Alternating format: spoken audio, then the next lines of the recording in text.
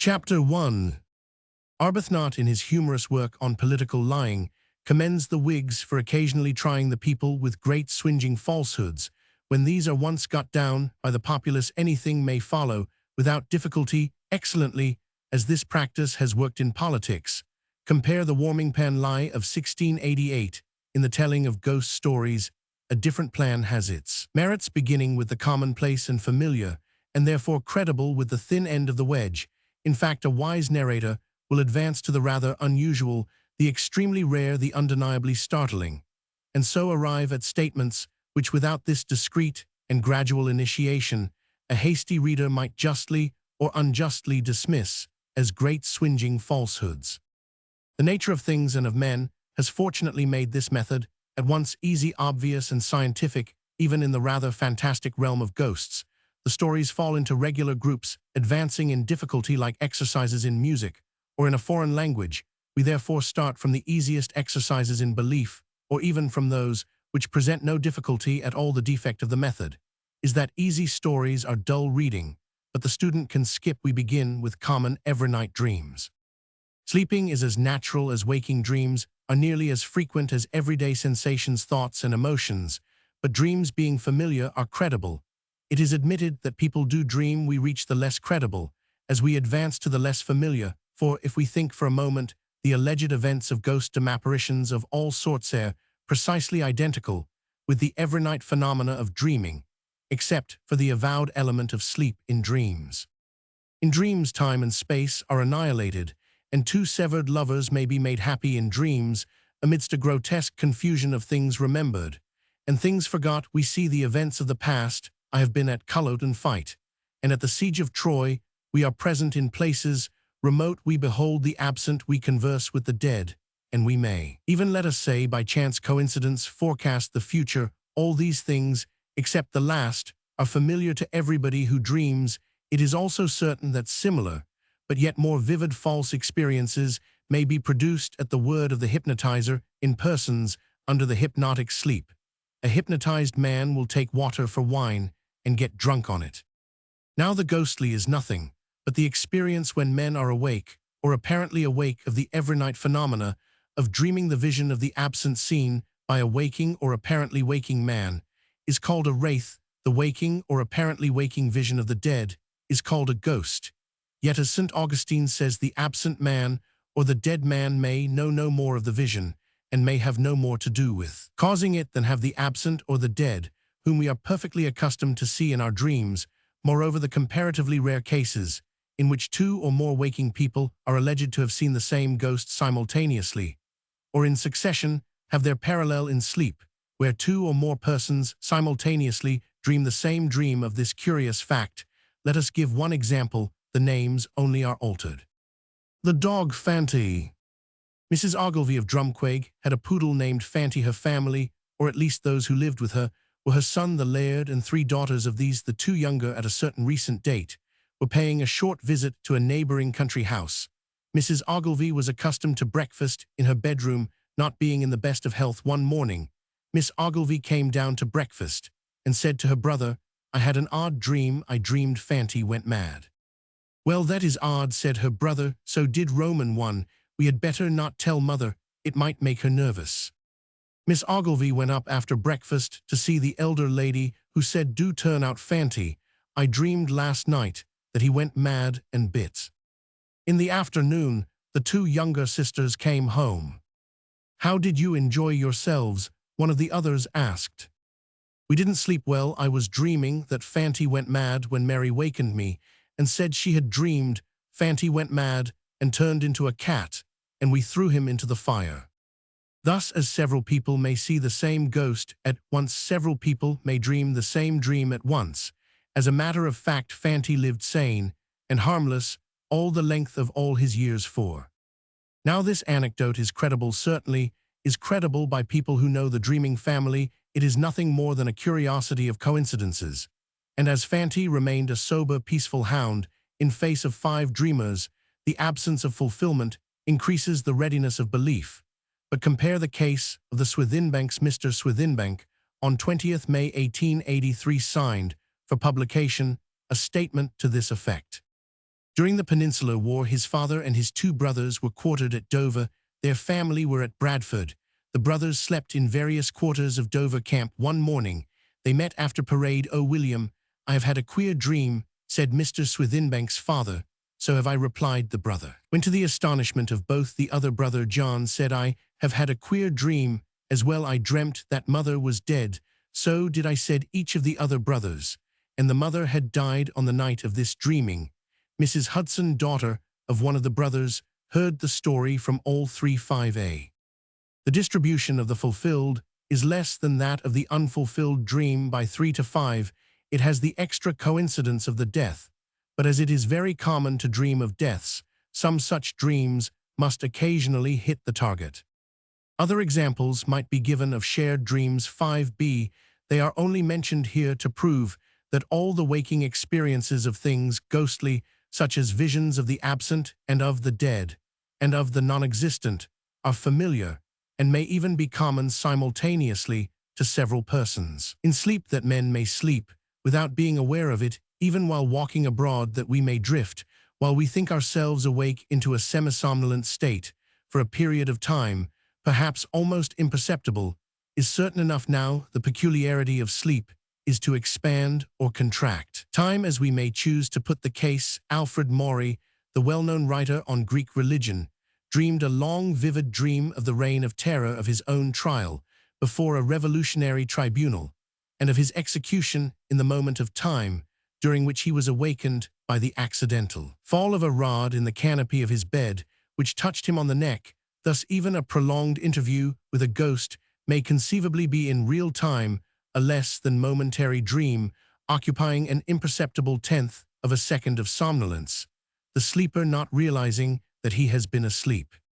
Mark Twain, who is seriously interested in these subjects, has published an experience illustrative of such possibilities. He tells his tale at considerable length, but it amounts to this. Mark Twain's story. Mark was smoking his cigar outside the door of his house when he saw a man, a stranger, approaching him. Suddenly, he ceased to be visible. Mark, who had long desired to see a ghost, rushed into his house to record the phenomenon. There, seated on a chair in the hall, was the very man who had come on some business as Mark's Negro. Footman acts when the bell is rung on the principle, perhaps they want persevere. His master is wholly unable to account for the disappearance of the visitor, whom he never saw passing him or waiting at his door, except on the theory of an unconscious nap. Now, a disappearance is quite as mystical as an appearance, and much less common. This theory that apparitions come in an infinitesimal moment of sleep, while a man is conscious of his surroundings and believes himself to be awake, was the current explanation of ghosts in the 18th century. Any educated man who saw a ghost or had a hallucination called it a dream, as Lord Brougham and Lord Lyttelton, Roman 999. But if the death of the person seen coincided with his appearance to them, they illogically argued that out of the innumerable multitude of dreams, some must coincide accidentally with facts. They strove to forget that though dreams in sleep are universal and countless dreams in waking hours are extremely rare, unique, for instance, in Lord Brougham's own experience, therefore, the odds against chance coincidence are very great. Dreams only form subjects of good dream stories when the vision coincides with and adequately represents an unknown event in the past, the present, or the future. We dream, however, vividly of the murder of Rizzio. Nobody is surprised at that, the incident being familiar to most people in history and art. But if we dreamed of being present at an unchronicled scene in Queen Mary's life, and if after the dream was recorded a document proving its accuracy should be for the first time recovered, then there is matter for a good dream story. 8. Again, we dream of an event not to be naturally guessed or known by us, and our dream, which should be recorded before tidings of the fact arrive, tallies with the news of the event when it comes. Or finally, we dream of an event recording the dream, and that event occurs in the future. In all these cases, the actual occurrence of the unknown event is the only addition to the dream's usual power of crumpling up time and space. As a rule, such dreams are only mentioned after the event, and so are not worth noticing. Very often, the dream is forgotten by the dreamer till he hears of or sees the event. He is then either reminded of his dream by association of ideas, or he has never dreamed at all, and his belief that he has dreamed is only a form of false memory of the common sensation of having been here before, which he attributes to an awakened memory of a real dream. Still, more often, the dream is unconsciously cooked by the narrator into harmony with facts. As a rule, fulfilled dreams deal with the most trivial affairs, and such as being usual may readily occur by chance coincidence. Indeed, it is impossible to set limits to such coincidence, for it would indeed be extraordinary if extraordinary coincidences never occurred. To take examples. The pig in the dining room. Mrs. Attlee, wife of a late Bishop of Hereford, dreamed one night that there was a pig in the dining room of the palace. She came downstairs, and in the hall told her governess and children of the dream before family prayers. When these were over, nobody, who was told the story, having left the hall in the interval, she went into the dining room, and there was the pig. It was proved to have escaped from the sty after Mrs. Attlee got up. Here the dream is of the common grotesque type. Millions of such things are dreamed. The event, the pig in the palace, is unusual, and the coincidence of pig and dream is still more so, but unusual events must occur, and each has millions of dreams as targets to aim at. So, to speak, it would be surprising if no such target were ever hit. Here is another case, a curious, because the dream was forgotten till the corresponding event occurred, but there was a slight discrepancy between event and dream. The mignonette. Mrs. Herbert returned with her husband from London to their country home on the border. They arrived rather late in the day, prepared to visit the garden, and decided to put off the visit till the morrow at night. Mrs. Herbert dreamed that they went into the garden down a long walk to a mignonette bed near the vinery. The mignonette was black, with innumerable bees and wilbur. The gardener came up and advised Mr. and Mrs. Herbert not to go nearer. Next morning, the pair went to the garden. The air round the mignonette was dark with wasps. Mrs. Herbert now first remembered and told her dream, adding, "But in the dream they were bees." Wilbur now came up and advised them not to go nearer, as a wasp's nest had been injured, and the wasps were on the warpath. Here accidental coincidence is probable enough. 10. There is another class of dreams very useful, and apparently not so very uncommon, that are veracious and communicate correct information, which the dreamer did not know that he knew, and was very anxious to know. These are rare enough to be rather difficult to believe. Thus, the lost check. Mr. A barrister sat up one night to write letters, and about 12:30 went out to put them in the post. On undressing, he missed a check for a large sum which he had received during the day. He hunted everywhere in vain, went to bed, slept, and dreamed that he saw the check curled round an area railing not far from his own door. He woke, got up, dressed, walked down the street, and found his check in the place he had dreamed of. In his opinion, he had noticed it fall from his pocket as he walked to the letterbox without consciously remarking it, and his deeper memory awoke in slumber. 11a. The duck's eggs. A little girl of the author's family kept ducks and was anxious to sell the eggs to her mother, but the eggs could not be found. By eager search on going to bed, she said, "Perhaps I shall dream of them next morning." She exclaimed, "I did dream of them. They are in a place between Grey Rock, Broom, and Mallow. That must be the pony's field." And there the eggs were found. 11b. The lost key. Lady Roman 10, after walking in a wood near her house in Ireland, found that she had lost an important key. She dreamed that it was lying at the root of a certain tree, where she found it next day, and her theory is the same as that of Mr. A, the owner of the lost check. 11c. As a rule, dreams throw everything into a dramatic form. Someone knocks at our door, and the dream bases a little drama on the noise. It constructs an explanatory myth, a myth to account for the noise, which is acted out in the theater of the brain. To take an instance, a disappointing one. The lost securities. A lady dreamed that she was sitting at a window watching the end of an autumn sunset. There came a knock at the front door, and a gentleman and lady were ushered in. The gentleman wore an old-fashioned snuff-colored suit of the beginning of the century. He was in fact an aged uncle who, during the Napoleonic Wars, had been one of the English détenus in France. The lady was very beautiful and wore something like a black Spanish mantilla. The pair carried with them curiously wrought steel box. Before conversation was begun, the maid, still in the dream, brought in the lady's chocolate, and the figures vanished when the maid withdrew. The figures reappeared standing by the table. The box was now open, and the old gentleman drew forth some yellow papers written on in faded ink. These, he said, were lists of securities which had been in his possession when he went abroad in 18, and in France became engaged to his beautiful companion. The securities, he said, are now in the strong box of Messrs. Another rap at the door, and the actual maid entered with real hot water. It was time to get up. The whole dream had its origin in the first rap heard by the dreamer, and dramatized into the arrival of visitors probably. It did not last for more than 2 or 3 seconds of real time. The maid's second knock just prevented the revelation of the name of Messrs. Who, like the lady in the mantilla, were probably non-existent people. 13. Thus dream dramatizes on the impulse of some faint, hardly perceived real sensation, and thus either mere empty fancies, as in the case of the lost securities, or actual knowledge, which we may have once possessed, but have totally forgotten, or conclusions which have passed through our brains as unheeded guesses may in a dream be, as it were, revealed through the lips of a character in the brain's theatre. That character may in fact be alive or dead, or merely fantastical. A very good case is given with this explanation: lost knowledge revived in a dramatic dream about a dead man by Sir Walter Scott, in a note to the antiquary. Familiar as the story is, it may be offered here for a reason which will presently be obvious. The arrears of Tayand. Mr. Rutherford of Bowland, a gentleman of landed property in the Vale of Gala, was prosecuted for a very considerable sum, the accumulated arrears of Tayand or tithe, for which he was said to be indebted to a noble family. The titulars lay impropriators of the tithes.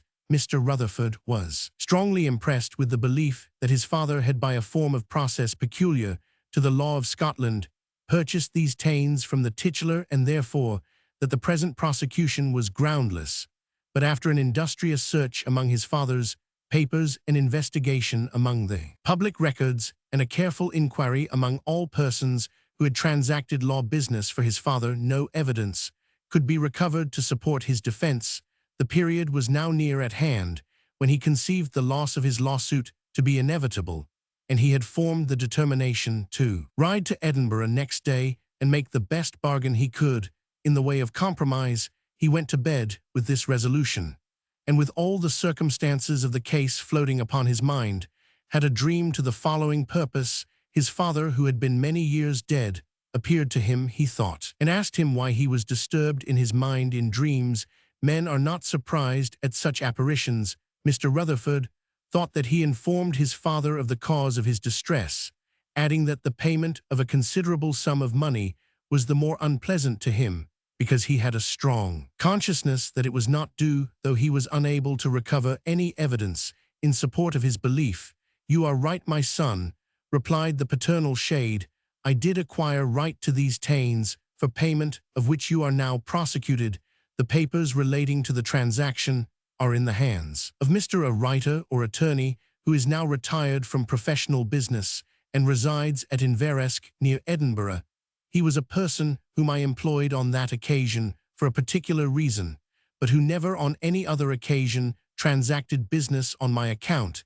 It is very possible," pursued the vision, "that Mr. may have forgotten a matter which is now of a very old date, but you may call it to his recollection by this token, that when I came to pay his account, there was difficulty in getting change for a Portugal piece of gold, and we were forced to drink out the balance at a tavern." Mr. Rutherford awoke in the morning with all the words of the vision imprinted on his mind, and thought it worthwhile to walk across the country to Inveresk, instead of going straight to Edinburgh. When he came there, he waited on the gentleman mentioned in the dreamer, very old man.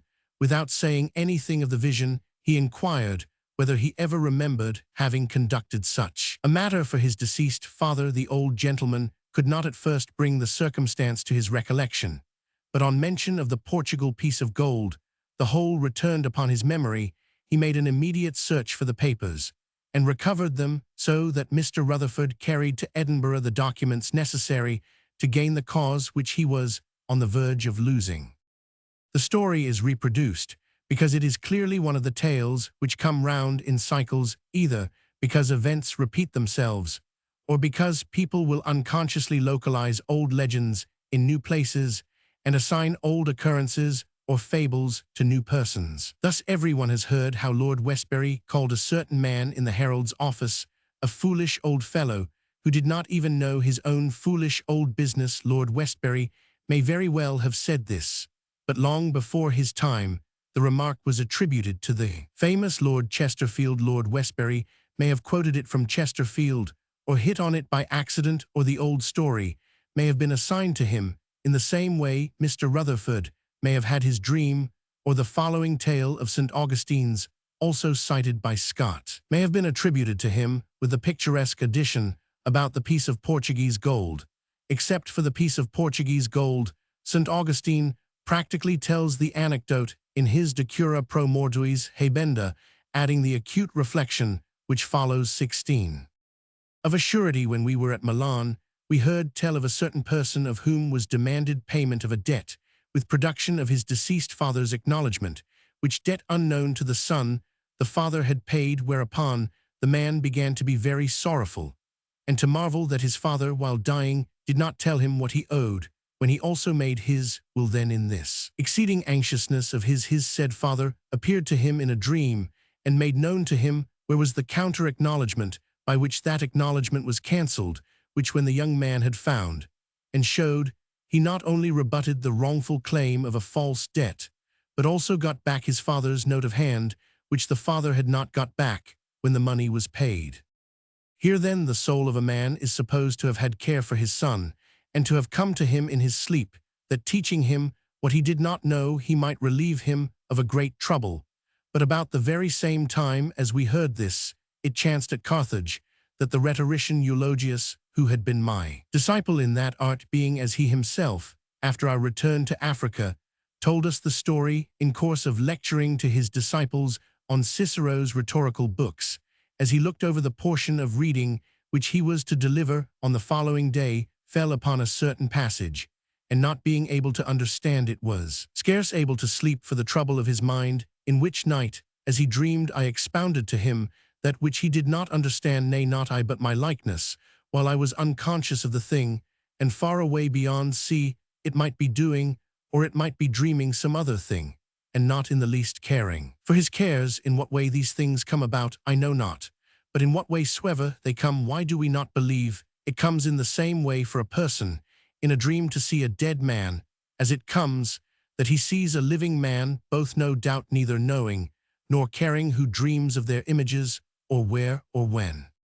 Like dreams, moreover, are some visions of persons awake, who have had their senses troubled, such as frenetic persons, or those who are mad in any way, for they too talk to themselves, just as though they were speaking to people verily present, and as well with absent men, as with present, whose images they perceive, whether persons living or dead, but just as they who live are unconscious that they are seen of them, and talk with them, for indeed they are not really themselves present, or themselves make speeches, but through troubled senses these persons are wrought upon by such like imaginary visions. Just so they also who have departed this life to persons thus affected appear as present while they be absent, and are themselves utterly unconscious whether any man sees them in regard of their image. 18. St. Augustine adds a similar story of a trance. The two Kermas. A rustic named Kerma of Tullium, near Hippo Augustine's town, fell into a catalepsy. On reviving, he said, "Run to the house of Kerma the smith, and see what is going on." Kerma the smith was found to have died just when the other Kerma awoke. "I knew it," said the invalid, "for I heard it said in that place, whence I have returned, that not I, Kerma of the Curia, but Kerma the smith was wanted." But Kerma of the Curia saw living as well as dead people, among others Augustine, who in his vision baptized him at Hippo. Kerma then in the vision went to paradise, where he was told to go and be baptized. He said it had been done already, and was answered, "Go and be truly baptized, for that thou didst but see in vision." So Augustine christened him, and later, hearing of the trance, asked him about it. When he repeated the tale already familiar to his neighbors, Augustine thinks it a mere dream, and apparently regards the death of Kerma the smith as a casual coincidence, un esprit fort le Saint Augustin. If the dead could come in dreams, he says, my pious mother would no night fail to visit me. Far be the thought that she should by a happier life have been made so cruel, that, when aught vexes my heart, she should not even console in a dream the son whom she loved with an only love. Not only things once probably known yet forgotten, but knowledge never consciously thought out may be revealed in a dramatic dream, apparently through the lips of the dead. Or the never-existent, the books of psychology are rich in examples of problems worked out or music or poetry composed in sleep. The following is a more recent and very striking example. The Assyrian Priest. Herr H. Roman 5 Hilprecht is professor of Assyriology in the University of Pennsylvania. That university had dispatched an expedition to explore the ruins of Babylon, and sketches of the objects discovered had been sent home. Among these were drawings of two small fragments of agate, inscribed with characters "One Saturday Night" in March 1893. Professor Hilprecht had wearied himself with puzzling over these two fragments, which were supposed to be broken pieces of fingerings. He was inclined, from the nature of the characters, to date them about 17,001,140 B. Roman 100. And as the first character of the third line of the first fragment seemed to read Ku, he guessed that it might stand for Kurigaltsu, a king of that name. About midnight, the professor went weary and perplexed to bed. Then I dreamed the following remarkable dream. A tall, thin priest of the old pre-Christian Nippur, about 40 years of age, and clad in a simple abba, led me to the treasure chamber of the temple on its southeast side. He went with me into a small, low-ceiled room without windows, in which there was a large wooden chest, while scraps of agate and lapis lazuli lay scattered on the floor. Here he addressed me as follows. The two fragments, which you have published separately upon pages 22 and 26, belong together. This amazing Assyrian priest spoke American 20. They are not fingerings, and their history is as follows. King Kurigaltsu, about 1300 B. Roman 100, once sent to the temple of Bel, among other articles of agate, and lapis lazuli, an inscribed votive cylinder of agate. Then the priest suddenly received the command to make for the statue of the god Nibib a pair of earrings of agate. We were in great dismay, since there was no agate as raw material at hand. In order to execute the command, there was nothing for us to do but cut the votive cylinder in 3 parts, thus making 3 rings, each of which contained a portion of the original inscription. The first 2 rings served as earrings for the statue of the god. The 2 fragments, which have given you so much trouble, are parts of them. If you will put the 2 together, you will have confirmation of my words. But the 3rd ring you have not found yet, and you never will find it. The professor awoke, bounded out of bed as Mrs. Hilprecht testifies, and was heard crying from his study, "It is so, it is." So Mrs. Hilprecht followed her lord, and satisfied myself in the midnight hour as to the outcome of his most interesting dream. The professor, however, says that he awoke, told his wife the dream, and verified it next day. Both statements are correct. There were 2 sets of drawings, one in the study used that night, one used next day in the university library. The inscription ran, thus the missing fragment being restored by analogy from many similar inscriptions. To the god Nibib, child of the god Bel, his lord, Kurigaltsu, pontifex of the god Bel, has presented it. But in the drawings, the fragments were of different colors, so that a student working on the drawings would not guess them to be parts of one cylinder. Professor Hilprecht, however, examined the 2 actual fragments in the Imperial Museum at Constantinople. They lay in 2 distinct cases, but when put together fitted. When cut asunder of old in Babylon, the white vein of the stone showed on one fragment, the gray surface on the other. Professor Romain Newbold, who publishes this dream, explains that the professor had unconsciously reasoned out his facts. The difference of color in the 2 pieces of agate disappearing in the dream. The professor had heard from Dr. Peters of the expedition that a room had been discovered with fragments of a wooden box and chips of agate and lapis lazuli. The sleeping mind combined its information, reasoned rightly from it, and threw its own conclusions into a dramatic form, receiving the information from the lips of a priest of Nippur.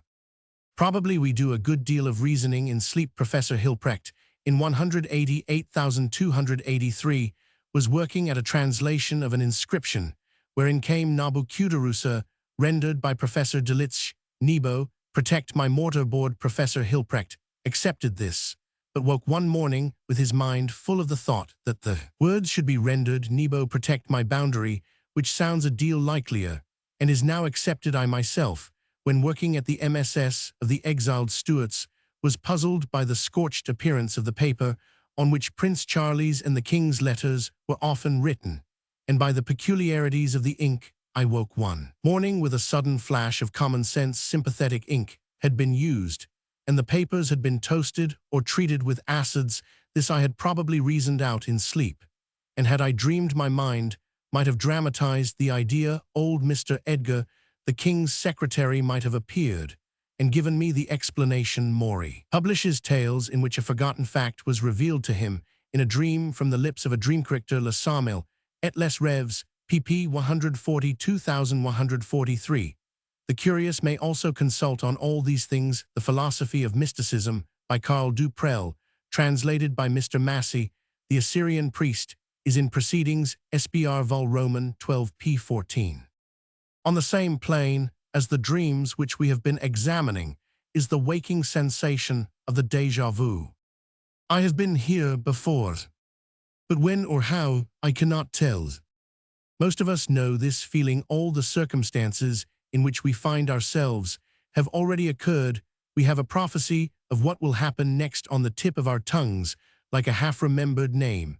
And then the impression vanishes. Scott complains of suffering through a whole dinner party from this sensation, but he had written copy for 50 printed pages on that day, and his brain was breaking down. Of course, psychology has explanations. The scene may have really occurred before, or may be the result of a malady of perception, or one hemisphere of the brain not working in absolute simultaneousness with the other may produce a double impression, the first being followed by the second, so that we really have had two successive impressions, of which one seems much more remote in time than it really was. Or we may have dreamed something like the scene and forgotten the dream, or we may actually, in some not understood manner, have had a prevision of what is now actual, as when Shelley almost fainted on coming to a place near Oxford, which he had beheld in a dream. Of course, if this prevision could be verified in detail, we should come very near to dreams of the future, fulfilled. Such a thing, verification of a detailed, to the conversion of William Hone, the freethinker and radical of the early century, who consequently became a Christian and a pessimistic, clear-sighted Tory. This tale of the déjà vu therefore leads up to the marvelous narratives of dreams, simultaneous with or prophetic of events, not capable of being guessed or inferred, or of events lost in the historical past, but later recovered from documents. Of Hone's affair, there are two versions. Both may be given, as they are short. If they illustrate the déjà vu, they also illustrate the fond discrepancies of all such narratives. 24. The knot in the shutter. It is said that a dream produced a powerful effect on Hone's mind. He dreamt that he was introduced into a room where he was an entire stranger and saw himself seated at a table, and on going towards the window his attention was somehow or other attracted to the window shutter, and particularly to a knot in the wood which was of singular appearance, and on waking the whole scene, and especially the knot in the shutter, left a most vivid impression on his mind. Some time afterwards, on going, I think, into the country, he was at some house, shown into a chamber where he had never been before, and which instantly struck him as being the identical chamber of his dream. He turned directly to the window, where the same knot in the shutter caught his eye. This incident, to his investigating spirit, induced a train of reflection which overthrew his cherished theories of materialism, and resulted in conviction that there were spiritual agencies as susceptible of proof as any facts of physical science, and this appears to have been one of the links in that mysterious chain of events by which, according to the inscrutable purposes of the divine will, man is sometimes compelled to bow to an unseen and divine power, and ultimately to believe and live. Another of the Christian friends from whom in his later years William Hone received so much kindness has also furnished recollections of him. 2 or 3 anecdotes which he related are all I can contribute towards a piece of mental history which, if preserved, would have been highly interesting. The first, in point of time, as to his taste of mind, was a circumstance which shook his confidence in materialism.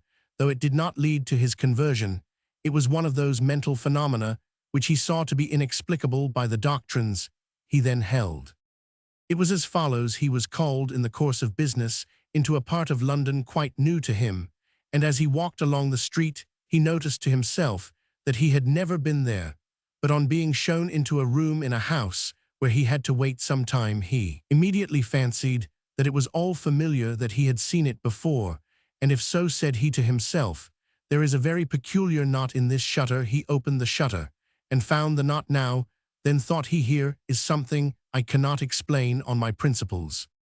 Indeed, the occurrence is not very explicable on any principles, as a detail not visible without search was sought and verified, and that by a habitual mocker at anything out of the common way. For example, Hone published a comic explanation, correct or not, of the famous Stockwell mystery. Supposing Hone's story to be true, it naturally conducts us to yet more unfamiliar and therefore less credible dreams, in which the unknown past, present, or future is correctly revealed. Chapter 2. Veracious dreams, past, present, and future unknown events. Revealed theory of mental telegraphy or telepathy fails to meet dreams of the unknowable, future dreams of unrecorded past. How alone they can be corroborated. Queen Mary's jewels story from Briere de Boismont, Mr. William's dream before Mr. Percival's murder. Discrepancies of evidence. Curious story of Budekirk, Mr. William's version dream of a rattlesnake. Discrepancies. Dream of the red lamp. Illusions. Hypnagogiques, the scar in the mustache. Dream of the future. The coral sprigs. Anglo-Saxon. Indifference, a Celtic dream. The satin slippers. Waking dreams. The dead shopman dreams in swoons. Perhaps nothing, not even a ghost, is so staggering to the powers of belief as a well-authenticated dream, which strikes the bull's-eye of facts not known to the dreamer, nor capable of being guessed by him, if the events beheld in the dream are far away in space or are remote in time past. The puzzle is difficult enough, but if the events are still in the future, perhaps no kind of explanation, except a mere fluke, can even be suggested. Say that I dream of an event occurring at a distance, and that I record or act on my dream before it is corroborated. Suppose, too, that the event is not one which could be guessed, like the death of an invalid, or the result of a race, or of an election. This would be odd enough, but the facts of which I dreamed must have been present in the minds of living people. Now, if there is such a thing as mental telegraphy or telepathy. 28. My mind in dream may have tapped the minds of the people who knew the facts. We may not believe in mental telegraphy, but we can imagine it as one of the unknown possibilities of nature. Again, if I dream of an unchronicled event in the past, and if a letter of some historical person is later discovered, which confirms the accuracy of my dream, we can at least conceive, though we need not believe, that the intelligence was telegraphed to my dreaming mind from the mind of a dead actor in or witness of the historical scene, for the facts are unknown to living man. But even these wild guesses cannot cover a dream which correctly reveals events of the future, events necessarily not known to any finite mind of the living or of the dead, and too full of detail for an explanation by aid of chance coincidence. In face of these difficulties, mankind has gone on believing in dreams of all three classes: dreams revealing the unknown present, the unknown past, and the unknown future. The judicious reasonably set them all aside as the results of fortuitous coincidence or revived recollection, or of the illusions of a false memory, or of imposture, conscious or unconscious. However, the stories continue to be told, and our business is with the stories. Taking first dreams of the unknown past, we find a large modern collection of these attributed to a lady named Miss A. They were waking dreams representing obscure incidents of the past, and were later corroborated by records in books, newspapers, and manuscripts.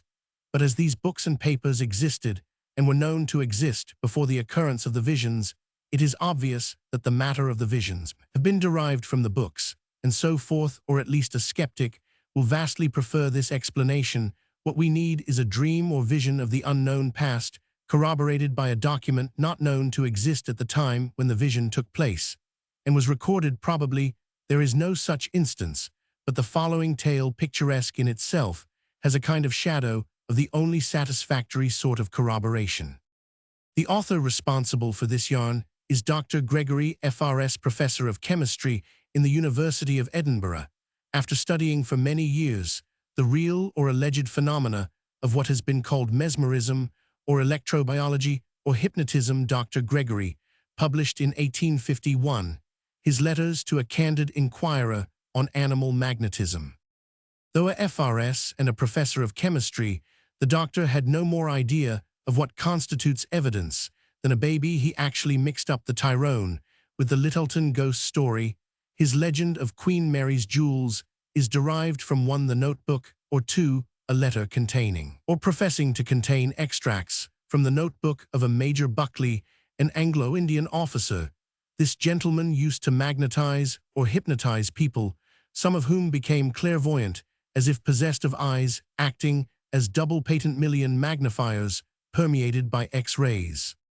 What follows is transcribed, says the doctor, from Major Buckley's notebook.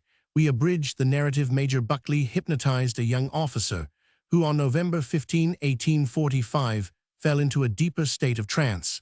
Thence he awoke into a clairvoyant condition and said, "Queen Mary's jewels.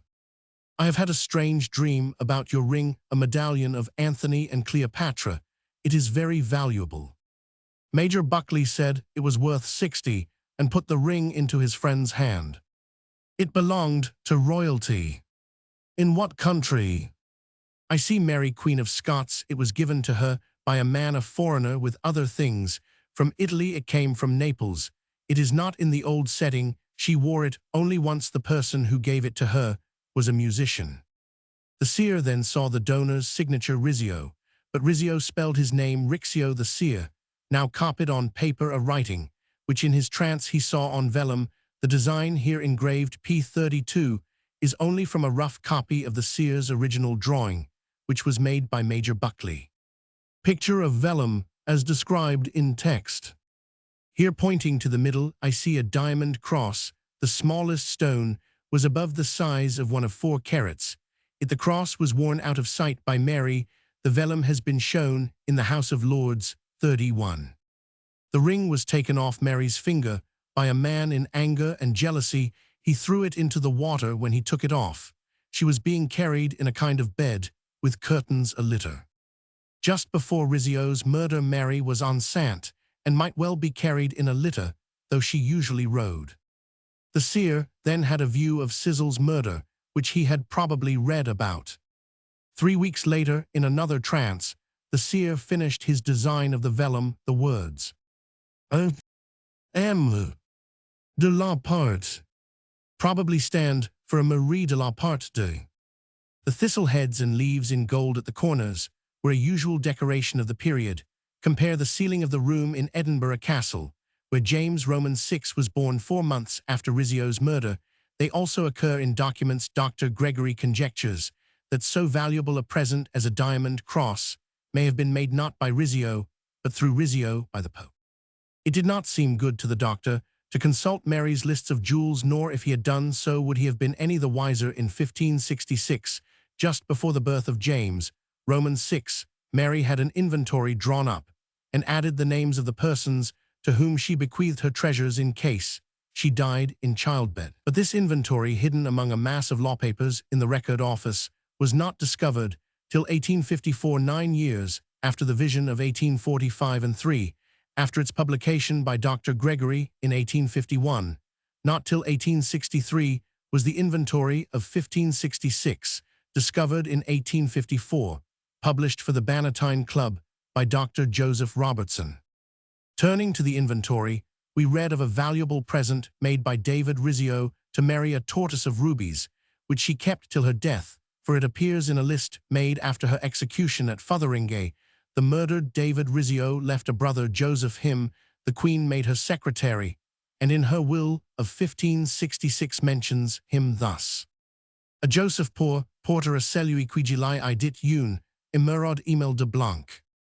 A Joseph Poor, porter a celui qui gili ai dit, don't il renvoir quittance. Un bag garni de 25 diamonds, tant grands quepetis. Now the diamond cross seen by the young officer in 1845 was set with diamonds great and small, and was in his opinion a gift from or through Rizzio. The Queen wore it out of sight. Here in the inventory we have a bag which may be a cross of diamonds, small and great, connected with a secret only known to Rizzio's brother, and to the Queen it is to be carried to one whose name the Queen has spoken in her new secretary's ear, Joseph's, but dare not trust herself to write. It would be idle now to seek to pry into the mystery which was thus anxiously guarded, says Dr. Robertson, editor of the Queen's Inventories. The doctor knew nothing of the vision, which perhaps so nearly pried into the mystery. There is nothing like proof here, but there is just a presumption that the diamonds connected with Rizzio and secretly worn by the Queen seen in the vision of 1845 are possibly the diamonds which, had Mary died in 1566, were to be carried by Joseph Rizzio to a person whose name might not safely be written. 35a. We now take a dream which apparently reveals a real fact occurring at a distance. It is translated from Brière de Boismont's book, Des Hallucinations, 35, B. Paris, 1845. There are, says the learned author, authentic dreams which have revealed an event occurring at the moment or later. These he explains by accidental coincidence, and then gives the following anecdote, as within his own intimate knowledge. The deathbed. Miss Roman 100, a lady of excellent sense religious, but not bigoted, lived before her marriage in the house of her uncle Roman 500, a celebrated physician and member of the Institute. Her mother at this time was seriously ill in the country. One night, the girl dreamed that she saw her mother pale and dying, and especially grieved at the absence of two of her children, one a cure in Spain, the other herself in Paris. Next she heard her own Christian name called Charlotte, and in her dream saw the people about her mother bring in her own little niece and godchild Charlotte from the next room. The patient intimated by a sign that she did not want this Charlotte, but her daughter in Paris. She displayed the deepest regret. Her countenance changed, she fell back and died. Next day the melancholy of Mademoiselle Roman 100 attracted the attention of her uncle. She told him her dream. He pressed her to his heart and admitted that her mother was dead. Some months later, Mademoiselle Roman 100, when her uncle was absent, arranged his papers, which he did not like anyone to touch. Among these was a letter containing the story of her mother's death, with all the details of her own dream, which Roman 500 had kept concealed, lest they should impress her too painfully. Boismont is staggered by this circumstance, and inclined to account for it by still unknown relations in the moral and physical world. Mental telegraphy, of course, would explain all, and even chance coincidence is perfectly conceivable. The most commonly known of dreams prior to or simultaneous with an historical occurrence represented in the vision is Mr. Williams' dream of the murder of Mr. Percival in the lobby of the House of Commons, May 11, 1812. Mr. Williams of Scorier House near Redruth in Cornwall lived till 1841. He was interested in mines and a man of substance. Unluckily, the versions of his dream are full of discrepancies. It was first published apparently in the Times during the silly season of 1828, August 28. According to the Times, whose account is very minute, Mr. Williams dreamed of the murder thrice before 2 Roman 1000 on the night of May 11. He told Mrs. Williams, and was so disturbed that he rose and dressed. At 2 in the morning, he went to Falmouth next day, May 12, and told the tale to everyone he knew. On the evening of the 13th, he told it to Mr. and Mrs. Tucker, his married daughter of Tremanton Castle. Mr. Williams only knew that the Chancellor was shot. Mr. Tucker said it must be the Chancellor of the Exchequer. From the description, he recognized Mr. Percival, with whom he was at enmity. Mr. Williams had never been inside the House of Commons. As they talked, Mr. Williams' son galloped up from Truro with news of the murder got from a traveller by coach 6 weeks later. Mr. Williams went to town, and in the House of Commons walked up to and recognized the scene of the various incidents in the murder. So far the Times in 1828, but two forms of a version of 1832 exist, one in a note to Mr. Walpole's Life of Percival, 1874, an attested statement drawn up and signed by Mr. Williams, in the presence of the Rev. Thomas Fisher and Mr. Charles Prydox Brune. Mr. Brune gave it to Mr. Walpole with only verbal differences. This variant corresponds to another signed by Mr. Williams, and given by him to his grandson, who gave it to Mr. Percival's great-niece, by whom it was lent to the Society for Psychical Research. These accounts differ toto clo from that in the times of 1828. The dream is not of May 11, but about May 2 or 3. Mr. Williams is not a stranger to the House of Commons.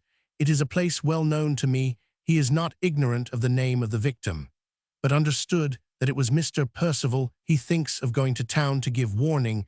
We hear nothing of Mr. Tucker. Mr. Williams does not verify his dream in the house, but from a drawing, a Mr. Roman 100 R. Fox, son of one to whom the dream was told before the event, was then a boy of 14 and 61 years later, was sure that he himself heard of Mr. Williams' dream before the news of the murder arrived after 60 years. However, the memory cannot be relied upon. One very curious circumstance, in connection with the assassination of Mr. Percival, has never been noticed. A rumor or report of the deed reached Bude Kirk, a village near Annan, on the night of Sunday, May 10, a day before the crime was committed. This was stated in the Dumfries and Galloway Courier, and copied in the Times of May 25. On May 28, the Perth Courier quotes the Dumfries paper, and adds that the Rev. Mr. Yorstown, minister of Hoddam Ob 1833, has visited Bude Kirk, and has obtained the most satisfactory proof of the rumor having existed on May 10, but the rumor cannot be traced to its source. Mr. Yorstown authorizes the mention of his name. The Times of June 2 says that the report is without foundation. If Williams talked everywhere of his dream on May 3, some garbled shape of it may conceivably have floated to Bude Kirk by May 10 and originated the rumor. Whoever started it would keep quiet when the real news arrived for fear of being implicated in a conspiracy as accessory before the fact. No trace of Mr. Williams' dream occurs in the contemporary London papers. The best version of the dream to follow is probably that signed by Mr. Williams himself in 1832-39a. It may of course be argued by people who accept Mr. Williams' dream as a revelation of the future that it reached his mind from the purpose conceived in Bellingham's mind by way of mental telegraphy. 39b. Dream of Mr. Percival's murder. Sundhill, December 1832. Some account of a dream which occurred to John Williams Esk of Scorier House in the county of Cornwall in the year 1812, taken from his own mouth and narrated by him at various times to several of his friends. Being desired to write out the particulars of a remarkable dream which I had in the year 1812, before I do so, I think it may be proper for me to say that at that time my attention was fully occupied with affairs of my own superintendence of some very extensive mines in Cornwall being entrusted to me. Thus I had no leisure to pay any attention to political matters, and hardly knew at that time who formed the administration of the country. It was therefore scarcely possible that my own interest in the subject should have had any share in suggesting the circumstances which presented themselves to my imagination. It was in truth a subject which never occurred to my waking thoughts. My dream was as follows.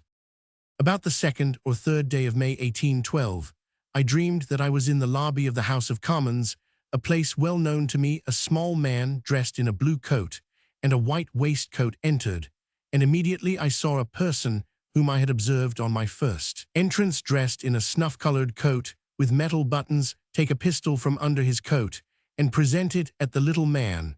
Above mentioned, the pistol was discharged, and the ball entered under the left breast of the person at whom it was directed. I saw the blood issue from the place where the ball had struck him. His countenance instantly altered, and he fell to the ground. Upon inquiry who the sufferer might be, I was informed that he was the Chancellor. I understood him to be Mr. Percival, who was Chancellor of the Exchequer. I further saw the murderer laid hold of by several of the gentlemen in the room. Upon waking, I told the particulars above related to my wife. She treated the matter lightly, and desired me to go to sleep, saying it was only a dream. I soon fell asleep again. And again the dream presented itself with precisely the same circumstances. After waking a second time, and stating the matter again to my wife, she only repeated her request that I would compose myself and dismiss the subject from my mind upon my falling asleep. The third time the same dream without any alteration was repeated, and I awoke as on the former occasions in great agitation, so much alarmed and impressed, was I with the circumstances above related, that I felt much doubt whether it was not my duty to take a journey to London and communicate upon the subject with the party principally concerned upon this point. I consulted with some friends whom I met on business at the Godolphin mine on the following day, after having stated to them the particulars of the dream itself and what were my own feelings in relation to it. They dissuaded me from my purpose, saying I might expose myself to contempt and vexation, or be taken up as a fanatic upon this. I said no more, but anxiously watched the newspapers every evening as the post arrived. On the evening of the 13th of May, as far as I recollect, no account of Mr. Percival's death was in the newspapers, but my second son, returning from Truro, came in a hurried manner into the room where I was sitting, and exclaimed, "Oh, father, your dream has come true. Mr. Percival has been shot in the lobby of the House of Commons. There is an account come from London to Truro written after the newspapers were printed." The fact was Mr. Percival was assassinated on the evening of the 11th. Some business soon after called me to London, and in one of the print shops I saw a drawing for sale representing the place and the circumstances which attended Mr. Percival's death. I purchased it, and upon a careful examination I found it to coincide in all respects with the scene which had passed through my imagination in the dream: the colors of the dresses, the buttons of the assassin's coat, the white waistcoat of Mr. Percival, the spot of blood upon it. The countenances and attitudes of the parties present were exactly what I had dreamed. The singularity of the case, when mentioned among my friends and acquaintances, naturally made it the subject of conversation in London, and in consequence my friend, the late Mr. Rennie, was requested by some of the commissioners of the Navy that they might be permitted to hear the circumstances from myself. Two of them accordingly met me at Mr. Rennie's house, and to them I detailed at the time the particulars then fresh in my memory, which form the subject of the above statement. I forbear to make any comment on the above narrative further than to declare solemnly that it is a faithful account of facts as they actually occurred. Signed, John Williams, 42. When we come to dreams of the future, great historical examples are scarce indeed. That is, dreams respectably authenticated, we have to put up with curious trivialities. One has an odd feature. The rattlesnake. Dr. Kinsolving of the Church of the Epiphany in Philadelphia dreamed that he came across a rattlesnake, which when killed had two black-looking rattles and a peculiar projection of bone from the tail, while the skin was unusually light in color. Next day, while walking with his brother, Dr. Kinsolving nearly trod on a rattlesnake, the same snake, in every particular with the one I had had in my mind's eye. This would be very well, but Dr. Kinsolving's brother, who helped to kill the unlucky serpent, says he had a single rattle. The letters of these gentlemen were written without communication to each other. If Mr. Kinsolving is right, the real snake with one rattle was not the dream snake. With two rattles, the brothers were in a snaky country, West Virginia 43. The following is trivial but good. It is written by Mr. Alfred Cooper and attested by the dreamer, the Duchess of Hamilton. The Red Lamp. Mr. Cooper says, a fortnight before the death of the late Earl of L in 1882, I called upon the Duke of Hamilton in Hill Street to see him professionally. After I had finished seeing him, we went into the drawing-room where the Duchess was, and the Duke said, "Oh, Cooper, how is the Earl?" The Duchess said, "What Earl?" And on my answering Lord L, she replied, "That is very odd. I have had a most extraordinary vision. I went to bed, but after being in bed a short time, I was not exactly asleep, but thought I saw a scene as if from a play before me. The actors in it were Lord L, as if in a fit, with a man standing over him with a red beard. He was by the side of a bath, over which a red lamp was distinctly shown. I then said, I am attending Lord L at present. There is very little the matter with him. He is not going to die. He will be all right very soon." Well, he got better for a week and was nearly well, but at the end of 6 or 7 days after this, I was called to see him suddenly. He had inflammation of both lungs.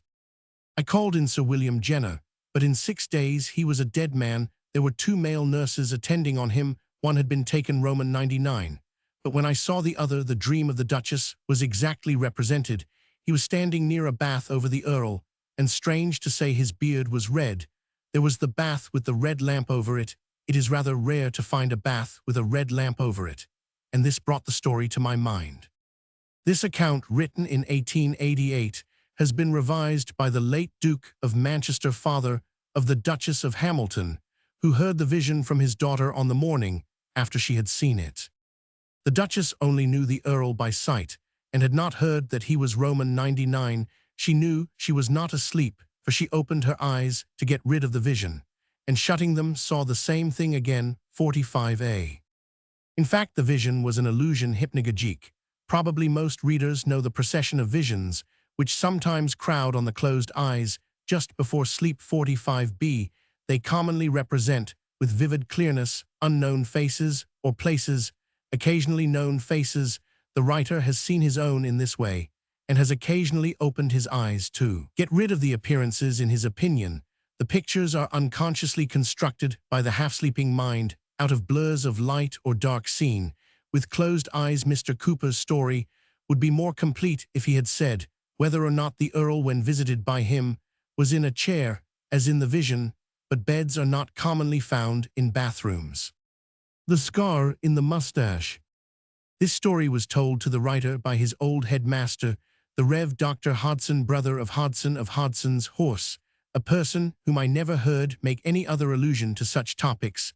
Dr. Hodson was staying with friends in Switzerland during the holidays. One morning, as he lay awake, he seemed to see into a room as if the wall of his bedroom had been cut out. In the room were a lady well known to him, and a man whom he did not know. The man's back was turned to the looker-in. The scene vanished and grew again. Now the man faced Dr. Hodson.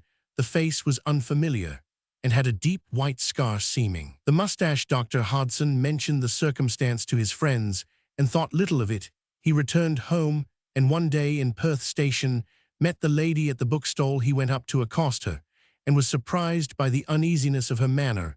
A gentleman now joined them with a deep white scar through his mustache. Dr. Hodson now recalled what had slipped his memory, that the lady, during his absence from Scotland, had eloped with an officer, the man of the vision, and the railway station. He did not say, or perhaps know, whether the elopement was prior to the kind of dream in Switzerland. Here is a dream representing a future event, with details which could not be guessed beforehand. The coral sprigs. Mrs. Weiss of St. Louis was in New York in January 1881, attending a daughter, Mrs. Roman 100, who was about to have a child. She writes, "On Friday night, Jan 21, I dreamed that my daughter's time came, that owing to some cause not clearly defined, we failed to get word to Mr. Roman 100, who was to bring the doctor, that we sent for the nurse who came, that as the hours passed, and neither Mr. Roman 100 nor the doctor came, we both got frightened, that at last I heard Mr. Roman 100 on the stairs, and cried to him, 'Oh, Chan, for heaven's sake, get a doctor. Ada may be confined at any moment.' That he rushed away, and I returned to the bedside of my daughter, who was in agony of mind and body, that suddenly I seemed to know what to do, and that shortly after Mr. Roman 100 came, bringing a tall young doctor, having brown eyes, dark hair, ruddy brun complexion, gray trousers and gray vest, and wearing a bright blue cravat picked out with coral sprigs. The cravat attracted my attention particularly.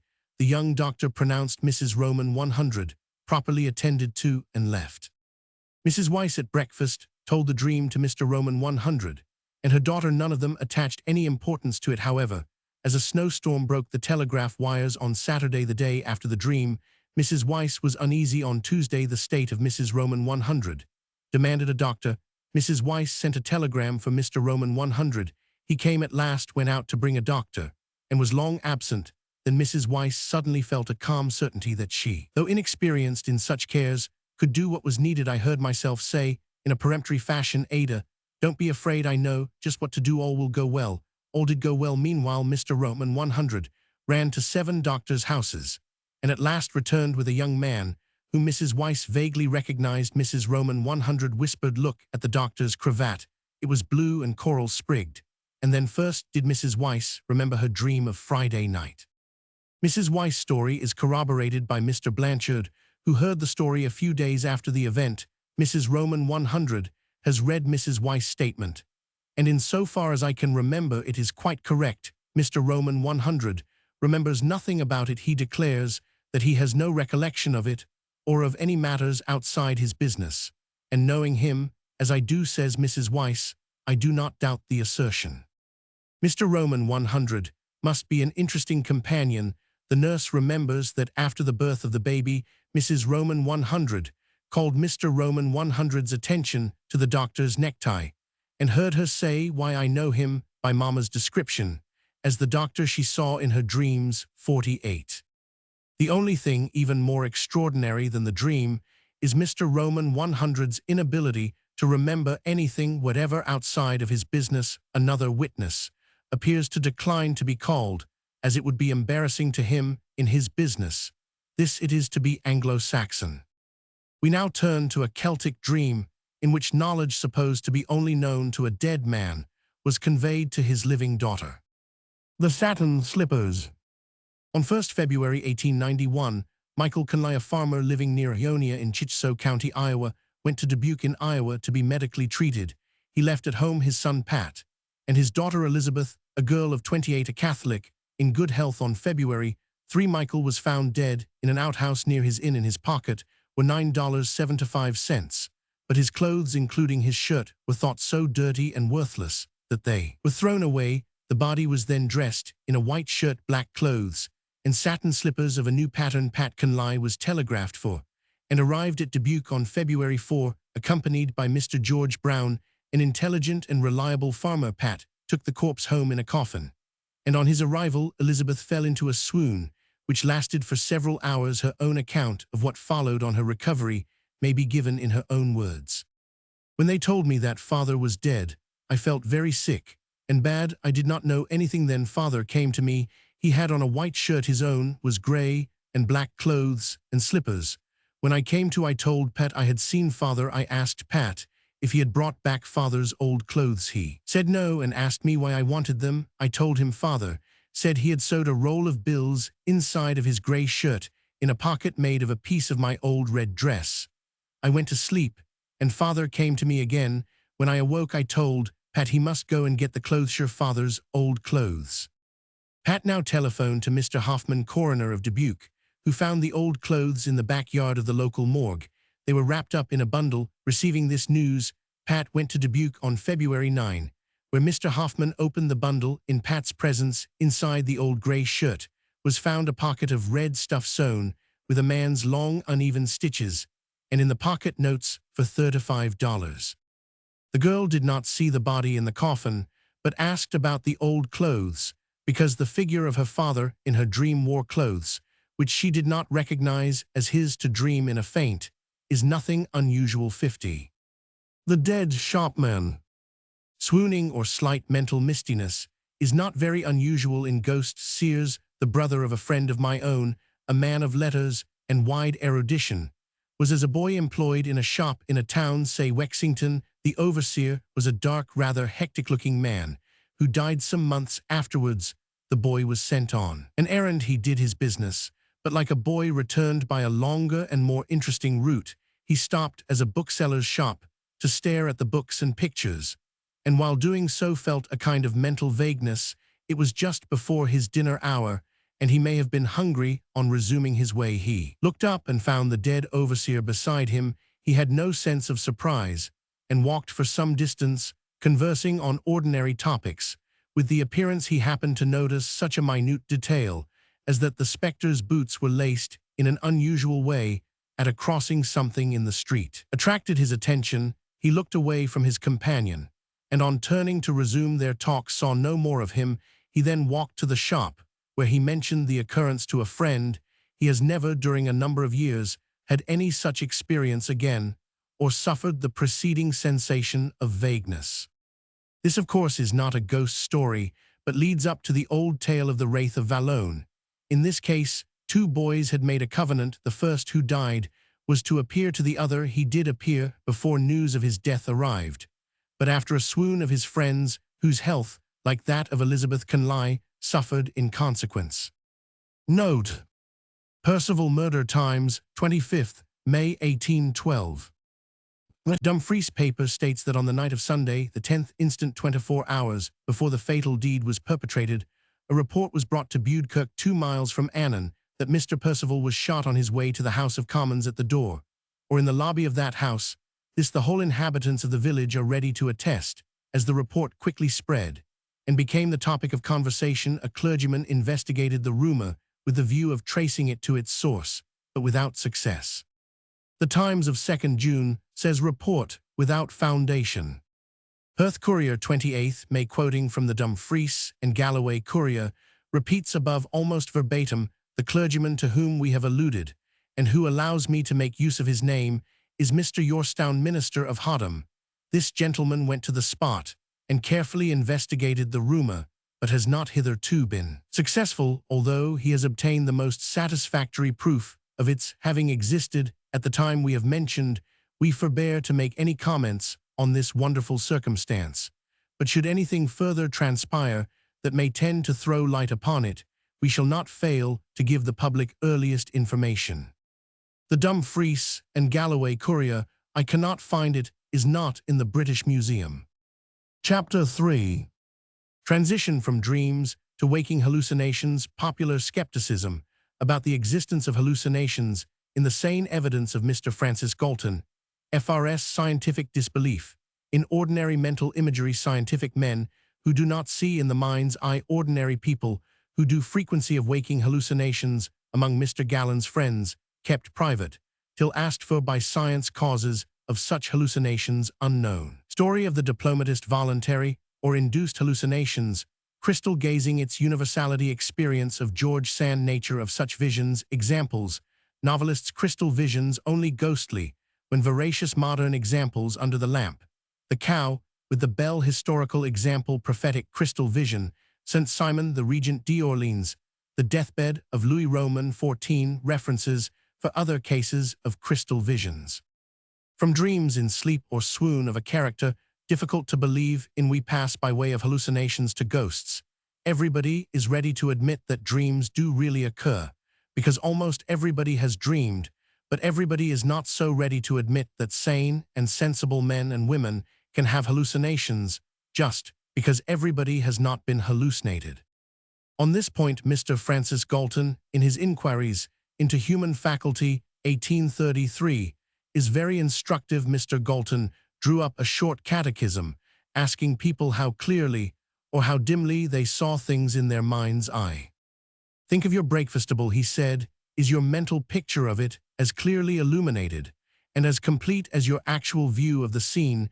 Mr. Galton began by questioning friends in the scientific world, FRSs, and other savants. The earliest results of my inquiry amazed me. The great majority of the men of science to whom I first applied protested that mental imagery was unknown to them, and they looked on me as fanciful and fantastic in supposing that the words mental imagery really expressed what I believed. Everybody supposed them to mean. One gentleman wrote, "It is only by a figure of speech that I can describe my recollection of a scene as a mental image, which I can see with my mind's eye. I do not see it." So, he seems to have supposed that nobody else. Roman 999, when he made inquiries in general society, Mr. Galton found plenty of people who saw mental imagery with every degree of brilliance or dimness, from quite comparable to the real object to I recollect the table, but do not see it me own position.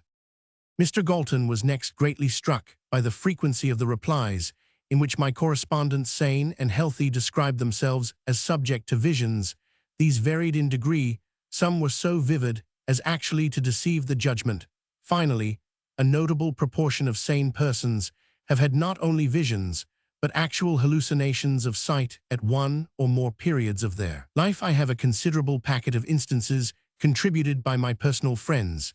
Thus, one distinguished authoress saw the principal character of one of her novels glide through the door straight up to her. It was about the size of a large doll. Another heard unreal music and opened the door to hear it better. Another was plagued by voices which said pray, and so forth. Thus, on scientific evidence, sane and healthy people may, and in a notable proportion, do experience hallucinations. That is to say, they see persons or hear them or believe they are touched by them, or all their senses are equally affected at once, when no such persons are really present. This kind of thing is always going on, but when popular opinion is of a matter-of-fact kind, the seers of visions keep quiet. They do not like to be thought fanciful or mad, and they hide their experiences, which only come to light through inquiries such as those that I have been making.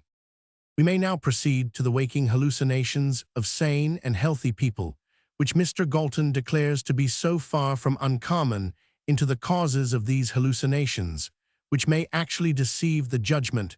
Mr. Galton does not enter. Story of the Diplomatist, 56a. For example, there is a living diplomatist who knows men and cities, and has moreover a fine sense of humor. My lord, said a famous Russian statesman to him, you have all the qualities of a diplomatist, but you cannot control your smile. This gentleman, walking alone in a certain cloister at Cambridge, met a casual acquaintance, a well-known London clergyman, and was just about shaking hands with him when the clergyman vanished. Nothing in particular happened to either of them. The clergyman was not in the seer's mind at the moment. This is a good example of a solitary hallucination in the experience of a very cool-headed observer. The causes of such experiences are still a mystery to science. Even people who believe in mental telegraphy say, when a distant person at death, or in any other crisis, impresses himself as present on the senses of a friend, cannot account for an experience like that of the diplomatist, an experience not very uncommon and little noticed, except when it happens to coincide with some remarkable event. 56b. Nor are such hallucinations of an origin easily detected, like those of delirium, insanity, intoxication, grief, anxiety, or remorse. We can only suppose that a past impression of the aspect of a friend is recalled by some association of ideas so vividly that though we are not consciously thinking of him, we conceive the friend to be actually present in the body when he is absent. These hallucinations are casual and unsought, but between these and the dreams of sleep, there is a kind of waking hallucinations, which some people can purposely evoke. Such are the visions of crystal gazing. Among the superstitions of almost all ages and countries is the belief that spirits will show themselves, usually after magical ceremonies, to certain persons, commonly children, who stare into a crystal ball, a cup, a mirror, a blob of ink in Egypt and India, a drop of blood among the Maoris of New Zealand, a bowl of water, red Indian, a pond, Roman and African water in a glass bowl in Fez, or almost any polished surface. The magical ceremonies, which have probably nothing to do with the matter, have succeeded in making this old and nearly universal belief seem a mere fantastic superstition. But occasionally, a person not superstitious has recorded this experience. Thus George Sand in her Histoire de ma vie mentions that as a little girl she used to see wonderful moving landscapes in the polished back of a screen. These were so vivid that she thought they must be visible to others. Recent experiments have proved that an unexpected number of people have this faculty, gazing into a ball of crystal or glass, a crystal or other smooth ring stone, such as a sapphire or ruby, or even into a common ink pot. They will see visions very brilliant. These are often mere reminiscences of faces or places, occasionally of faces or places sunk deep below the ordinary memory. Still more frequently, they represent fantastic landscapes and romantic scenes, as in an historical novel, with people in odd costumes coming, going, and acting. Thus I have been present when a lady saw in a glass bowl a man in white oriental costume kneeling beside a leaping fountain of fire. Presently, a hand appeared pointing downwards through the flame. The first vision seen pretty often represents an invalid in bed. Printed words are occasionally read in the glass, as also happens in the visions beheld with shut eyes before sleeping. All these kinds of things, in fact, are common in our visions between sleeping and waking illusions. Hypnagogiques, the singularity is that they are seen by people wide awake in glass balls, and so forth. Usually the seer is a person whose ordinary mental imagery is particularly Roman 508, but every visualizer is not a crystal seer.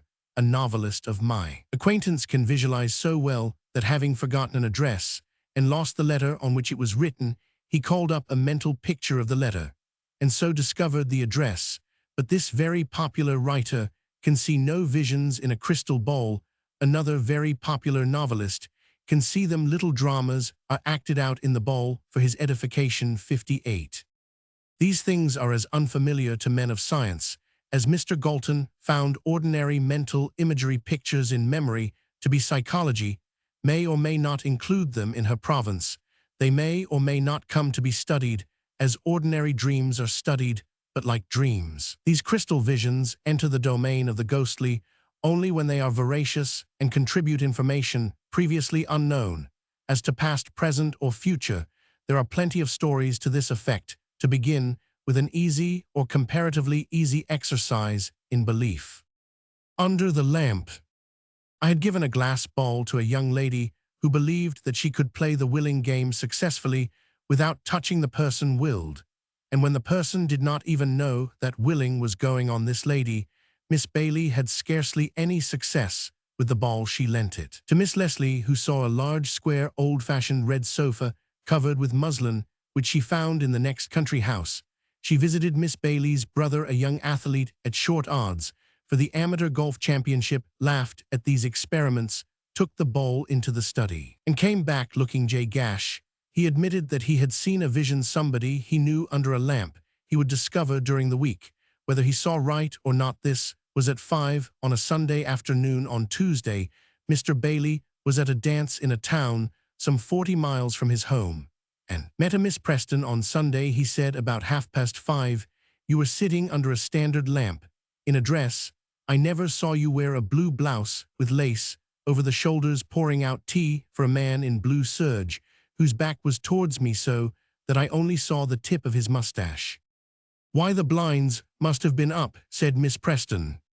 "I was at Dulby," said Mr. Bailey, as he undeniably was 60A. This is not a difficult exercise in belief. Miss Preston was not unlikely to be at tea time. Nor is the following very hard. The cow with the bell. I had given a glass ball to the wife of a friend, whose visions proved so startling, and on one occasion so unholy, that she ceased to make experiments. One day my friend's secretary, a young student and golfer, took up the ball.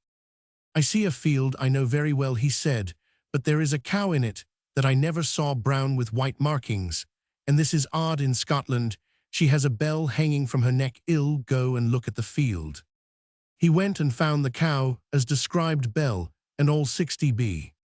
In the spring of 1897, I gave a glass ball to a young lady, previously a stranger to me, who was entirely unacquainted with crystal gazing even by report.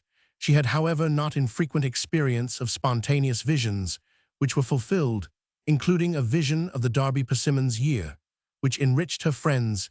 In using the ball, she time after time succeeded in seeing and correctly describing persons and places familiar to people for whom she scried, but totally strange to herself. In one case, she added a detail quite unknown to the person who consulted her, but which was verified on inquiry. These experiments will probably be published elsewhere. 4 people, out of the very small number who tried on these occasions, saw fancy pictures in the ball. 2 were young ladies, one a man, and one a schoolboy. I must confess that for the first time I was impressed by the belief that the ladies' veracious visions, however they are to be explained, could not possibly be accounted for by chance coincidence. They were too many. I was aware of 5, in a few days, too minute, and 2, remote from the range of ingenious guessing. But thought transference, tapping the mental wires of another person, would have accounted for every case, with perhaps the exception of that in which an unknown detail was added. This confession will undoubtedly seem weakly credulous, but not to make it would be unfair and unsportsmanlike. My statement, of course, especially without the details, is not evidence for other people. The following case is a much harder exercise in belief. It is narrated by the Duc de Saint Simon 62. The events were described to Saint Simon on the day after their occurrence by the Duc d'Orleans.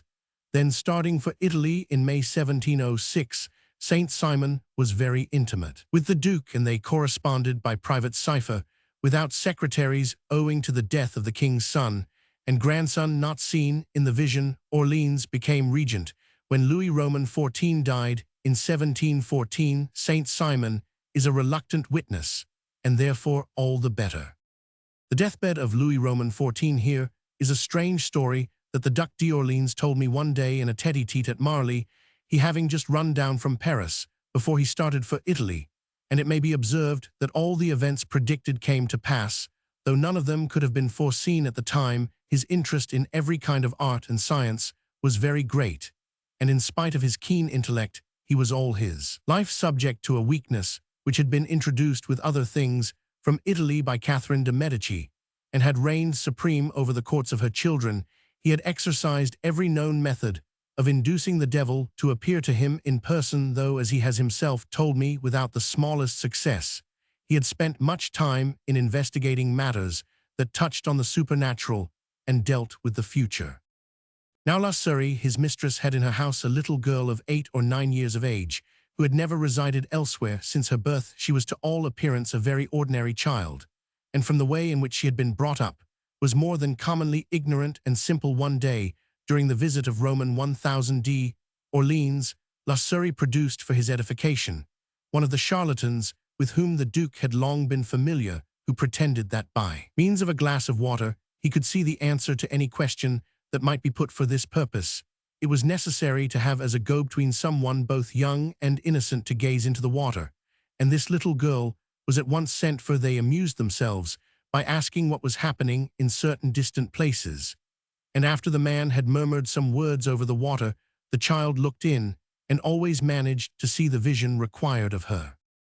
Roman 1000, Le Duc d'Orleans, had so often been duped in matters of this kind that he determined to put the water-gazer to a severe test.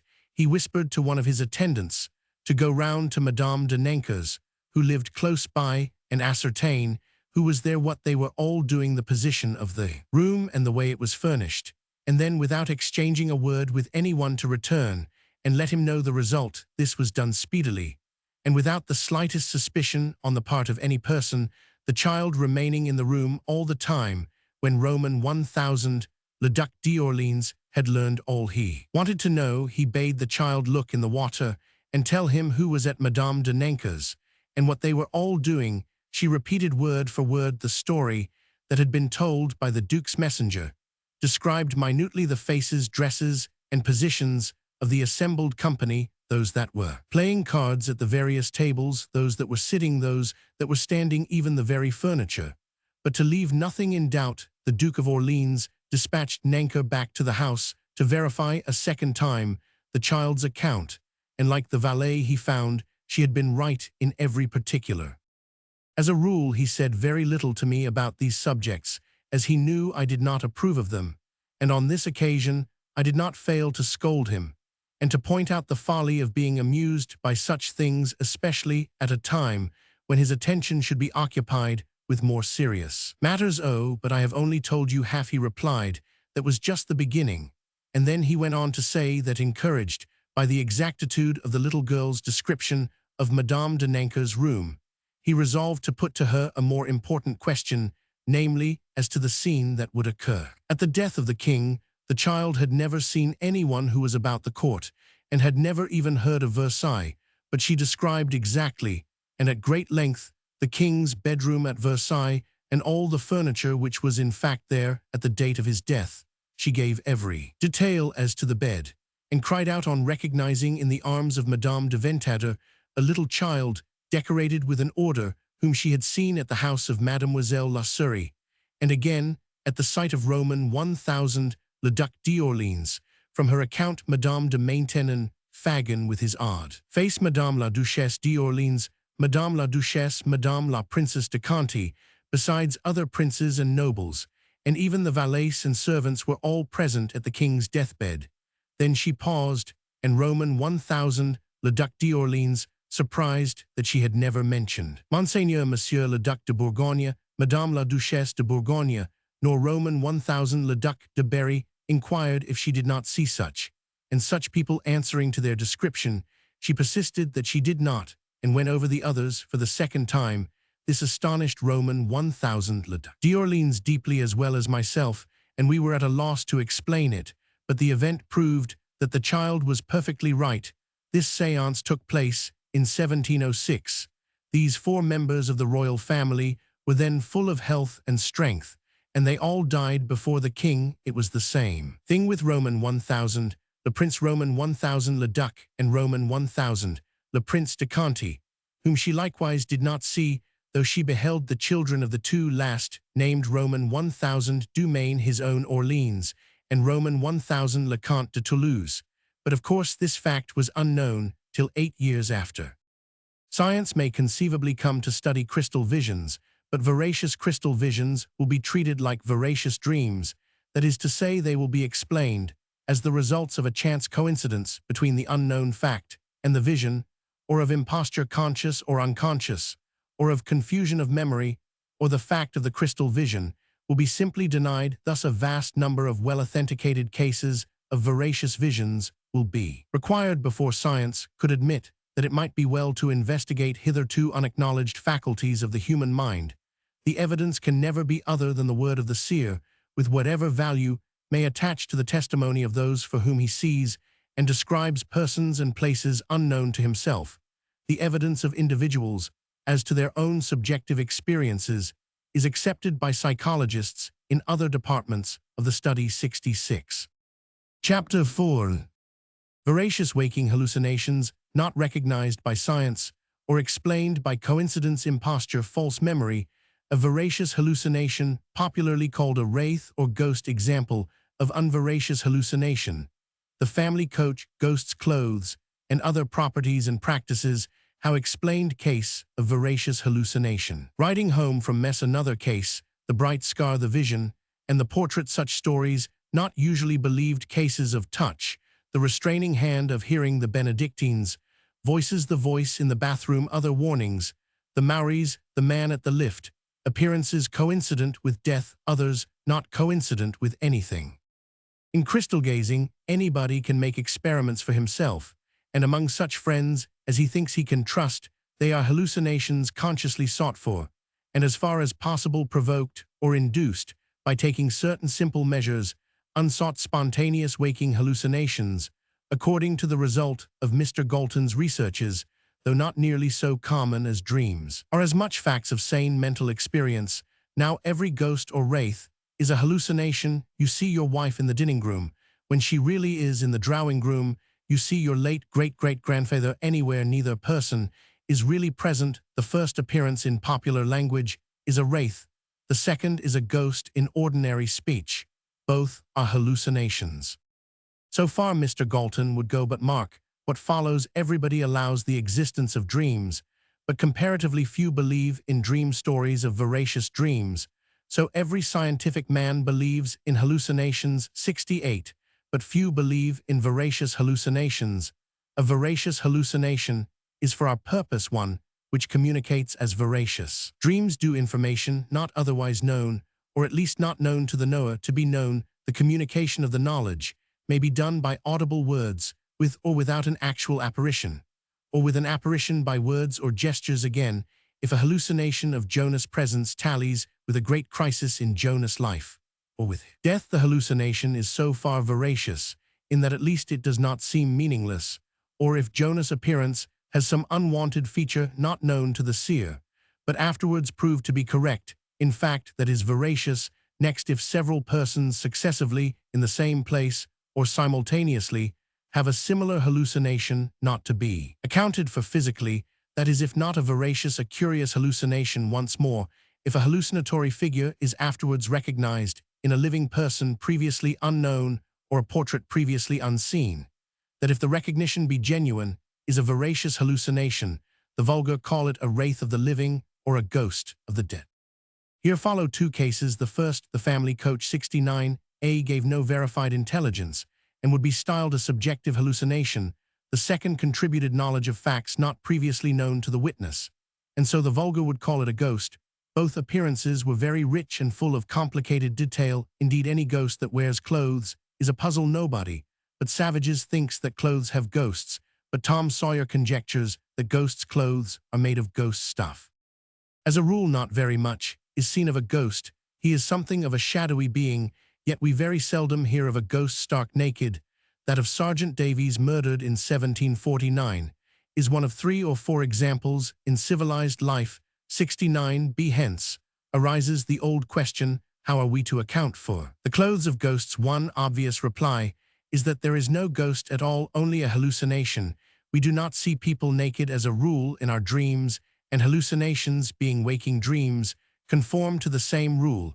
If a ghost opens a door or lifts a curtain in our sight, that too is only part of the illusion. The door did not open, the curtain was not lifted, nay, if the wrist or hand of the seer is burned or withered, as in a crowd of stories, the ghost's hand did not produce the effect, it was produced in the same way as when a hypnotized patient is told that his hand is burned, his fancy then begets real blisters, or so we are informed. Truly or not, the stigmata of St. Francis and others are explained in the same way. 70. How ghosts pull bedclothes off and make objects fly about is another question. In any case, the ghosts are not seen in the act.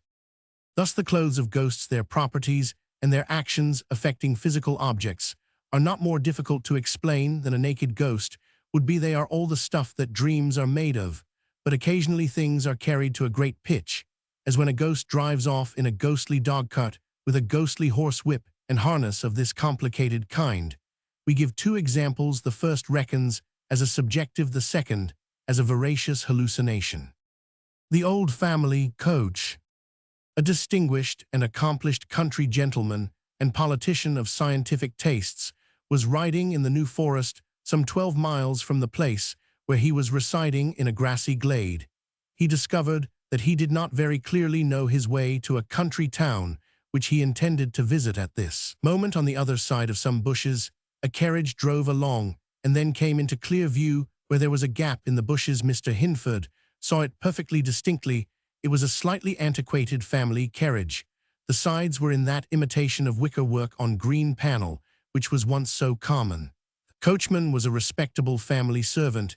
He drove two horses. Two old ladies were in the carriage. One of them wore a hat, the other a bonnet. They passed, and then Mr. Hinford, going through the gap in the bushes, rode after them to ask his way. There was no carriage in sight. The avenue ended in a cul-de-sac of tangled brake, and there were no traces of wheels on the grass. Mr. Hinford rode back to his original point of view and looked for any object which could suggest the illusion of one old-fashioned carriage, one coachman, two horses, and two elderly ladies, one in a hat and one in a bonnet. He looked in vain, and that is all. Nobody in his senses would call this appearance a ghostly one. The name, however, would be applied to the following tale of riding home from mess. In 1854, General Barter, Roman 100B, was a subaltern in the 75th Regiment and was doing duty at the hill station of Murray in the Punjab.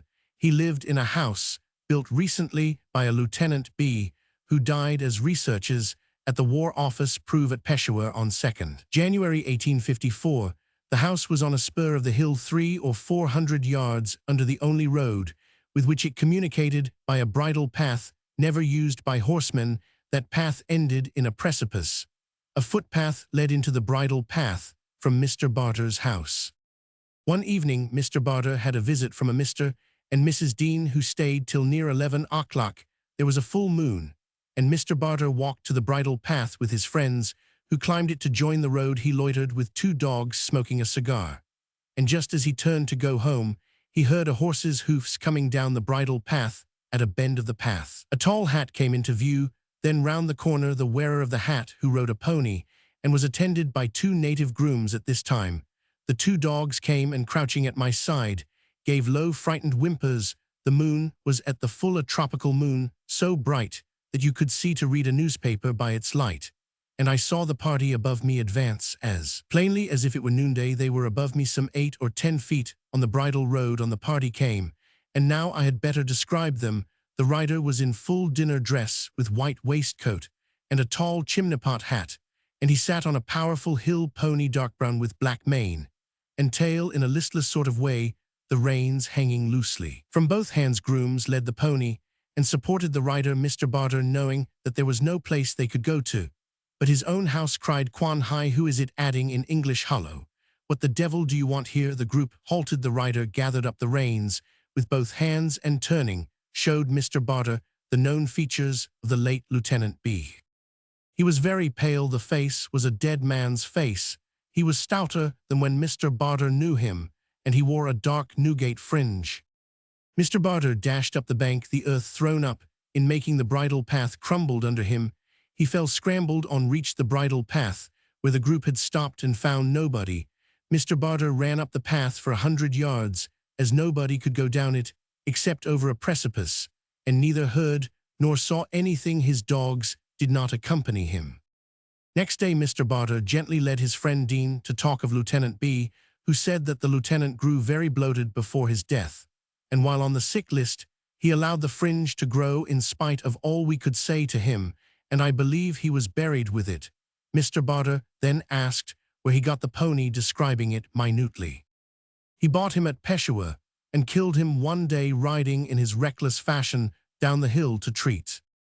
Mr. Barter and his wife often heard the horse's hoofs later, though he doubts if anyone but B had ever ridden the bridle path. His Hindu bearer he found one day armed with a laddie, being determined to waylay the sound which passed him like a typhoon. 74 here.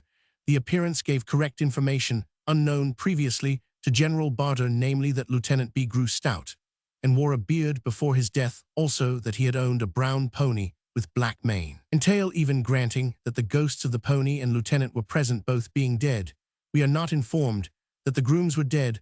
Also, the hallucination on the theory of mental telegraphy was telegraphed to General Barter's mind from someone who had seen Lieutenant B ride home from mess not very sober, or from the mind of the defunct lieutenant, or perhaps from that of the deceased pony.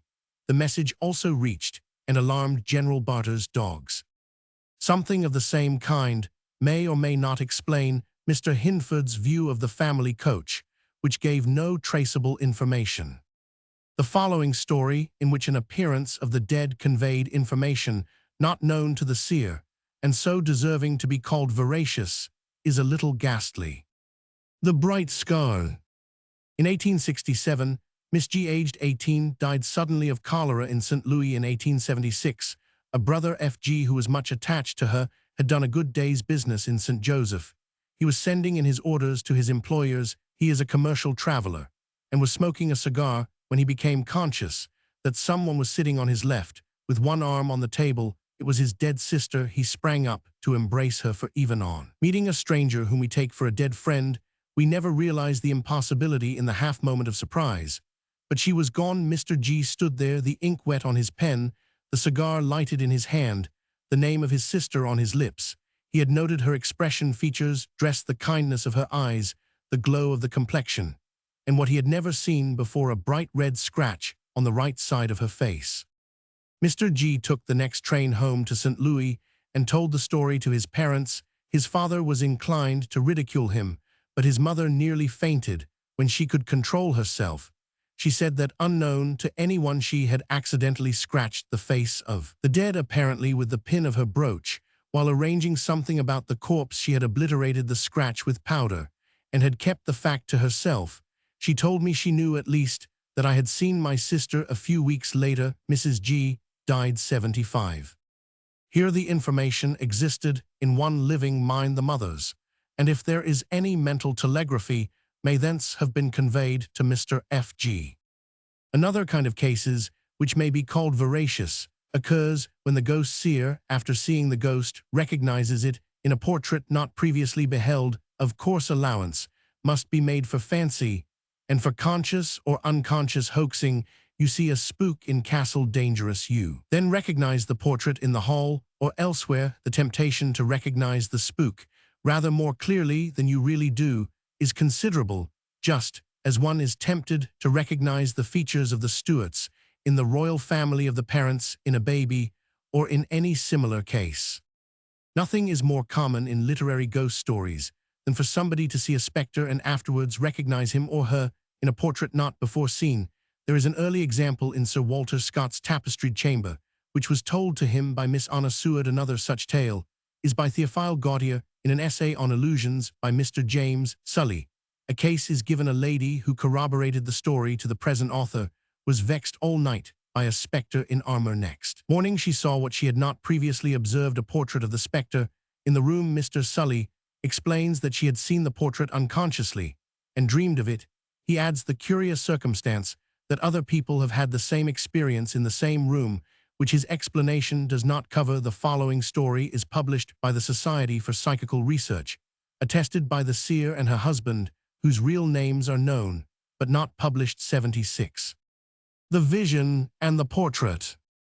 Mrs. Roman 1000 writes, December 15, 1891, that before her vision she had heard nothing about hauntings in the house occupied by herself and her husband, and nothing about the family sorrows of her predecessors there. One night on retiring to my bedroom about 11 o'clock, I thought I heard a peculiar moaning sound, and someone sobbing as if in great distress of mind. I listened very attentively, and still it continued, so I raised the gas in my bedroom, and then went to the window on the landing, drew the blind aside, and there on the grass was a very beautiful young girl in a kneeling posture before a soldier in a general's uniform, sobbing and clasping her hands together, entreating for pardon. But alas, he only waved her away from him. So much did I feel for the girl that I ran down the staircase to the door opening upon the lawn, and begged her to come in and tell me her sorrow. The figures then disappeared gradually, as in a dissolving view. Not in the least nervous did I feel, then went again to my bedroom, took a sheet of writing paper, and wrote down what I had seen. 77. Mrs. Roman 1000, whose husband was absent, began to feel nervous, and went to another lady's room. She later heard of an old disgrace to the youngest daughter of the proud family, her predecessors in the house. The poor girl tried in vain to win forgiveness, especially from a near relative, a soldier, Sir Roman 10y. So vivid was my remembrance of the features of the soldier that some months after the occurrence of the vision, when I called with my husband at a house where there was a portrait of him, I stepped before it and said, "Why, look, there is the general," and sure enough it was. Mrs. Roman 1000 had not heard that the portrait was in the room where she saw it. Mr. Roman 1000 writes that he took her to the house where he knew it to be without telling her of its existence. Mrs. Roman 1000 turned pale when she saw it. Mr. Roman 1000 knew the sad old story, but had kept it to himself. The family in which the disgrace occurred in 1847 or 1848 were his relations. 78. This vision was a veracious hallucination. It gave intelligence not otherwise known to Mrs. Roman 1000, and capable of confirmation. Therefore the appearances would be called ghosts. The majority of people do not believe in the truth of any such stories of veracious hallucinations, just as they do not believe in veracious dreams. Mr. Galton, out of all his packets of reports of hallucinations, does not even allude to a veracious example. Whether he has records of such a thing or not, such reports, however, are ghost stories, which we now proceed or continue to narrate. The reader will do well to remember that while everything ghostly and not to be explained by known physical facts is in the view of science a hallucination, every hallucination is not a ghost for the purposes of storytelling. The hallucination must, for storytelling purposes, be veracious. Following our usual method, we naturally begin with the anecdotes least trying to the judicial faculties and most capable of an ordinary explanation. Perhaps of all the senses, the sense of touch, though in some ways the surest, is in others the most easily deceived. Some people who cannot call up a clear mental image of things seen, say a salt cellar, can readily call up a mental revival of the feeling of touching salt. Again, a slight accidental throb or leap of a sinew or vein may feel so like a touch that we turn round to see who touched us. These familiar facts go far to make the following tale more or less conceivable. The restraining hand. About 20 years ago, writes Mrs. Elliot, I received some letters by post, one of which contained 15 in bank notes. After reading the letters, I went into the kitchen with them in my hands. I was alone at the time. Having done with the letters, I made an effort to throw them into the fire, when I distinctly felt my hand arrested in the act. It was as though another hand were gently laid upon my own, pressing it back. Much surprised, I looked at my hand, and then saw it contained not the letters I had intended to destroy, but the bank notes, and that the letters were in the other hand. I was so surprised that I called out, "Who's here, ADA?" Nobody will call this the touch of a vanished hand. Part of Mrs. Elliot's mind knew what she was about, and started an unreal but veracious feeling to warn her, we shall come to plenty of hands not so readily disposed of. Next to touch, the sense most apt to be deceived is hearing. Everyone who has listened anxiously for an approaching carriage has often heard it come before it came. In the summer of 1896, the writer, with a lady and another companion, were standing on the veranda at the back of a house in Dumfriesshire. Waiting for a cab to take one of them to the station, they heard a cab arrive and draw up, went round to the front of the house, saw the servant open the door and bring out the luggage but wheeled vehicle. There was none in sound or sight, yet all four persons had heard it, probably by dint of expectation. To hear articulate voices where there are none is extremely common in madness ADB, but not very rare, as Mr. Galton shows among the sane. When the voices are veracious, give unknown information, they are in the same case as truthful dreams. I offer a few from the experience reported to me by himself of a man of learning, whom I shall call a Benedictine monk, though that is not his real position in life. The Benedictine's voices. My friend, as a lad, was in a strait between the choice of two professions. He prayed for enlightenment, and soon afterwards heard an internal voice advising a certain course. Did you act on it? I asked. No, I didn't. I considered that, in my circumstances, it did not demand attention. Later, when a man grown, he was in his study merely idling over some books on the table, when he heard a loud voice from a corner of the room assert that a public event of great importance would occur at a given date. It did occur about the same time. Being abroad, he was in great anxiety as to a matter involving only himself. Of this he never spoke to anyone. On his return to England, his mother said, "You were very wretched about so and so. How on earth did you know?" I heard S. voice telling me. Now had died years before in childhood. In these cases, the Benedictine's own conjecture and his mother's affection probably divined facts which did not present themselves as thoughts in the ordinary way, but took the form of unreal voices. There are many examples, as of the girl in her bath, who heard a voice say, "Open the door," 4 times, did so, then fainted, and only escaped drowning by ringing the bell just before she swooned.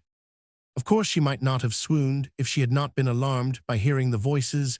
These tales are dull enough, and many voices, like Dr. Johnson's mother's, when he heard her call his name, she being hundreds of miles away, lead to nothing, and are not veracious. When they are veracious, as in the case of dreams, it may be by sheer accident. In a similar class are warnings conveyed by the eye, not by the ear. The Maoris of New Zealand believe that if one sees a body lying across a path or oneself on the opposite side of a river, it is wiser to try another path and a different ford. The man at the lift. In the same way, in August 1890, a lady in a Boston hotel in the dusk rang for the lift, walked along the corridor, and looked out of a window, started to run to the door of the lift, saw a man in front of it, stopped, and when the lighted lift came up, found that the door was wide open, and that had she run on, as she intended, she would have fallen down the well. Here part of her mind may have known that the door was open, and started a ghost, for there was no real man there to stop her. Pity that these things do not occur more frequently. They do in New Zealand. 82.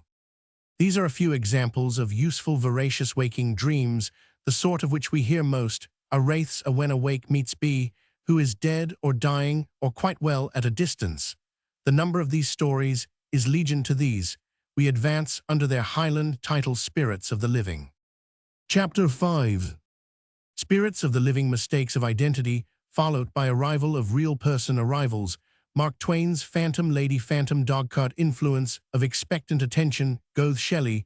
The Wraith of the Tsarina. Queen Elizabeth's Wraith. Second sight case at Balachulish. Experiments in sending wraiths and astral body evidence discussed. Miss Russell's case. Spirits of the Dying Maori. Examples. Theory of chance coincidence in Tavistock.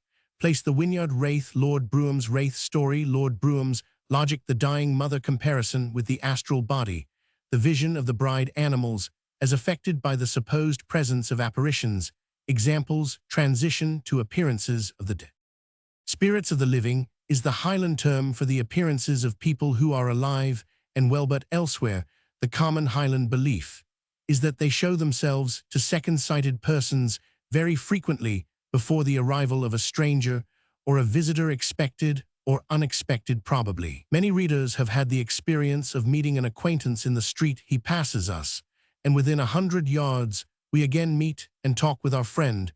When he is of very marked appearance or has any strong peculiarity, the experience is rather perplexing. Perhaps a few bits of hallucination are sprinkled over a real object. This ordinary event leads on to what are called arrivals, that is, when a person is seen, heard, and perhaps spoken to in a place to which he is traveling, but whither he has not yet arrived. Mark Twain gives an instance in his own experience. At a large crowded reception, he saw approaching him in the throng a lady whom he had known and liked many years before. When she was near him, he lost sight of her, but met her at supper dressed as he had seen her in the levee at that moment.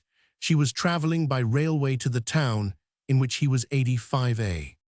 A large number of these cases have been printed. 85B. In one case, a gentleman and lady from their window saw his brother and sister-in-law drive past with a horse which they knew had not been out for some weeks. The seers were presently joined by the visitor's daughter, who had met the party on the road, she having just left them at their house. 10 minutes later, the real pair arrived, horse and all. 85C.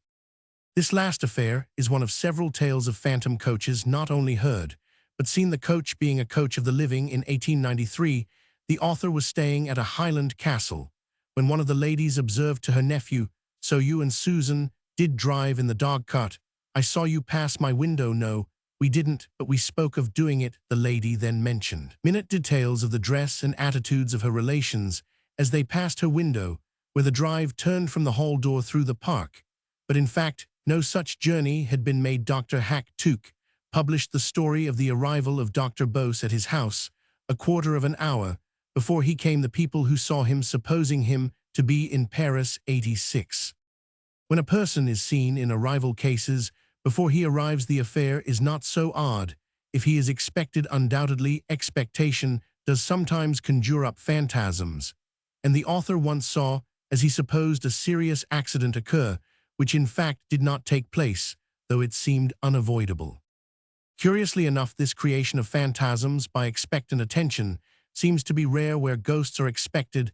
The author has slept in several haunted houses, but has never seen what he was led to expect. In many instances, as in The Lady in Black, for a ghost who is a frequent visitor is never seen when people watch for her. Among the many persons who have had delusions as to the presence of the dead, very few have been hoping, praying for, and expecting them. "I look for ghosts, but none will force their way to me." Tais falsely said that there was ever intercourse between the living and the dead, for surely then I should have sight of him I wait for day and night, with love and longings infinite. The affliction of Margaret has been the affliction of most of us. There are curious historical examples of these appearances of the living. Goethe declares that he once met himself at a certain place in a certain dress, and several years later found himself there in that costume. Shelley was seen by his friends at Larissaye to pass along a balcony whence there was no exit. However, he could not be found there. The story of the wraith of Catherine the Great is variously narrated. We give it as told by an eyewitness, the Comte de Ribeaupierre, about 1862, to Lady Napier, and Ettrick the Count in 1862 was a very old man, and more than 30 years have passed since he gave the tale to Lady Napier, whose memory retains it in the following form. The Wraith of the Tsarina. In the exercise of his duties as one of the pages-in-waiting, Ribeaupierre followed one day his august mistress into the throne-room of the palace, when the Empress, accompanied by the high officers of her court and the ladies of her household, came in sight of the chair of state which she was about to occupy. She suddenly stopped, and to the horror and astonished awe of her courtiers, she pointed to a visionary being seated on the imperial throne. The occupant of the chair was an exact counterpart of herself. All saw it and trembled, but none dared to move towards the mysterious presentment of their sovereign. After a moment of dead silence, the great Catherine raised her voice and ordered her guard to advance and fire on the apparition. The order was obeyed. A mirror beside the throne was shattered, the vision had disappeared, and the Empress, with no sign of emotion, took the chair from which her semblance had passed away. It is a striking, barbaric scene. Spirits of the living of this kind are common enough in the Highlands. Second sight generally means a view of an event or accident some time before its occurrence. Thus, an old man was sitting with a little boy on a felled tree beside a steep track in a quarry at Ballachulish. Suddenly, he jerked the boy to one side and threw himself down on the further side of the tree. While the boy stared, the old man slowly rose, saying, "The spirits of the living are strong today." He had seen a mass of rock dashing along, killing some quarrymen, and tearing down the path. The accident occurred next day. It is needless to dwell on second sight, which is not peculiar to Celts, though the Highlanders talk more about it than other people. These appearances of the living, but absent whether caused by some mental action of the person who appears or not, are at least unconscious on his part. 88. But a few cases occur in which a living person is said, by a voluntary exertion of mind, to have made himself visible to a friend at a distance. One case is vouched for by Baron von Schrenck-Notzig, a German psychologist, who himself made the experiment with success. Others are narrated by Dr. Gibbetto. A curious tale is told by several persons as follows. An astral body. Mr. Sparks and Mr. Cleeve, young men of 20 and 19, were accustomed to mesmerize each other in their dormitory at Portsmouth, where they were students of naval engineering. Mr. Sparks simply stared into Mr. Cleeve's eyes as he lay on his bed till he went off. The experiments seemed so curious that witnesses were called, Mr. Darley and Mr. Thurgood. On Friday, 15th January 1886, Mr. Cleeve determined to try to see, when asleep, a young lady at Wandsworth, to whom he was in the habit of writing every Sunday. He also intended, if possible, to make her see him on awaking. He said that he had seen her in the dining room of her house, that she had seemed to grow restless, had looked at him, and then had covered her face with her hands. On Monday, he tried again, and he thought he had frightened her, as after looking at him for a few minutes, she fell back in her chair in a kind of faint. Her little brother was in the room with her at the time. On Tuesday next, the young lady wrote telling Mr. Cleeve that she had been startled by seeing him on Friday evening. This is an error. And again, on Monday evening, much clearer, when she nearly fainted. All this Mr. Sparks wrote to Mr. Gurney in the same week. He was inviting instructions on hypnotic experiments, and launched a letter into space, having read something vague about Mr. Gurney's studies in the newspapers. The letter, after some adventures, arrived, and on 15th March, Mr. Cleeve wrote his account, Mr. Darley and Mr. Thurgood corroborating as to their presence during the trance. And as to Mr. Cleeve's statement when he awoke, Mr. Cleeve added that he made experiments for 5 nights running before seeing the lady. The young lady's letter of 19th January 1886 is also produced, postmarked Portsmouth 20th January. But the lady mentions her first vision of Mr. Cleeve as on last Tuesday, not Friday, and her second, while she was alone with her little brother at supper on Monday. I was so frightened that I nearly fainted. These are all young people. It may be said that all 5 were concerned in a complicated hoax on Mr. Gurney, nor would such a hoax argue any unusual moral obliquity. Certes of Mainsforth, in other respects, an honourable man, took in Sir Walter Scott with forged ballads, and never undeceived his friend. Southey played off a hoax with his book The Dr. Hogg Lockhart, and Wilson with Alan Cunningham, and many others were constantly engaged in such mystifications, and a ghost hunter might seem a fair butt. But the very discrepancy in Miss S. letter is a proof of fairness. Her first vision of Mr. Cleeve was on Tuesday last. Mr. Cleeve's first impression of success was on the Friday following. But he had been making the experiment for 5 nights previous, including the Tuesday of Miss S. letter. Had the affair been a hoax, Miss would either have been requested by him to rewrite her letter, putting Friday for Tuesday, or what is simpler, Mr. Sparks would have adopted her version, and written Tuesday in place of Friday in his first letter to Mr. Gurney. The young lady naturally requested Mr. Cleeve not to try his experiment on her again. A similar case is that of Mrs. Russell, who tried successfully when awake and in Scotland to appear to one of her family in Germany. The sister corroborates and says, "Pray, don't come appearing to me again." 91a.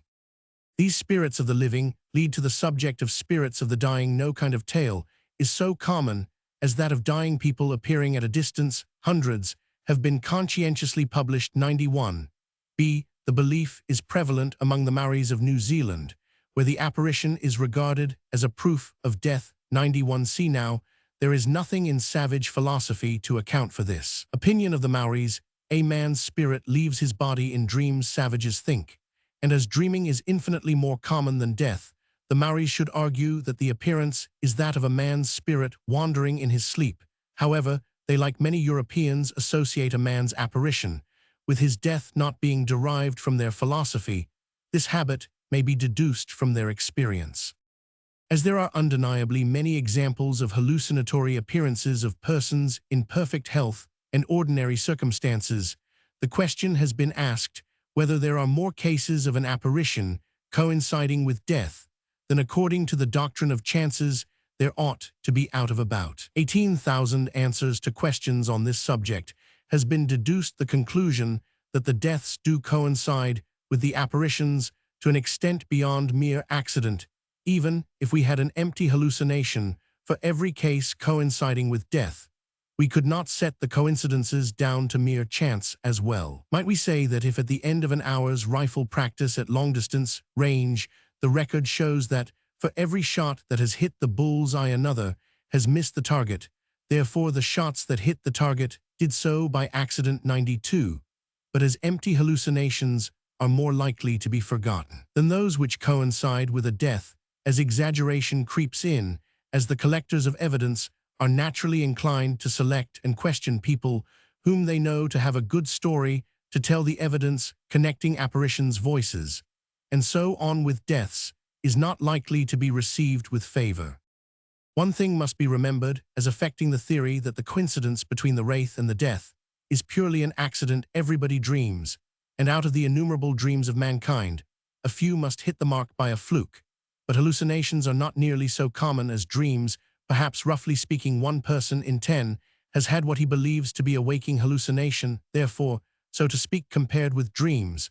But a small number of shots of this kind are fired, therefore. Bullseyes, the coincidence between an appearance and a death, are infinitely less likely to be due to chance in the case of waking hallucinations than in the case of dreams, which all mankind are firing off every night of their lives. Stories of these coincidences between appearances and deaths are as common as they are dull. Most people come across them in the circle of their friends.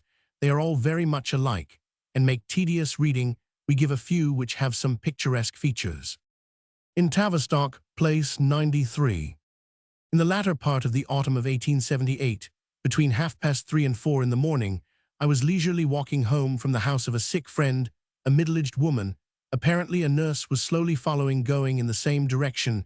We crossed Tavistock Square together and emerged simultaneously into Tavistock Place. The streets and squares were deserted, the morning bright and calm, my health excellent, nor did I suffer from anxiety or fatigue. A man suddenly appeared striding up Tavistock Place, coming towards me and going in a direction opposite to mine. When first seen, he was standing exactly in front of my own door, 5 Tavistock Place, young and ghastly pale. He was dressed in evening clothes, evidently made by a foreign tailor. Tall and slim, he walked with long measured strides, noiselessly, a tall white hat covered thickly with black crape, and an eyeglass completed costume of this strange form. The moonbeams falling on the corpse-like features revealed a face well known to me, that of a friend and relative, the sole and only person in the street beyond myself, and this being was the woman already alluded to. She stopped abruptly, as if spellbound, then rushing towards the man she gazed intently, and with horror unmistakable on his face, which was now upturned to the heavens and smiling ghastly. She indulged in a strange contemplation, but during very few seconds then, with extraordinary and unexpected speed for her weight and age, she ran away with a terrific shriek and yell. This woman never have I seen or heard of since, and but for her presence, I could have explained the incident, called it, say, subjection of the mental powers to the domination of physical reflex action, and the man's presence could have been termed a false impression on the retina. A week after this event, news of this very friend's death reached me. It occurred on the morning in question. From the family, I learned that according to the rites of the Greek Church and the custom of the country he resided in, he was buried in his evening clothes, made abroad by a foreign tailor, and strange to say, he wore galoshes over his boots. According also to the custom of the country he died in, when in England, he lived in Tavistock Place and occupied my rooms during my absence. 95A. The Wynyard Wraith, 95B. In the month of November 1785 or 1786, Sir John Sherbrooke and Colonel Wynyard were sitting before dinner in their barrack room at Sydney Cove in America. It was duskish, and a candle was placed on a table at a little distance. A figure dressed in plain clothes, and a good round hat passed gently between the above people and the fire while passing Sir J. Sherbrooke, exclaimed, "God bless my soul, who's that?" Almost at the same moment, Colonel W. said, "That's my brother John Wynyard, and I am sure he is dead." Colonel W. was much agitated, and cried, and sobbed a great deal. Sir John said, "The fellow has a devilish good hat. I wish I had it." Hats were not to be got there, and theirs were worn out. They immediately got up. Sir John was on crutches, having broken his leg, took a candle, and went into the bedroom into which the figure had entered. They searched the bed and every corner of the room to no effect. The windows were fastened up with mortar. They received no communication from England for about 5 months, when a letter from Mr. Rush, the surgeon, Coldstream Guards, announced the death of John Wynyard at the moment, as near as could be ascertained, when the figure appeared. In addition to this extraordinary circumstance, Sir John told me that 2 years and a half afterwards he was walking with Lily Wynyard, brother of Colonel W., in London, and seeing somebody on the other side of the way he recognized, he thought the person who had appeared to him and Colonel Wynyard in America. Lily Wynyard said that the person pointed out was a Mr. Eyre Hay, that he and John Wynyard were frequently mistaken for each other, and that money had actually been paid to this Mr. Eyre in mistake. A famous tale of an appearance is Lord Brougham's. His lordship was not reckoned precisely a veracious man. On the other hand, this was not the kind of fable he was likely to tell. He was brought up under the regime of common sense on all such subjects. My father was very skeptical. He says, to disbelieve Lord Brougham, we must suppose either that he willfully made a false entry in his diary in 1799, or that in preparing his autobiography in 1862, he deliberately added a falsehood and then explained his own marvel away. Lord Brougham's story. December 19, 1799. At 1 in the morning, arriving at a decent inn in Sweden, we decided to stop for the night, and found a couple of comfortable rooms. Tired with the cold of yesterday, I was glad to take advantage of a hot bath before I turned in, and here a most remarkable thing happened to me, so remarkable that I must tell the story from the beginning. After I left the high school, I went with G., my most intimate friend, to attend the classes in the university. We actually committed the folly of drawing up an agreement written with our blood to the effect that whichever of us died, the first should appear to the other, and thus solve any doubts we had entertained of the life after death. G. went to India years past, and says Lord Brougham, I had nearly forgotten his existence. I had taken, as I have said, a warm bath, and while lying in it, and enjoying the comfort of the heat, I turned my head round, looking towards the chair on which I had deposited my clothes. As I was about to get out of the bath, on the chair sat G., looking calmly at me. How I got out of the bath I know not, but on recovering my senses, I found myself sprawling on the floor. The apparition, or whatever it was, that had taken the likeness of G. had disappeared. So strongly was I affected by it that I have here written down the whole history with the date 19th December, and all the particulars as they are now fresh before me. No doubt I had fallen asleep.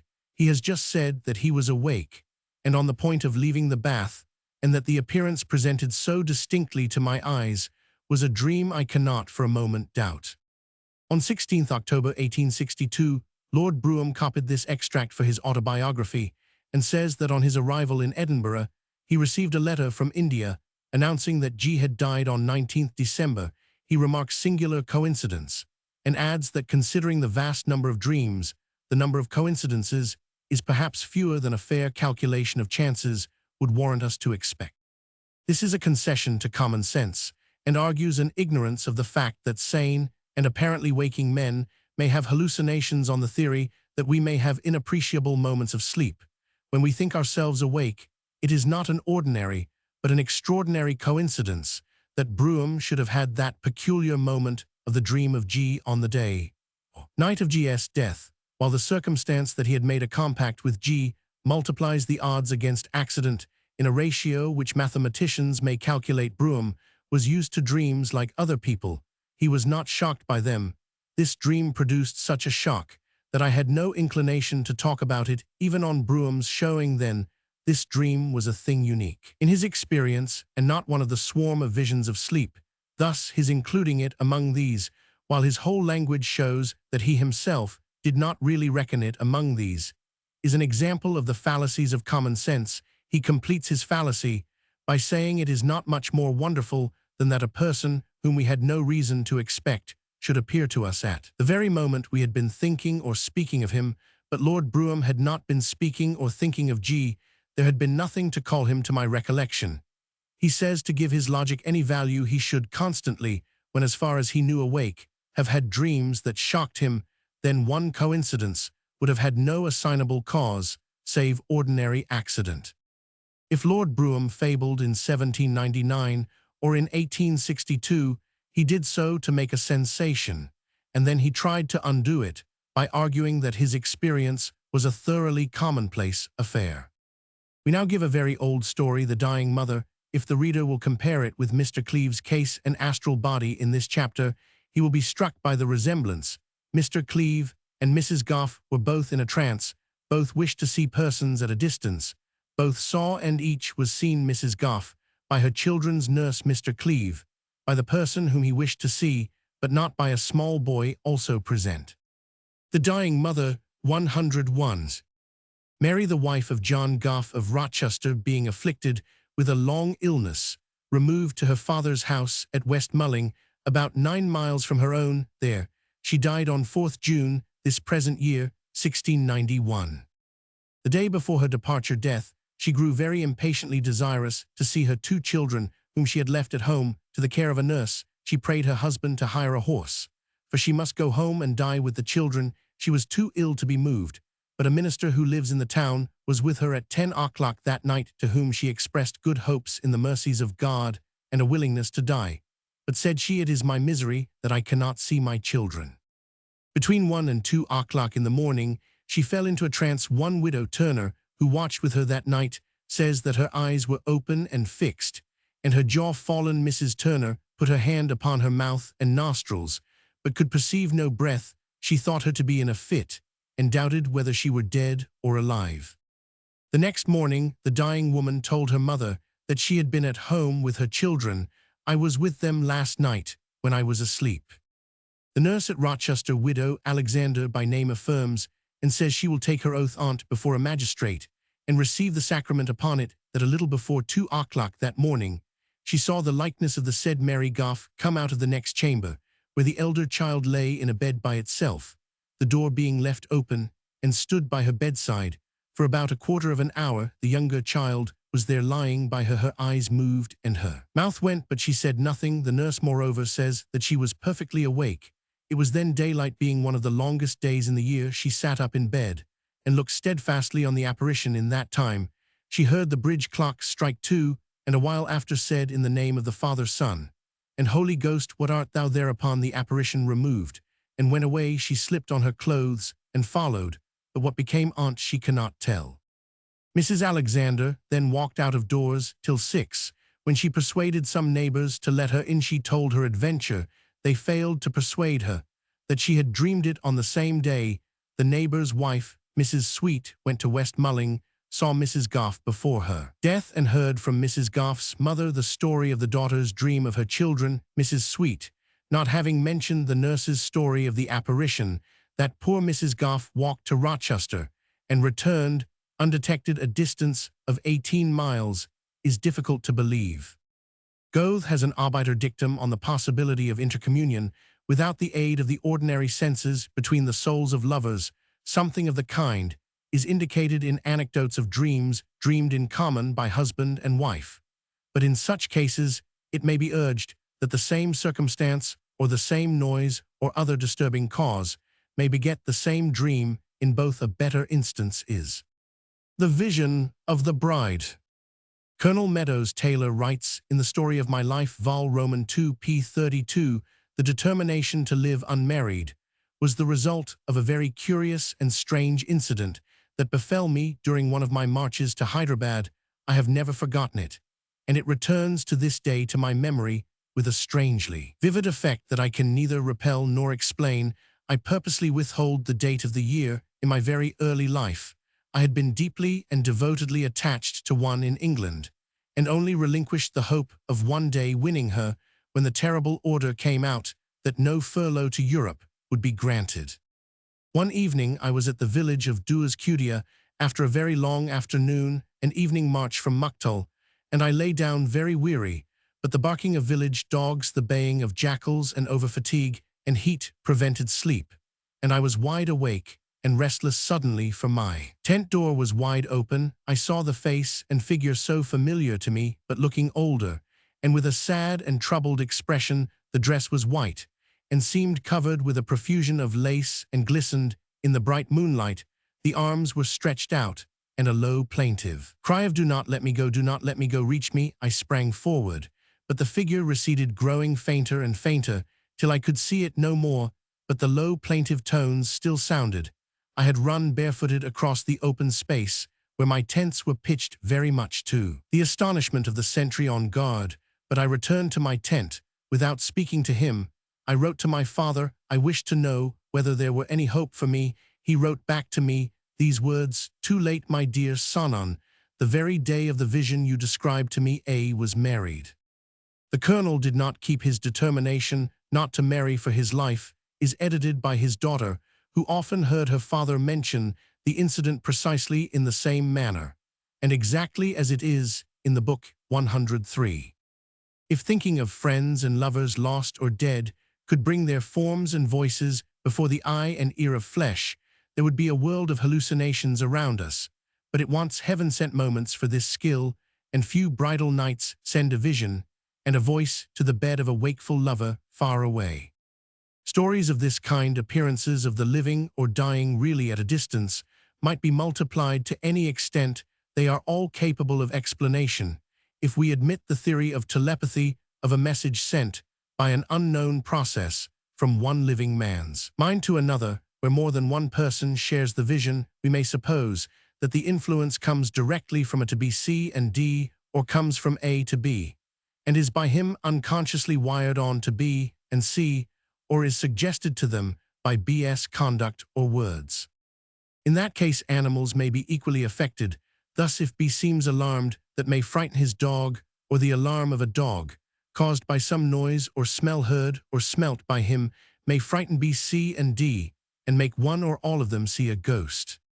Popular opinion is strongly in favor of beasts seeing ghosts. The people of St. Kilda, according to Martin, held that cows shared the visions of second-sighted milkmaids. Horses are said to shy on the scene of murders. Scott's horse ran away home when Sir Walter saw the bogle near Ashestiel. In a case given later, the dog shut up in a room full of unexplained noises yelled and whined. The same dog, an intimate friend of my own, bristled up his hair and growled before his master saw the Grey Lady.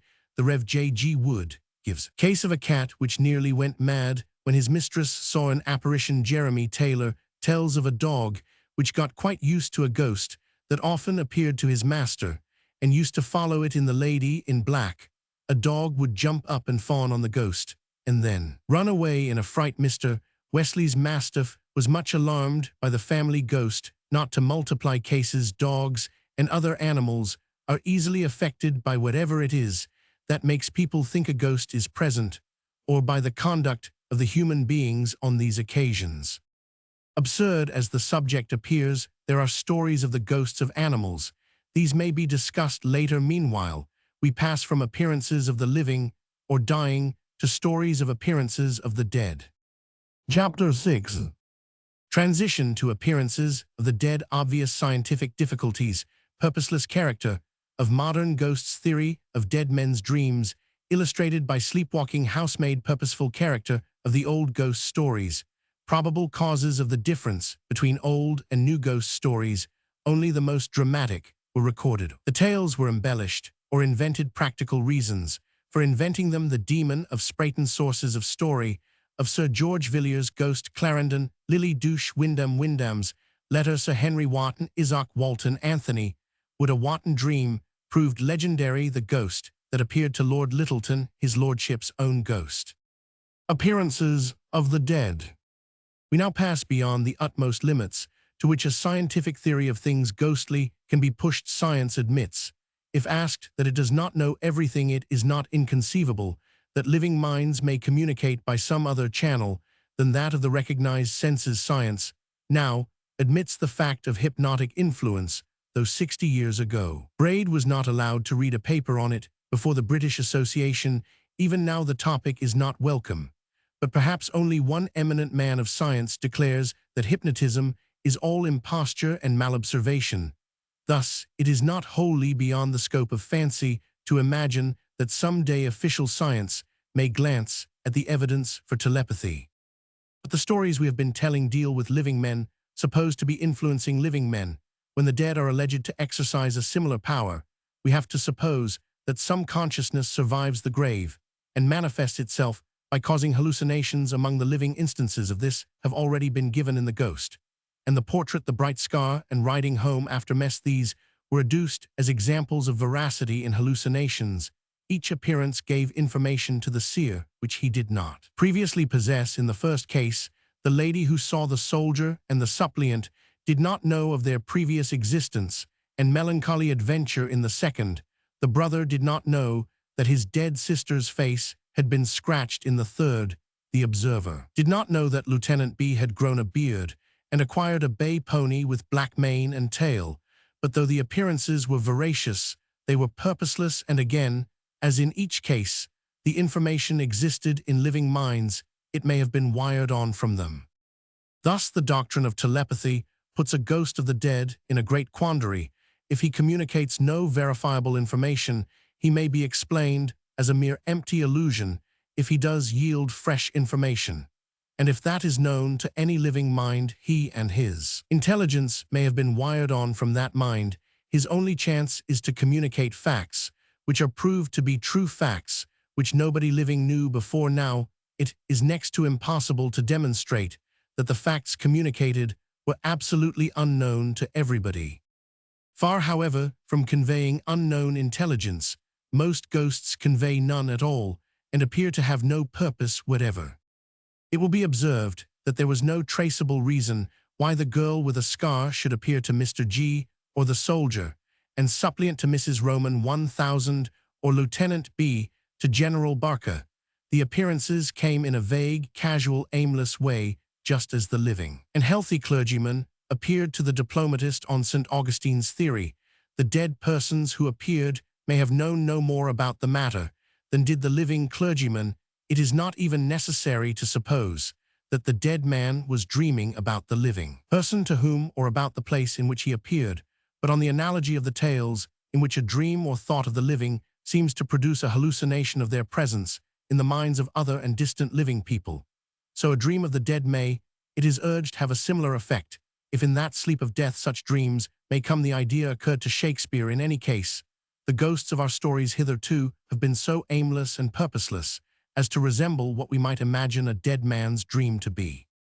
This view of the case, that a ghost may be a reflection of a dead man's dream, will become less difficult to understand if we ask ourselves what natural thing most resembles the common idea of a ghost. You are reading alone at night. Let us say the door opens, and a human figure glides into the room to you. It pays no manner of attention. It does not answer. If you speak, it may trifle with some object in the chamber, and then steal quietly out again. It is the housemaid walking in her sleep. This perfectly accountable appearance, in its aimlessness, its unconsciousness, its irresponsiveness, is undeniably just like the common notion of a ghost. Now, if ordinary ghosts are not of flesh and blood like the sleepwalking housemaid, yet are as irresponsive as unconscious, and as vaguely wandering as she, then, if the dead are somewhat, a ghost may be a hallucination produced in the living by the unconscious action of the mind of the dreaming dead. The conception is at least conceivable. If adopted merely for argument's sake, it would first explain the purposeless behavior of ghosts, and secondly relieve people who see ghosts of the impression that they see spirits. In the Scotch phrase, the ghost obviously is not all there any more than the sleepwalker is intellectually all there. This incomplete, incoherent presence is just what might be expected if a dreaming, disembodied mind could affect an embodied mind with a hallucination. But the good old-fashioned ghost stories are usually of another type. The robust and earnest ghosts of our ancestors had their own purpose sunk clear before them. As Mr. Carlyle would have said, they knew what they wanted, asked for it, and saw that they got it.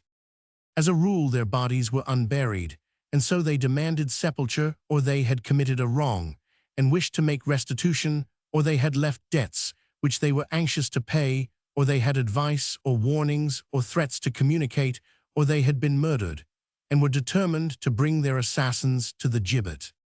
While we may ask, were the old ghost stories so different from the new? Well, first, they were not all different again. Probably only the more dramatic tales were, as a rule, recorded. Thirdly, many of the stories may have been either embellished at a fancied purpose, being attributed to a purposeless ghoster. They may even have been invented to protect witnesses who gave information against murderers who could disobey a ghost. In any case, the old ghost stories are much more dramatic than the new. To them we turn, beginning with the appearances of Mr. and Mrs. Furs at Sprayton in Devonshire.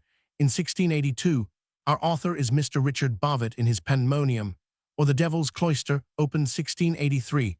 The motive of the late Mr. Furs was to have some small debts paid. His wife's spectre was influenced by a jealousy of Mr. Furs's spectre's relations with another lady. The Demon of Sprayton in Devon 111, anno 1682.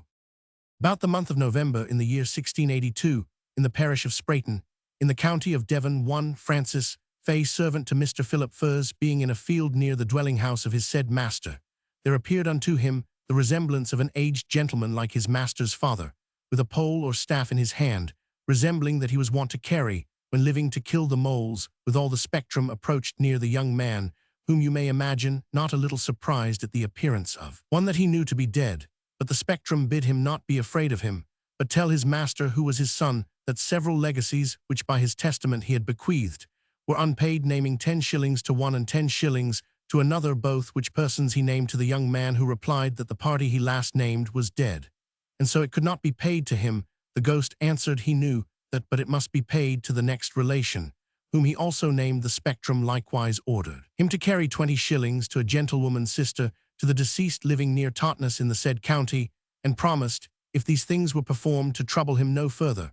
But at the same time, the spectrum, speaking of his second wife, who was also dead, called her wicked woman, though the gentleman who writ the letter knew her, and esteemed her a very good woman. And having thus related him his mind, the spectrum left the young man, who, according to the direction of the spirit, took care to see the small legacies satisfied, and carried the 20 shillings that was appointed to be paid the gentlewoman near Totnes. But she utterly refused to receive it, being sent her, as she said, from the devil. The same night, the young man lodging at her house, the aforesaid spectrum appeared to him again, whereupon the young man challenged his promise not to trouble him any more, saying he had performed all according to his appointment, but that the gentlewoman, his sister, would not receive the money. To which the spectrum replied, that was true indeed, but withal directed the young man to ride to Totnes and buy for her a ring of that value, which the spirit said she would accept, of which being provided accordingly, she received, since the performance of which the ghost or apparition of the old gentleman hath seemed to be at rest, having never given the young man any further trouble. But the next day, after having delivered the ring, the young man was riding home to his master's house, accompanied by a servant of the gentlewoman's near Totnes, and near about the time of their entrance, or a little before they came into the parish of Sprayton, aforesaid, there appeared to be upon the horse behind the young man the resemblance of the second wife of the old gentleman spoken of before. This demon often threw the young man off his horse, and cast him with such violence to the ground, as was great astonishment not only to the gentlewoman's servant with him, but to divers others who were spectators of the frightful action, the ground resounding with great noise, by reason of the incredible force with which he was cast upon it at his coming into his master's yard. The horse, which he rid, though very poor and out of case, leaped at one spring 25 foot, to the amazement of all that saw it. Soon after, the she-spectre showed herself to divers in the house, viz. the aforesaid young man, Mistress Thomasin Gidley and Langdon, born in that parish, and a little child, which by reason of the troublesomeness of the spirit they were fain to remove from that house. She appeared sometimes in her own shape, sometimes in forms very horrid now, and then like a monstrous dog belching out fire. At another time it flew out at the window in the shape of a horse, carrying with it only one pane of glass and a small piece of iron. One time the young man's head was thrust into a very straight place, betwixt a bed's head and a wall, and forced by the strength of divers men to be removed thence. and that not without being much hurt and bruised, so that much blood appeared about it. Upon this, it was advised he should be bleeded to prevent any ill accident that might come of the bruise. After bleeding, the ligature or binder of his arm was removed from thence, and conveyed about his middle, where it was strained with such violence that the girding had almost stopped his breath and killed him, and being cut asunder, it made a strange and dismal noise, so that the standers by were affrighted at it. At divers other times he hath been in danger to be strangled with cravats and handkerchiefs that he hath worn about his neck, which have been drawn so close, that with the sudden violence he hath near been choked, and hardly escaped death. The spectre hath showed great offence at the periwigs, which the young man used to wear, for they are often torn from his head, after a very strange manner. One that he esteemed above the rest he put in a small box, and that box he placed in another, which he set against the wall of his chamber, placing a joint stool with other weight atop of it. But in short time the boxes were broken in sunder, and the periwig rended into many small parts and tatters. Another time, lying in his master's chamber with his periwig on his head, to secure it from danger, within a little time it was torn from him, and reduced into very small fragments. At another time, one of his shoestrings was observed, without the assistance of any hand, to come of its own accord out of its shoe, and fling itself to the other side of the room.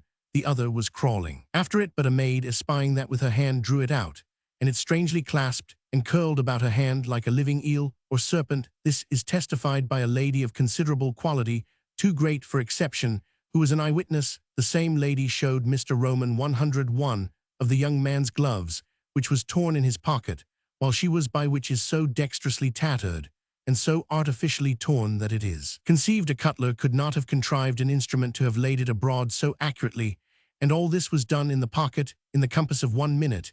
It is further observable, that if the aforesaid young man, or another person, who is a servant maid in the house, do wear their own clothes, they are certainly torn in pieces on their backs, but if the clothes belong to any other, they are not injured after that manner. Many other strange and fantastical freaks have been done by the said demon or spirit in the view of divers persons. A barrel of salt of considerable quantity hath been observed to march from room to room without any human assistance.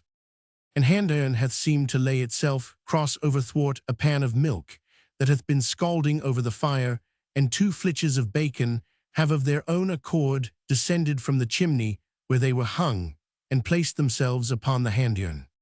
When the spectre appears in resemblance of her own person, she seems to be habited in the same clothes and dress which the gentlewoman of the house, her daughter-in-law, hath on at the same time. Divers times the feet and legs of the young man aforesaid have been so entangled about his neck that he hath been loosed with great difficulty. Sometimes they have been so twisted about the frames of chairs and stools that they have hardly been set at liberty. But one of the most considerable instances of the malice of the spirit against the young man happened on Easter Eve, when Mrs. Roman 100, the relator, was passing by the door of the house, and it was thus.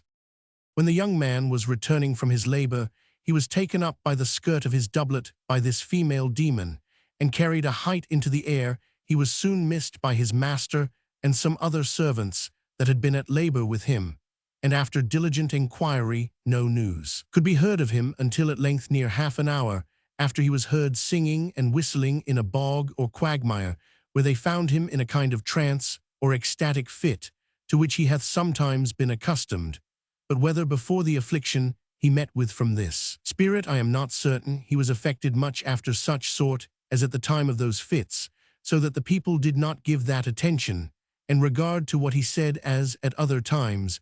But when he returned again to himself, which was about an hour after, he solemnly protested to them that the demon had carried him so high that his master's house seemed to him to be but as a haycock, and that during all that time he was in perfect sense, and prayed to Almighty God not to suffer the devil to destroy him, and that he was suddenly set down in that quagmire. The workmen found 1 shoe on one side of his master's house, and the other on the other side, and in the morning espied his periwig hanging on the top of a tree, by which it appears he had been carried a considerable height, and that what he told them was not a fiction. After this it was observed that that part of the young man's body which had been on the mud in the quagmire was somewhat benumbed, and seemingly deader than the other, whereupon the following Saturday, which was the day before Low Sunday, he was carried to Crediton alias Curtain to be bleeded, which being done accordingly. And the company having left him for some little space at their return, they found him in one of his fits, with his forehead much bruised, and swollen to a great bigness, none being able to guess how it happened until his recovery from that fit, when upon inquiry, he gave them this account of it, that a bird had with great swiftness and force flown in at the window with a stone in its beak, which it had dashed against his forehead, which had occasioned the swelling which they saw.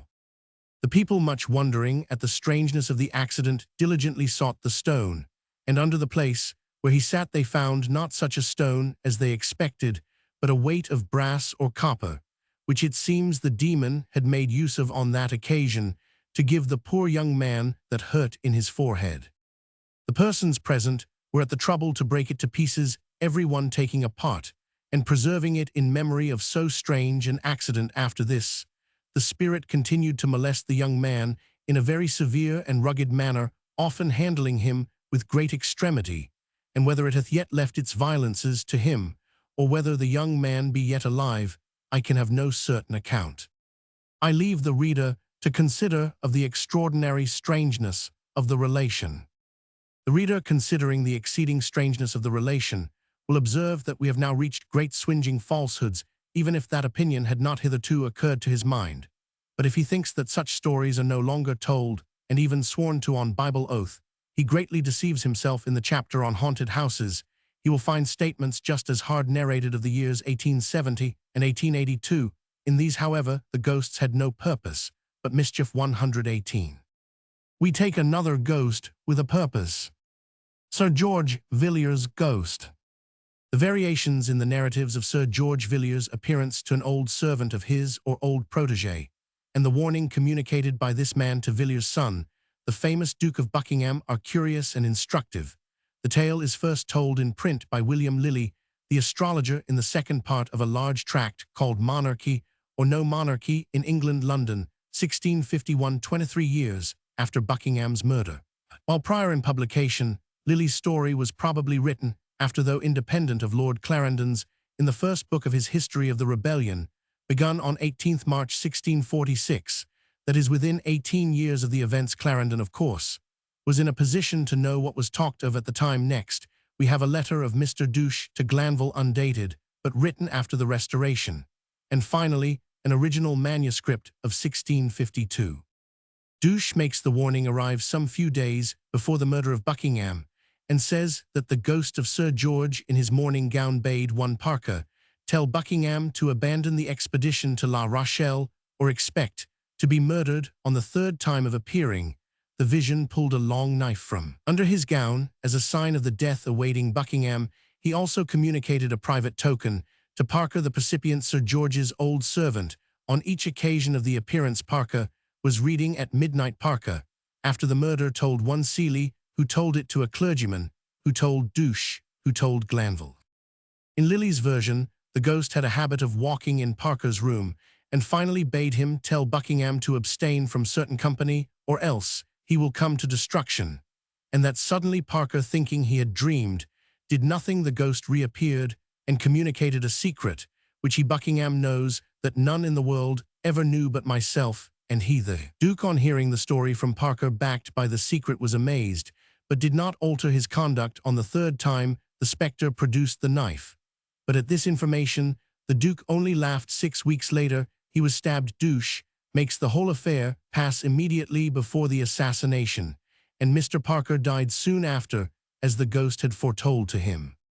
Finally, Clarendon makes the appearances set in 6 months before Felton slew the Duke. The percipient, unnamed, was in bed. The narrative now develops new features. The token given on the ghost's third coming obviously concerns Buckingham's mother, the Countess. The one person more who knew the secret communicated the ghost produces no knife from under his gown. No warning of Buckingham's death by violence is mentioned. A note in the MS avers that Clarendon himself had papers bearing on the subject, and that he got his information from Sir Ralph Freeman, who introduced the unnamed percipient to the Duke, and from some of Buckingham's servants who were informed of much of it before the murder of the Duke. Clarendon adds that in general no man looked on relations of that sort with less reverence and consideration than he Roman 999. This anecdote he selects out of many stories scattered abroad at the time, as upon a better foundation of credit. The recipient was an officer in the King's Wardrobe at Windsor of a good reputation for honesty and discretion, and aged about 50, he was bred at a school in Sir George's parish, and as a boy was kindly treated by Sir George, whom afterwards he never saw. On first beholding the spectre in his room, the seer recognized Sir George's costume. Then antiquated, at last the seer went to Sir Ralph Freeman, who introduced him to the Duke. On a hunting morning at Lambeth Bridge, they talked earnestly apart. Observed by Sir Ralph Clarendon's informant, the Duke seemed abstracted all day, left the field early, sought his mother, and after a heated conference, of which the sounds reached the anteroom, went forth in visible trouble and anger, a thing never before seen in him. After talk with his mother, she was found overwhelmed with tears, and in the highest agony imaginable. It is a notorious truth that when told of his murder she seemed not in the least degree surprised. The following curious manuscript account of the affair is after the prefatory matter, the copy of a letter dated 1652. There is nothing said of a ghostly knife. The name of the seer is not Parker, and in its whole effect the story tallies with Clarendon's version, though the narrator knows nothing of the scene with the Countess of Buckingham.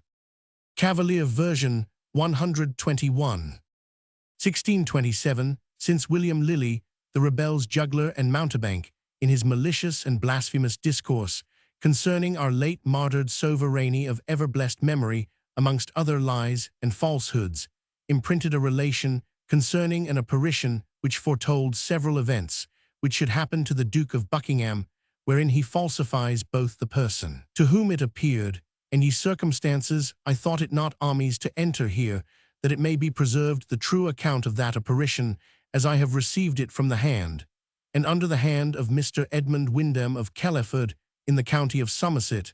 I shall set it down ipsissimis verbis, as he delivered it to me at my request, written with his own hand. Wyndham's letter.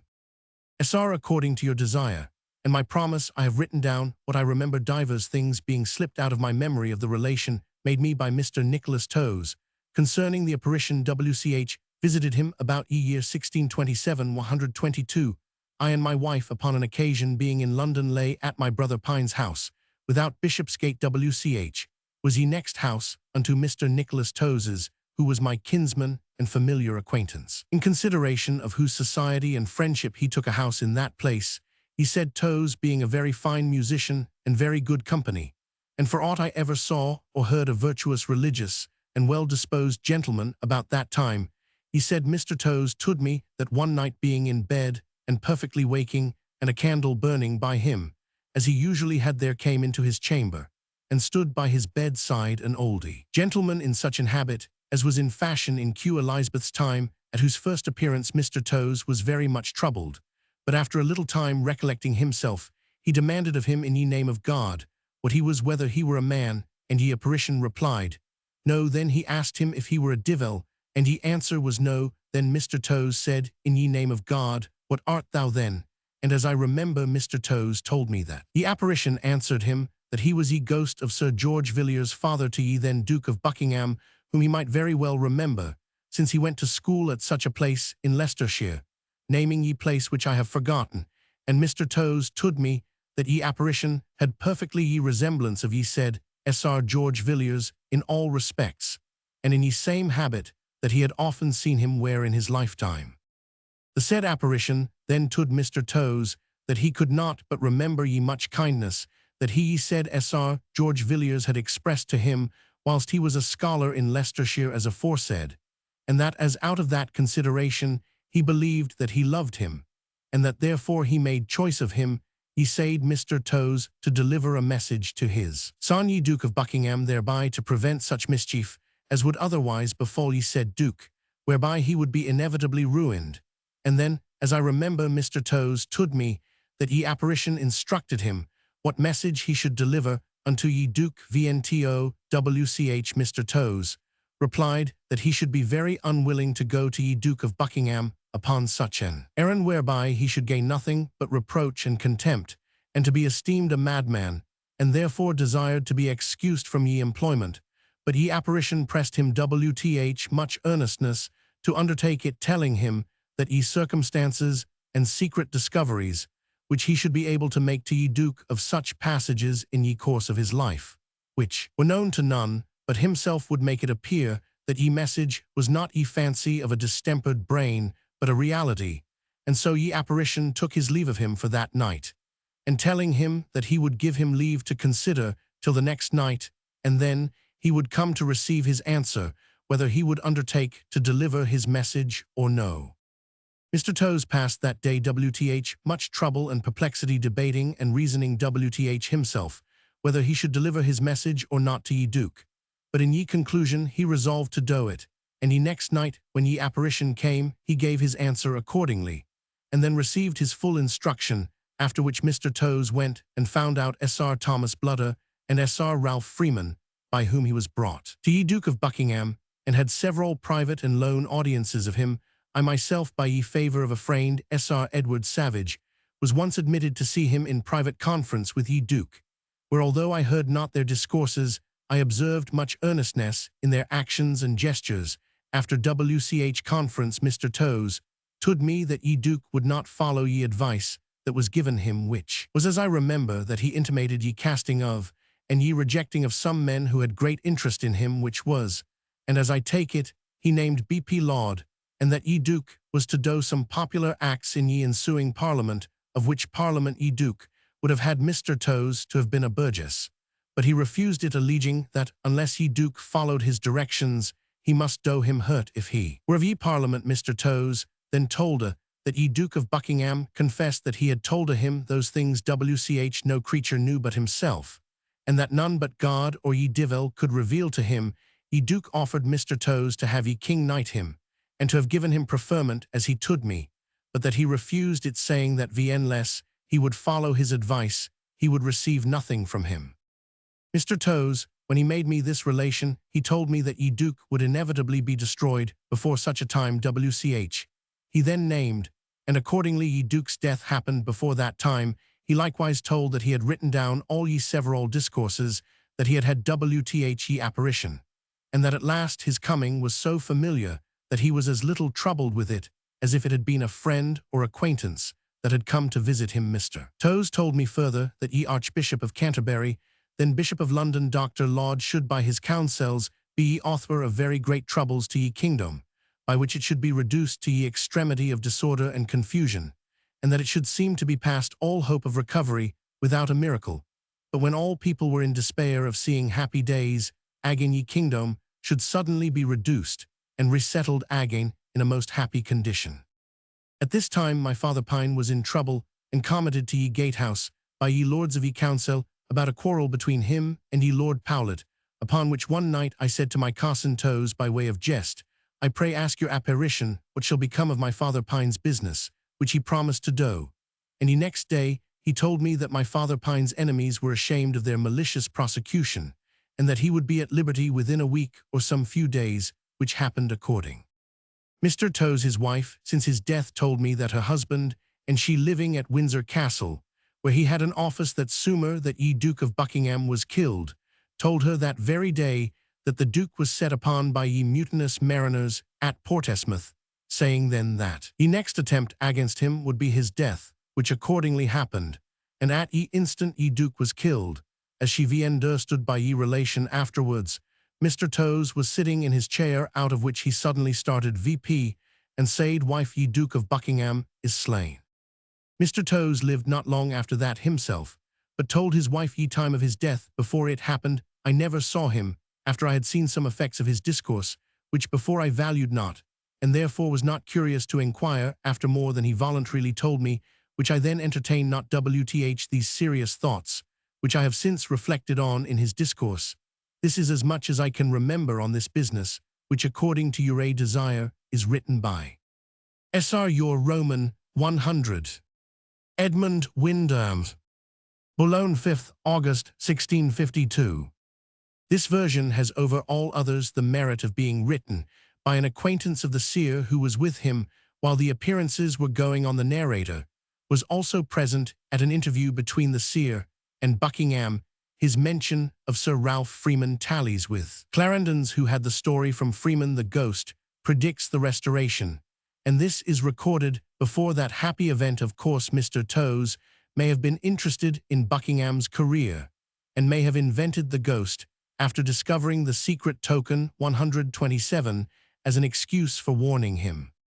The reader can now take his choice among versions of Sir George Villiers' ghost. He must remember that in 1642, Sir Henry Wotton spent some inquiry whether the Duke had any ominous presagement before his end, but found no evidence. Sir Henry told Isaac Walton a story of a dream of an ancestor of his own, whereby some robbers of the university chest at Oxford were brought to Justice Anthony Wood, consulted the records of the year mentioned, and found no trace of any such robbery. We now approach a yet more famous ghost than Sir George's.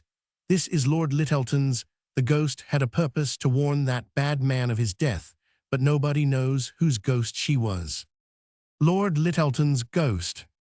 So said Dr. Johnson, "It is the most extraordinary thing that has happened in my day." The doctor's day included the rising of 1745, and of the Wesleyans the seizure of Canada, the 7 Years' War, the American Rebellion, the Cock Lane ghost, and other singular occurrences.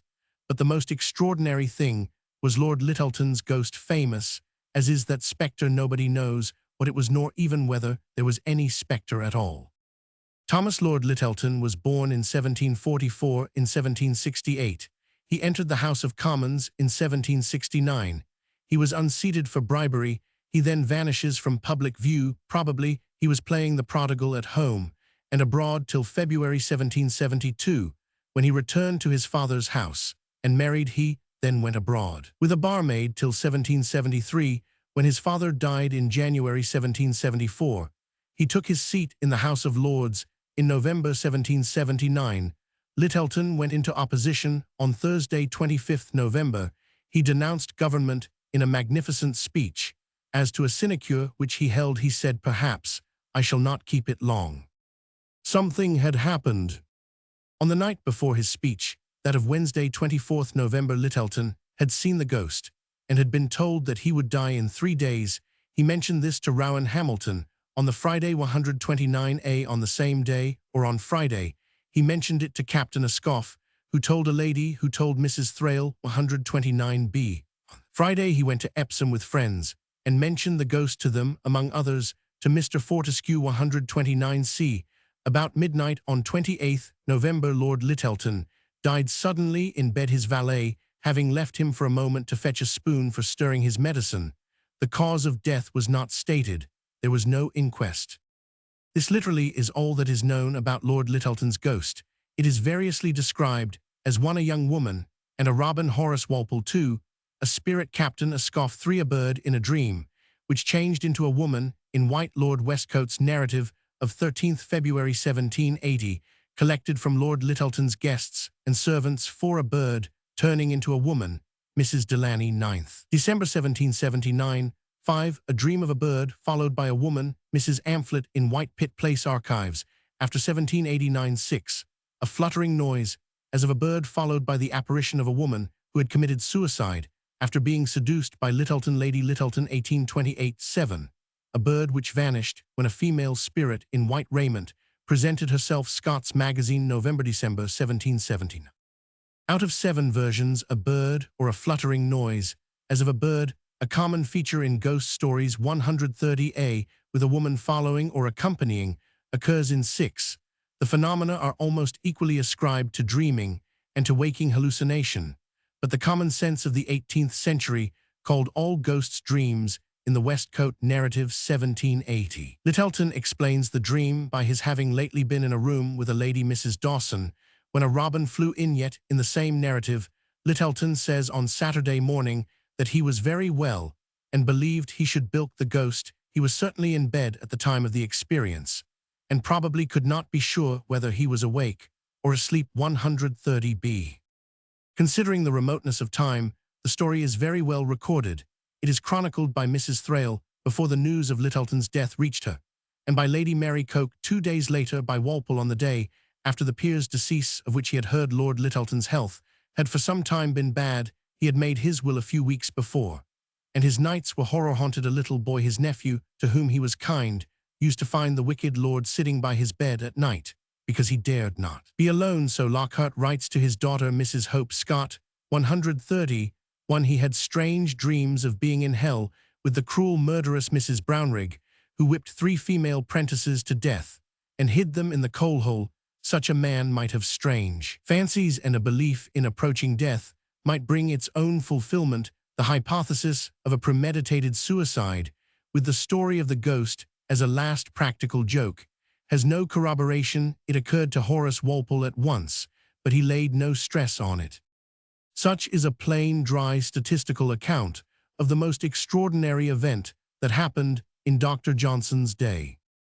However, the story does not end here. On the fatal night, 27th November 1779, Mr. Andrews Roman 1000 p., a friend of Lyttelton's, was awakened by finding Lord Lyttelton drawing his curtains. Suspecting a practical joke, he hunted for his lordship both in his house and in the garden. Of course, he never found him. The event was promptly recorded in the next number of the Scots magazine, December 1779, 132.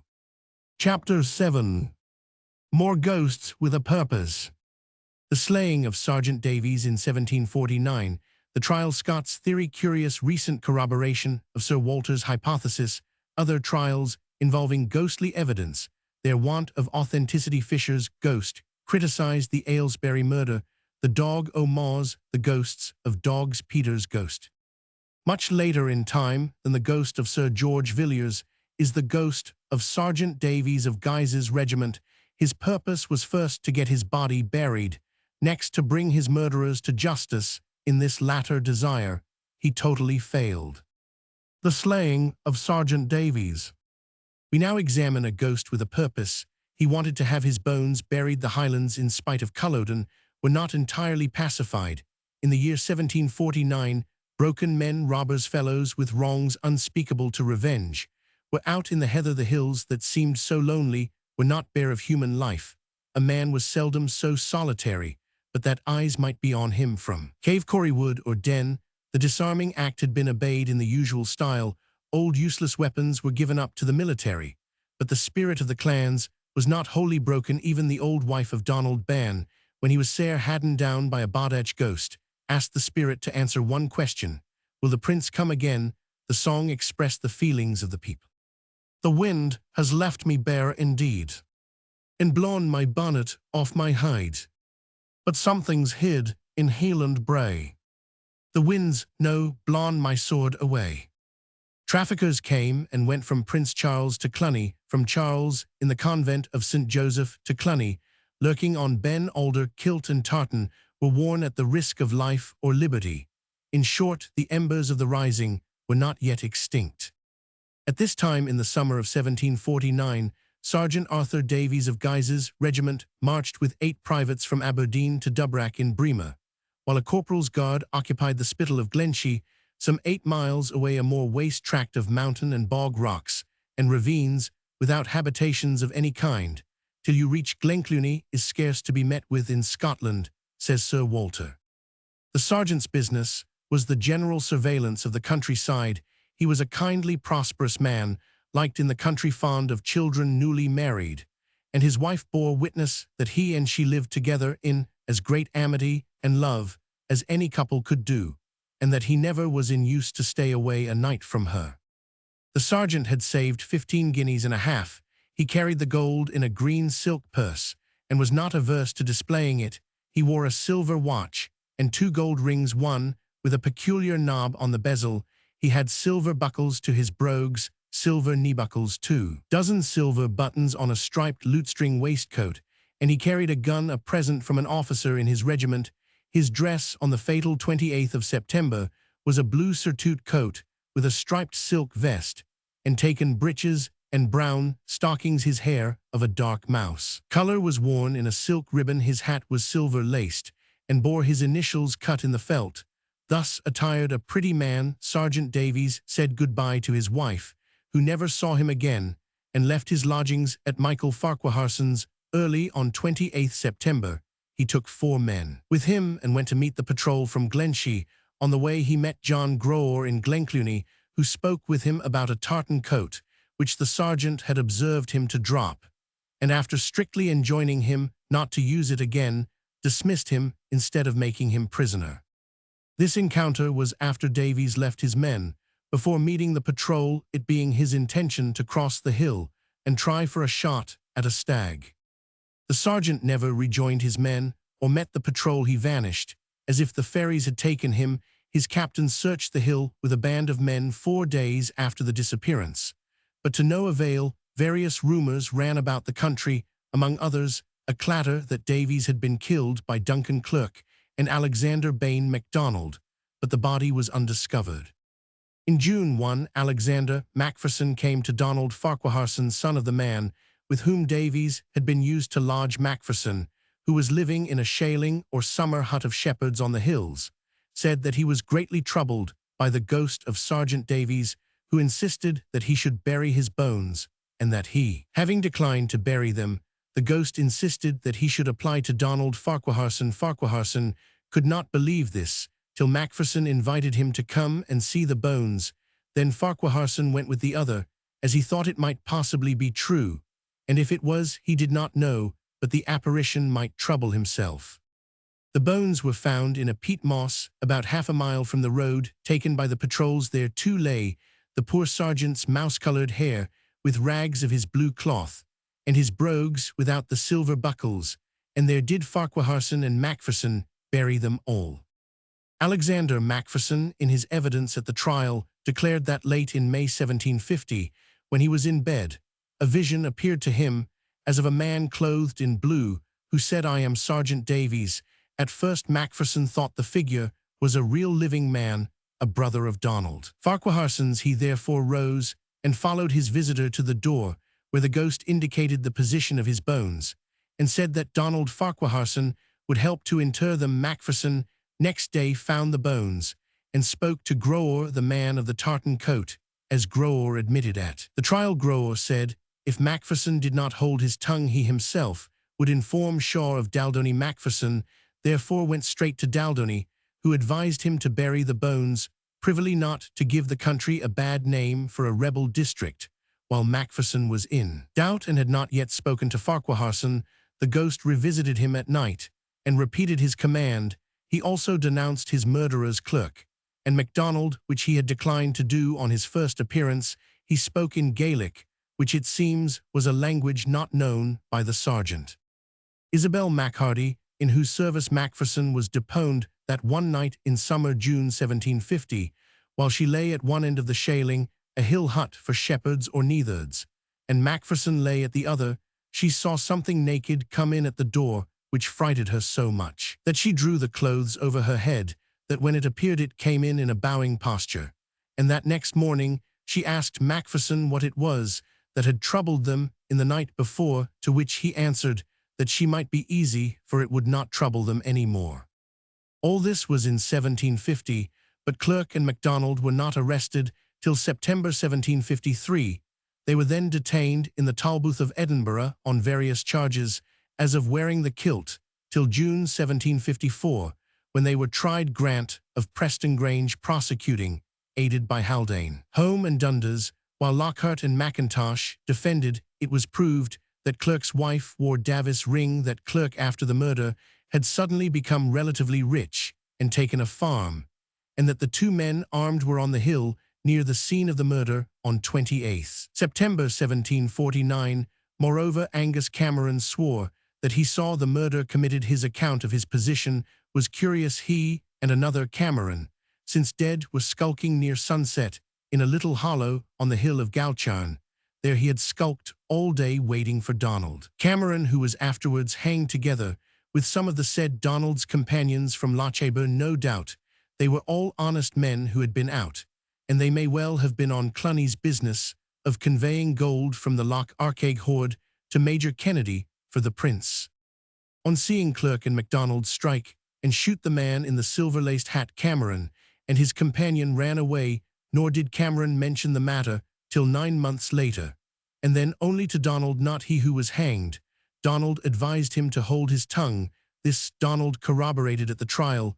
The case against Clerk and MacDonald looked very black, especially as some witnesses fled and declined to appear. Scott, who knew Mackintosh, the counsel for the prisoners, says that their advocates and agent were convinced of their guilt, yet a jury of Edinburgh tradesmen, moved by Mackintosh's banter of the apparition, acquitted the accused solely, as Scott believes, because of the ghost and its. Null Gaelic. It is indeed extraordinary that Preston Grange, the patron of David Balfour, allowed his witnesses to say what the ghost said, which certainly is not evidence. Sir Walter supposes that Macpherson and Mrs. Machardy invented the apparition as an excuse for giving evidence the ghost's commands, according to Highland belief, were not to be disobeyed. Macpherson must have known the facts by ordinary means. We have seen that Clerk and MacDonald were at once suspected there was a clatter against them. But Angus Cameron had not yet told his tale of what he saw. Then who did tell here comes in a curious piece of evidence of the year 1896. A friend writes 29th December 1896. Dear Lang, I enclose a tradition connected with the murder of Sergeant Davies, which my brother picked up lately. Before he had read the story in your Cock Lane, he had heard of the event before, both in Athole and Bremer, and it was this that made him ask the old lady C. next letter about it. He thinks that Glenclwny of your version p. 256 must be Glenclwny, into which out Creostade falls. He also suggests that the person who was chased by the murderers may have got up the ghost in order to shift the odium of tale-bearing to other shoulders. The fact of being mixed up in the affair lends some support to the story here related. Here follows my friend's brother's narrative, the name of the witness being suppressed. Concerning the murder of Sergeant Davies. There is at present living in the neighborhood of an old lady, about 70 years of age. Her maiden name is 140, and she is a native of Bremer, but left that district when about 20 years old, and has never been back to it even for a visit. On being asked whether she had ever heard the story of Sergeant Davies, she at first persisted in denying all knowledge of it. The ordinary version was then related to her, and she listened quietly until it was finished, when she broke out with, "That isn't the way of it at all, for the men were seen, and it was a forbear of my own that saw them. He had gone out to try to get a stag, and had his gun and a deerhound with him. He saw the men on the hill doing something, and thinking they had got a deer, he went towards them. When he got near them, the hound began to run on in front of him, and at that minute he saw what it was they had. He called to the dog, and turned to run away, but saw at once that he had made a mistake, for he had called their attention to himself, and a shot was fired after him, which wounded the dog. He then ran home as fast as he could, never looking behind him, and did not know how far the men followed him. Some time afterwards the dog came home, and he went to see whether it was much hurt, whereupon it flew at him, and had to be killed. They thought that it was trying to revenge itself on him for having left it behind." At this point the old lady became conscious that she was telling the story, and no more could be got out of her. The name of the lady, who keeps a secret of 145 years standing, is the name of a witness in the trial. The whole affair is thoroughly characteristic of the Highlanders and of Scottish jurisprudence after Culloden, while the verdict of not guilty when not proven would have been stretching a point, is evidence to the common sense of the 18th century. 141. There are other cases in Webster, Aubrey, and Glanville of ghosts who tried more successfully to bring their murderers to justice, but the reports of the trials do not exist or cannot be found, and Webster lost a letter which he once possessed, which would have been proof that ghostly evidence was given, and was received at a trial in Durham 1631 or 1632. Reports of old men present were collected for Glanville, but are entirely too vague.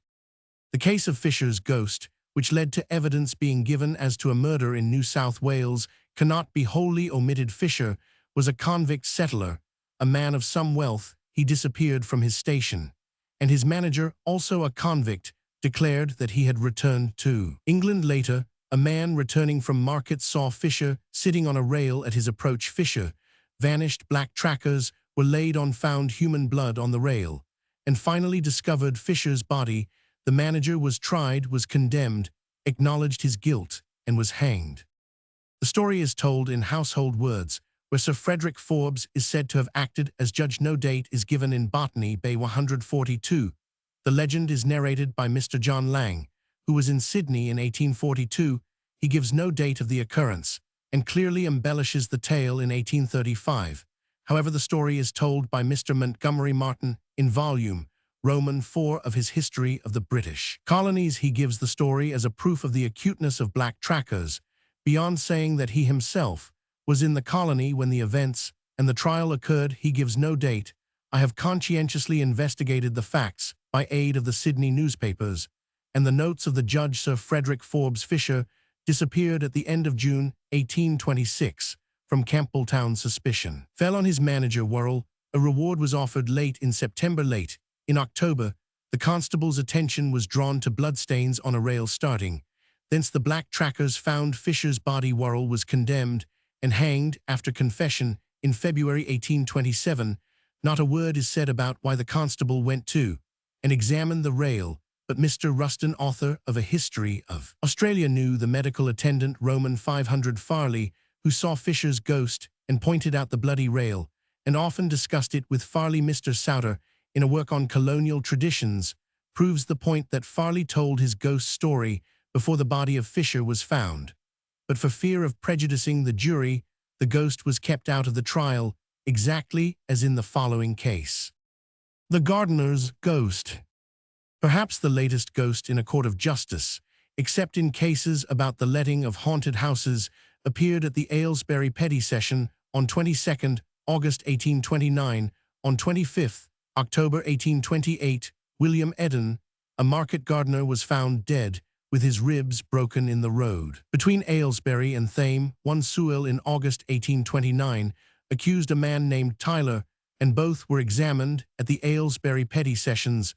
Mrs. Eden gave evidence that she sent 5 or 6 times for Tyler to come and see the corpse. I had some particular reasons for sending for him, which I never did divulge. I will tell you my reasons, gentlemen, if you ask me, in the face of Tyler, even if my life should be in danger for it. The reasons were that, on the night of her husband's murder, something rushed over me, and I thought my husband came by me. I looked up, and I thought I heard the voice of my husband come from near my mahogany table. I thought I saw my husband's apparition, and the man that had done it, and that man was Tyler. I ran out and said, "Oh dear God, my husband is murdered, and his ribs are broken." Lord Nugent, what made you think your husband's ribs were broken? He held up his hands like this, and I saw a hammer or something like a hammer, and it came into my mind that his ribs were broken. Sewell stated that the murder was accomplished by means of a hammer. The prisoners were discharged on 13th September. On 5th March 1830, they were tried at the Buckingham Lent Assizes, were found guilty, and were hanged, protesting their innocence, on 8th March 1830. In the report of Mrs. Eden's evidence at the Assizes, no mention is made of the vision. 144. Here end our ghosts in courts of justice. The following ghost gave evidence of a murder, or rather confessed to one, but was beyond the reach of human laws. This tale of 1730 is still current in Highland tradition. It has, however, been improved and made infinitely more picturesque by several generations of narrators. As we try to be faithful to the best sources, the contemporary manuscript version is here, reprinted from the Scottish Standard Bearer, an organ of the Scotch Episcopalians, October and November 1894. The Dog o' Mars. Account of an apparition that appeared to William Souter, 145a, in the Mars, 1730. This is a copy from that in the handwriting of Bishop Rattray preserved at Craighall, and which was found at Maclear a few years ago, to the proprietor of which, Mr. Mercer. It was probably sent by the Bishop W.W.H. 3rd August 1846. I have sent you an account of an apparition as remarkable perhaps as anything you ever heard of, and which, considered in all its circumstances, leaves, I think, no ground of doubt to any man of common sense. The person to whom it appeared is one William Souter, a tenant of Balgoans, who lives in Middle Mars, within about half a mile from this place on the other side of the river. And in view from our windows of Craighall House, he is about 37 years of age, as he says, and has a wife and bairns.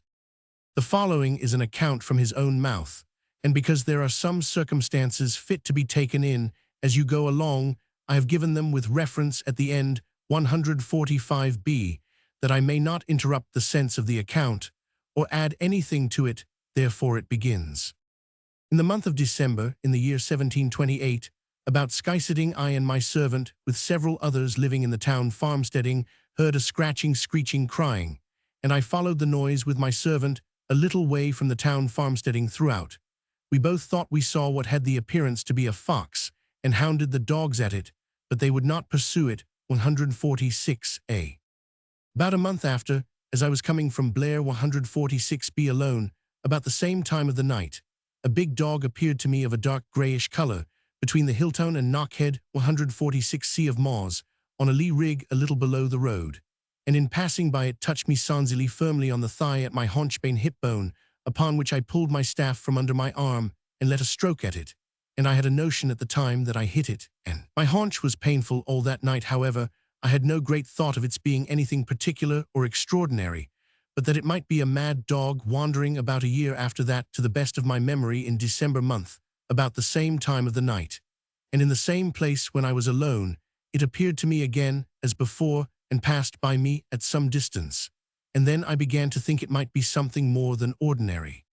In the month of December 1730, as I was coming from Perth, from the Claith Cloth Market, a little before sky-sitting, it appeared to me again, being alone at the same place, and passed by me just as before. I had some suspicion of it then likewise, but I began to think that a neighbour of mine in the Hilltown having an ox lately dead, it might be a dog that had been at the carrion, by which I endeavoured to put the suspicion out of my head. On the second Monday of December 1730, as I was coming from Woodhead, a town farm in the ground of Drumlochy, it appeared to me again in the same place, just about sky-sitting, and after it had passed me, as it was going out of my sight, it spoke with a low voice, so that I distinctly heard it, these words: "Within 8 or 10 days do or die," and it thereupon disappeared. No more passed at that time. On the morrow, I went to my brother, who dwells in the nether aird of Drumlochy, and told him of the last, and of all the former appearances, which was the first time I ever spoke of it to anybody. And I went to see a sister of ours at Glenbelow, who was dying, but she was dead before we came. As we were returning home, I desired my brother, whose name is James Souter, to go forward with me till we should be past the place where it used to appear to me, and just as we had come to it about 10 o'clock at night, it appeared to me again just as formerly, and as it was passing over some ice, I pointed to it with my finger and asked my brother if he saw it, but he said he did not, nor did his servant, who was with us. It spoke nothing at that time, but just disappeared as it passed the ice.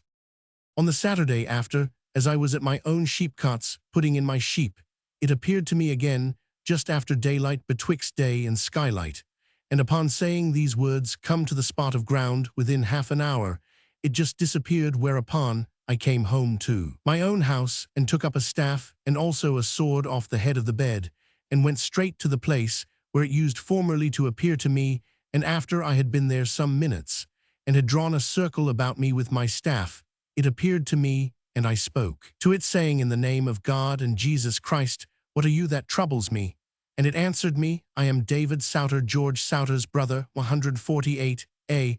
I killed a man more than 35 years ago, when you was new born, at a bush, bs the road, as you go into the aisle 148b, and as I was going away, I stood again, and said David Souter was a man, and you appear like a dog, whereupon it spoke to me again, saying I killed him with a dog, and therefore I am made to speak out of the mouth of a dog, and tell you you must go and bury these bones." Upon this, I went straight to my brother to his house, and told him what had happened to me. My brother, having told the minister of Blair, and I came to the minister on Monday thereafter, as he was examining in a neighbour's house in the same town where I live, and the minister, with my brother and me, and 2 or 3 more, went to the place where the apparition said the bones were buried, when Richaltsey met us accidentally, and the minister told Richaltsey the story in the presence of all that were there assembled, and desired the liberty from him to break up the ground to search for the bones. Richaltsey made some scruples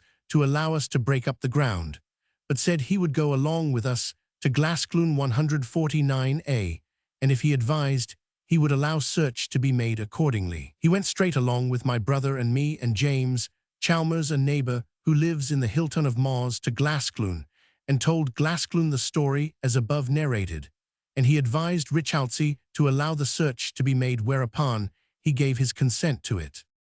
The day after, being Friday, we convened about 30 or 40 men, and went to the isle and broke up the ground in many places searching for the bones, but we found nothing.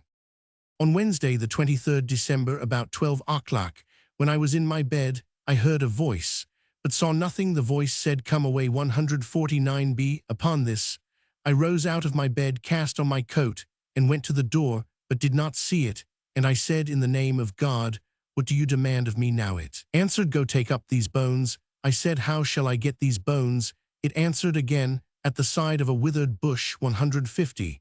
And there are but 7 or 8 of them remaining. I asked, Was there any more guilty of that action? But you. It answered, No. I asked again, What is the reason you trouble me? It answered, Because you are the youngest. Then said I to it, Depart from me, and give me a sign that I may know the particular spot, and give me time here.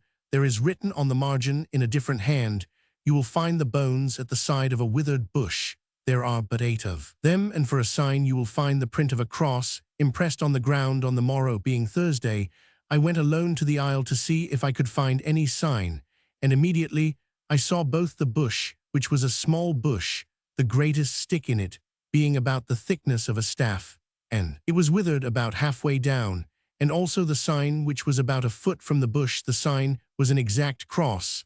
Thus each of the 2 lines was about 1.5 feet in length, and near 3 inches broad, and more than 1 inch deeper than the rest of the ground, as if it had been pressed down, for the ground was not cut. On the morrow, being Friday, I went and told my brother of the voice that had spoken to me, and that I had gone and seen the bush which it directed me to, and the above-mentioned sign at it. The next day, being Saturday, my brother and I went together, with 7 or 8 men with us, to the isle. About sunrising, we all saw the bush and the sign at it, and upon breaking up the ground just at the bush, we found the bones, viz. The chafteth jawteeth molars in it, one of the thigh bones, one of the shoulder blades, and a small bone which we supposed to be a collar bone, which was more consumed than any of the rest, and 2 other small bones, which we thought to be bones of the sword arm. By the time we had digged up those bones, there convened about 40 men, who also saw them. The minister and Richaltsea came to the place, and saw them. We immediately sent to the other side of the water, to Claywat 151, to a wright that was cutting timber there, whom Claywat brought over with him, who immediately made a coffin for the bones, and my wife brought linen to wrap them in, and I wrapped the bones in the linen myself, and put them in the coffin before all these people, and sent for the mortcloth, and buried them in the churchyard of Blair. That evening there were near 100 persons at the burial, and it was a little after sunset when they were buried. This above account I have written down as dictated to me by William Souter, in the presence of Robert Graham, brother to the Laird of Balgowan, and of my 2 sons James and John Rattray, at Craighole, 30th December 1730. We at Craighole heard nothing of this history till after the search was over, but it was told us on the morrow by some of the servants who had been with the rest at the search, and on Saturday Glascloon's son came over to Craighole, and told us that William Souter had given a very distinct account of it to his father. On St. Andrew's Day, the 1st of December, this David Souter, the ghost, listed himself a soldier, being very soon after the time the apparition said the murder was committed, and William Souter declares he had no remembrance of him till that apparition named him as brother to George Souter. Then he said he began to recollect that, when he was about 10 years of age, he had seen him once at his father's in a soldier's habit, after which he went abroad, and was never more heard of. Neither did William ever before hear of his having listed as a soldier, neither did William ever before hear of his having killed a man, nor indeed was there ever anything heard of it in the country, and it is not yet known who the person was that was killed, and whose bones are now found. My son John and I went within a few days after to visit Glascloon, and had the account from him as William had told him over. From thence we went to Middlemas to hear it from himself, but he being from home, his father, who also lives in that town, gave us the same account of it which Glascloon had done, and the poor man could not refrain from shedding tears as he told it. As Glascloon told us, his son was under very great concern when he spoke of it to him. We all thought this a very odd story, and were under suspense about it, because the bones had not been found upon the search. Another account that also seems to have been written by the bishop mentions that the murderer on committing the deed went home, and on looking in at the window, he saw William Souter lying in a cradle. Hence, it was the gayest always came to him, and not to any of the other relations. Mr. Hay Newton of Newton Hall, a man of great antiquarian tastes in the last generation, wrote the following notes on the matter.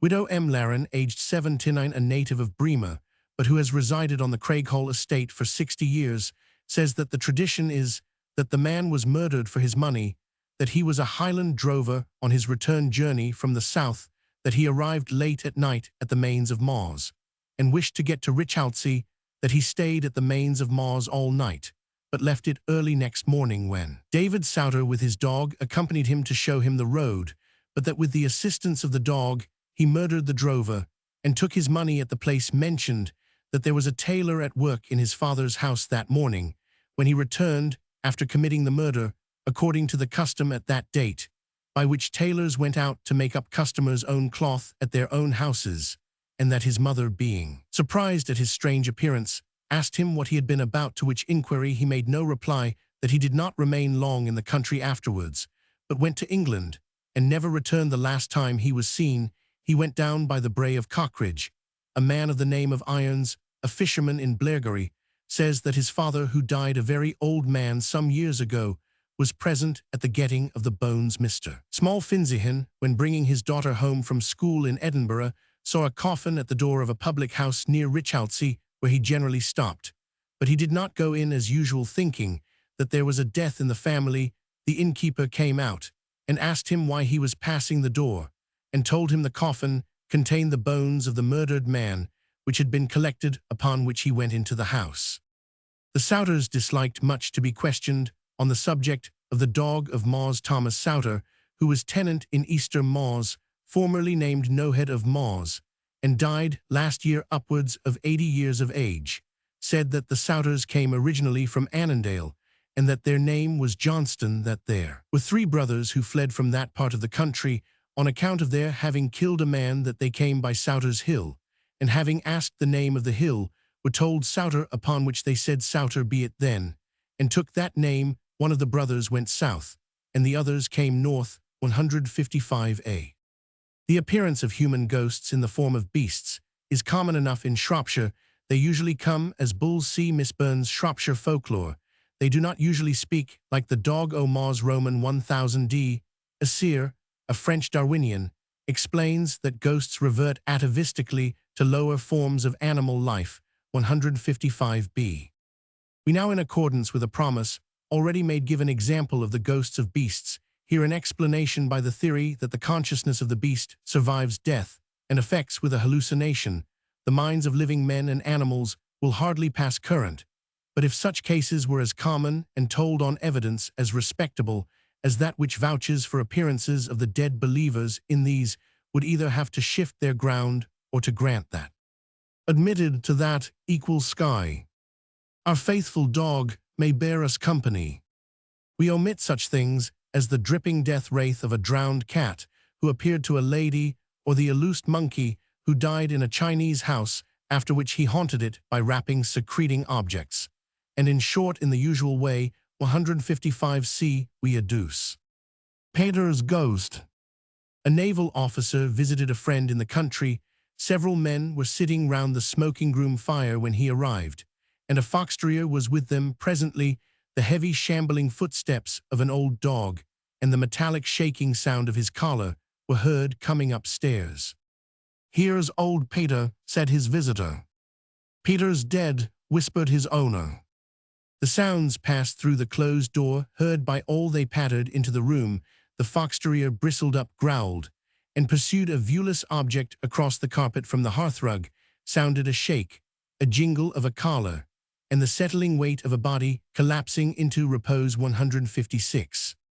This pleasing anecdote rests on what is called nautical evidence, which for reasons inexplicable to me was in these matters distrusted by Sir Walter Scott. Chapter 8. More ghosts with a purpose. Ticonderoga, the Beresford ghost. Sources of evidence. The family version, a new old-fashioned ghost, 1:30 put out the light. The ghost in the following famous tale had a purpose. He was a Highland ghost, a Campbell, and desired vengeance on a Macnivan who murdered him. The ghost practically cried cruetchen and tried to rouse the clan, failing in this owing to Inverrow's loyalty to his oath. The ghost uttered a prophecy. The tale is given in the words of Miss Elspeth Campbell, who collected it at Inverrow from a Highland narrator. She adds a curious supplementary tradition in the Argyll family. Ticonderoga. It was one evening in the summer of the year 1755 that Campbell of Inverrow 157 was on Cruetchen hillside. He was startled by seeing a man coming towards him at full speed. A man ragged, bleeding, and evidently suffering agonies of terror. "The avengers of blood are on my track. Oh, save me," the poor wretch managed to gasp out. Inverrow, filled with pity for the miserable man, swore by the word of an Inverrow, which never failed friend or foe, yet to save him. Inverrow then led the stranger to the secret cave on Cruetchen Hill's side. None knew of this cave but the Laird of Inverrow himself, as the secret was most carefully kept, and had been handed down from father to son for many generations. The entrance was small, and no one passing would for an instant suspect it to be other than a Todd's Hole 158A. But within were fair-sized rooms, one containing a well of the purest spring water. It is said that Wallace and Bruce had made use of this cave in earlier days. Here Inverrow left his guest. The man was so overcome by terror that he clung on to Inverrow's plaid 158, imploring him not to leave him alone. Inverrow was filled with disgust at this cowardly conduct, and already almost repented, having plighted his word to save such a worthless creature. On Inverrow's return home, he found a man in a state of great excitement waiting to see him. This man informed him of the murder of his Inverrow's foster brother by one Macnivan. "We have said he tracked the murderer to within a short distance of this place, and I am here to warn you in case he should seek your protection." Inverrow turned pale and remained silent, not knowing what answer to give the man, knowing the love that subsisted between the foster brothers, thought this silence arose from grief alone, and left the house to pursue the search for Macnivan further. The compassion Inverrow felt for the trembling man he had left in the cave turned to hate when he thought of his beloved foster brother murdered. But as he had plighted his word to save him he must, and would as soon therefore as night fell. He went to the cave with food, and promised to return with more the next day. Thoroughly worn out, as soon as he reached home, he retired to rest, but sleep he could not, so taking up a book, he began to read. A shadow fell across the page. He looked up, and saw his foster brother standing by the bedside. But oh, how changed! His fair hair clotted with blood, his face pale and drawn, and his garments all gory. He uttered the following words: "Inverrow shield, not the murderer, blood must flow for blood," and then faded away out of sight. In spite of the spirit's commands, Inverrow remained true to his promise, and returned next day to Macnivan with fresh provisions. That night his foster brother again appeared to him, uttering the same warning: Inverrow shield, not the murderer, blood must flow for blood." At daybreak, Inverrow hurried off to the cave, and said to Macnivan, "I can shield you no longer, you must escape as best you can." Inverrow now hoped to receive no further visit from the vengeful spirit. In this he was disappointed, for at the usual hour the ghost appeared, and in anger said, "I have warned you once, I have warned you twice. It is too late now. We shall meet again at Ticonderoga." Inverrow rose before dawn and went straight to the cave. Macnivan was gone. Inverrow saw no more of the ghost, but the adventure left him a gloomy, melancholy man. Many a time he would wander on Cruetchen Hill's side, brooding over his vision, and people passing him would see the faraway look in his eyes, and would say one to the other, "The pure Laird, he is aye thinking on him that is gone." Only his dearest friends knew the cause of his melancholy. In 1756, the war between the English and French in America broke out. The 42nd Regiment embarked and landed at New York in June of that year. Campbell of Inverrow was a major in the regiment. The lieutenant colonel was Francis Grant from New York. The 42nd proceeded to Albany, where the regiment remained inactive till the spring of 1757. One evening, when the 42nd was still quartered at this place, Inverrow asked the colonel if he had ever heard of a place called Ticonderoga 160. Colonel Grant replied he had never heard the name before. Inverrow then told his story, Most of the officers were present at the time. Some were impressed, others were inclined to look upon the whole thing as a joke. But seeing how very much disturbed Invero was about it all, even the most unbelieving refrained from bantering him. In 1758, an expedition was to be directed against Ticonderoga on Lake George, a fort erected by the French. The Highlanders were to form part of this expedition. The force was under Major General Abercrombie. Ticonderoga was called by the French St. Louis really Fort Caroline, and Invero knew it by no other name. One of the officers told Colonel Grant that the Indian name of the place was Ticonderoga. Grant, remembering Campbell's story, said, "For God's sake, don't let Campbell know this, or harm will come of it." The troops embarked on Lake George and landed without opposition near the extremity of the lake early in July. They marched from there through woods upon Ticonderoga, having had one successful skirmish, with the enemy driving them back. With considerable loss, Lord Howe was killed in this engagement. On the 10th of July, the assault was directed to be commenced by the pickets 162. The grenadiers were to follow, supported by the battalions and reserves. The Highlanders and 55th Regiment formed the reserve. In vain the troops attempted to force their way through the abattis, they themselves being exposed to a heavy artillery and musket fire from an enemy well under cover. The Highlanders could no longer be restrained and rushed forward from the reserve, cutting and carving their way through trees and other obstacles with their claymores. The deadly fire still continued from the fort, as no ladders had been provided for scaling the breastwork.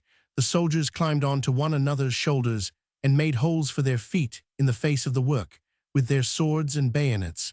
But as soon as a man reached the top, he was thrown down. Captain John Campbell and a few men succeeded at last in forcing their way over the breastworks, but were immediately cut down. After a long and desperate struggle lasting, in fact, nearly 4 hours, General Abercrombie gave orders for a retreat. The troops could hardly be prevailed upon to retire, and it was not till the order had been given for the third time that the Highlanders withdrew from the hopeless encounter. The loss sustained by the regiment was as follows: 8 officers, 9 sergeants, and 297 men killed, 17 officers, 10 sergeants, and 306 men wounded. Invero, after having fought with the greatest courage, received at length his death wound. Colonel Grant hastened to the dying man's side, who looked reproachfully at him, and said, "You deceived me. This is Ticonderoga, for I have seen him." Invero never spoke again. Invero's son, an officer in the same regiment, also lost his life at Ticonderoga. On the very day that these events were happening in faraway America, 2 ladies, Miss Campbell of Edareen and her sister, were walking from Kilmallow to Inverary, and had reached the then new bridge over the Array. One of them happened to look up at the sky. She gave a call to her sister to look also. They both of them saw in the sky what looked like a siege going on. They saw the different regiments with their colors, and recognized many of their friends among the Highlanders. They saw Invero and his son fall, and other men whom they knew. When they reached Inverary, they told all their friends of the vision they had just seen. They also took down the names of those they had seen fall, and the time and date of the occurrence. The well-known Danish physician Sir William Hart was together with an Englishman and a servant walking round the castle of Inverary. These men saw the same phenomena and confirmed the statements made by the 2 ladies. Weeks after, the Gazette corroborated their statements in its account of the attempt made on Ticonderoga. Every detail was correct in the vision, down to the actual number of the killed and wounded. But there was sorrow throughout Argyll long before the Gazette appeared. We now give the best attainable version of a yet more famous legend, the Tyrone Ghost. The literary history of the Tyrone Ghost is curious. In 1802, Scott used the tale as the foundation of his ballad The Eve of St. John, and referred to the tradition of a noble Irish family in a note. In 1858, the subject was discussed in Notes and Queries. A reference was given to Leon privately printed Grand Juries of Westmeath from 1751. The version from that rare work, a version dated Dublin, August 1802, was published in Notes and Queries of 24th July 1858. In December 1896, a member of the Beresford family published The Nines, a journal of the Wiltshire Regiment. The account which follows derived from a MS at Curragmore written by Lady Betty Cobb, granddaughter of the ghost-seer Lady Beresford. The writer in the Nines remembers Lady Betty. The account of 1802 is clearly derived from the Curragmore MS, but omits dates, calls Sir Tristram Beresford. Sir Marcus leaves out the visit to Gill Hall, where the ghost appeared, and substitutes blanks for the names of persons concerned. Otherwise, the differences in the two versions are mainly verbal. The Beresford ghost. There is at Curragmore, the seat of Lord Waterford in Ireland, a manuscript account of the tale, such as it was originally received and implicitly believed in by the children and grandchildren of the lady, to whom Lord Tyrone is supposed to have made the supernatural appearance after death. The account was written by Lady Betty Cobb, the youngest daughter of Marcus Earl of Tyrone and granddaughter of Nicola S. Lady Beresford. She lived to a good old age, in full use of all her faculties, both of body and mind. I can myself remember her, for when a boy I passed through Bath on a journey with my mother, and we went to her house there, and had luncheon. She appeared to my juvenile imagination a very appropriate person to revise and transmit such a tale, and fully adapted to do ample justice to her subject matter.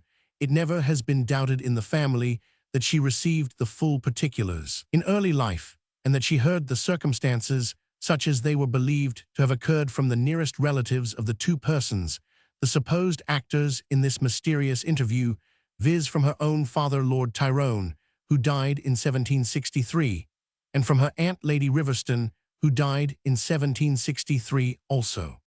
These two were both with their mother Lady Beresford on the day of her decease, and they without assistance or witness took off from their parents' wrist the black bandage, which she had always worn on all occasions and times, even at court, as some very old persons who lived well into the 18th century testified, having received their information from eyewitnesses of the fact. There was an oil painting of this lady in Tyrone House, Dublin, representing her with a black ribbon bound round her wrist. This portrait disappeared in an unaccountable manner. It used to hang in one of the drawing rooms in that mansion with other family pictures when Henry Marquis of Waterford sold the old town residence of the family and its grounds to the government. As the site of the Education Board, he directed Mr. Watkins, a dealer in pictures and a man of considerable knowledge in works of art and virtu, to collect the pictures, etc., etc., which were best adapted for removal to Curragmore. Mr. Watkins especially picked out this portrait, not only as a good work of art, but as one which from its associations deserved particular care and notice. When however the lot arrived at Curragmore and was unpacked, no such picture was found, and though Mr. Watkins took great pains and exerted himself to the utmost to trace what had become of it, to this day, nearly 40 years, not a hint of its existence has been received or heard of. John Lepoer, Lord Decize, was the eldest son of Richard Earl of Tyrone and of Lady Dorothy Annesley, daughter of Arthur Earl of Anglesey. He was born 1665, succeeded his father 1690, and died 14th October 1693. He became Lord Tyrone at his father's death, and is the ghost of the story. Nicola Sophie Hamilton was the second and youngest daughter and co-heiress of Hugh Lord Glenawley, who was also Baron Lunge in Sweden. Being a zealous royalist, he had, together with his father, migrated to that country in 1643, and returned from it at the Restoration. He was of a good old family, and held considerable landed property in the county Tyrone near Ballygawley. He died there in 1679. His eldest daughter and co-heiress, Arabella Susanna, married in 1683 Sir John Macgill of Gill Hall in the county Down. Nicola S., the second daughter, was born in 1666 and married Sir Tristram Beresford in 1687.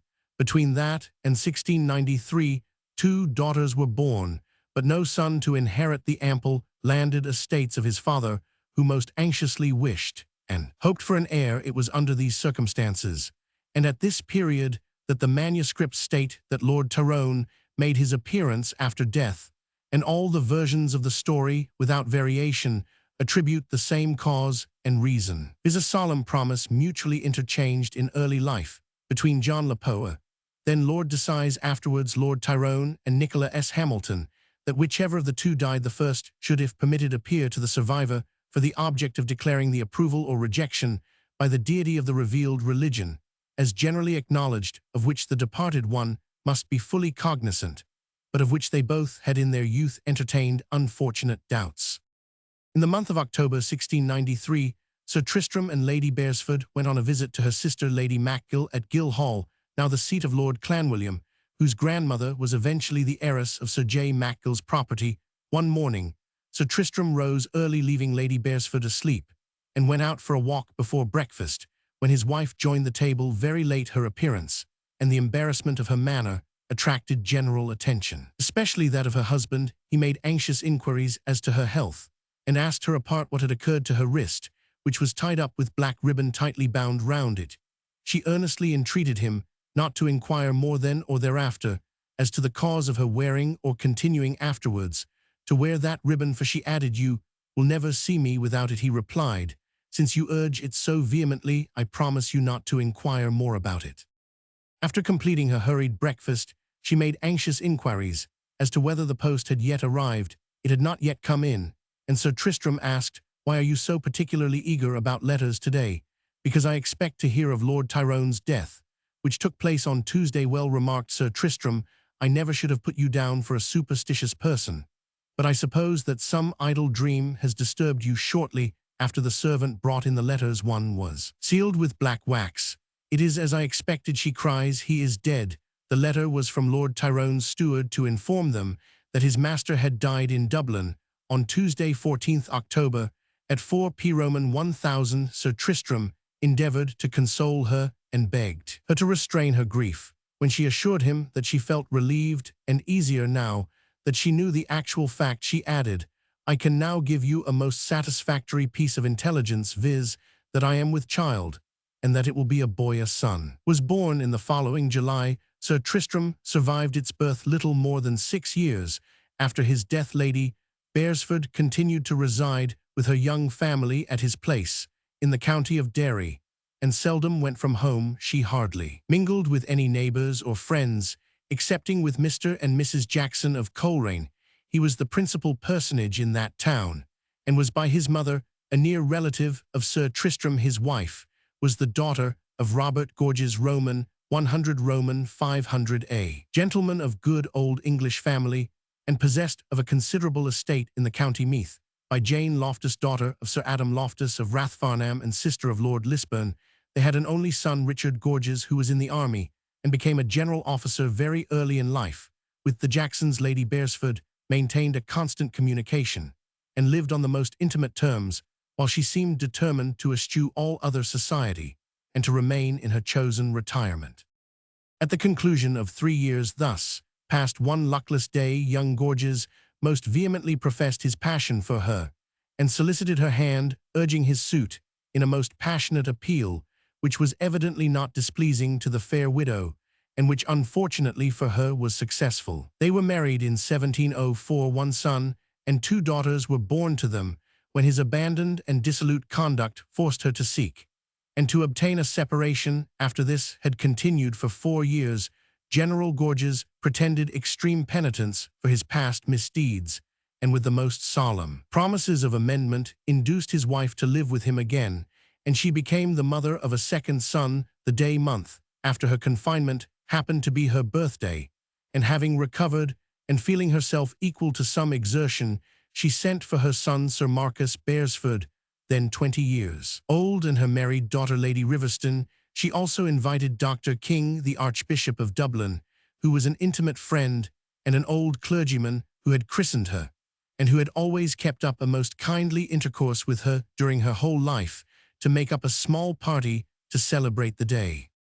In the early part of it, Lady Beresford was engaged in a kindly conversation with her old friend the clergyman, and in the course of it said, "You know that I am 48 this day." "No, indeed," he replied, "you are only 47, for your mother had a dispute with me once on the very subject of your age, and I in consequence sent and consulted the registry, and can most confidently assert that you are only 47 this day. You have signed my death warrant." Then she cried, "Leave me, I pray, for I have not much longer to live, but have many things of grave importance to settle before I die. Send my son and my daughter to me. Immediately the clergyman did. As he was bidden, he directed Sir Marcus and his sister to go instantly to their mother, and he sent to the archbishop and a few other friends to put them off from joining the birthday party. When her two children repaired to Lady Beresford, she thus addressed them: "I have something of deep importance to communicate to you, my dear children. Before I die, you are no strangers to the intimacy and the affection which subsisted in early life between Lord Tyrone and myself. We were educated together when young, under the same roof, in the pernicious principles of deism.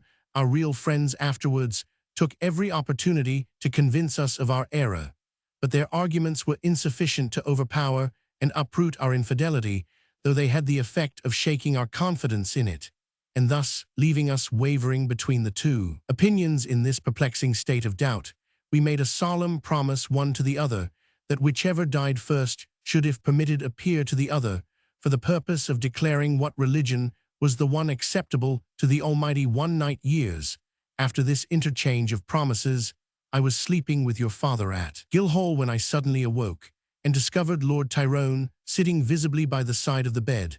I screamed out and vainly endeavored to rouse Sir Tristram. "Tell me," I said, "Lord Tyrone, why and wherefore are you here at this time of the night?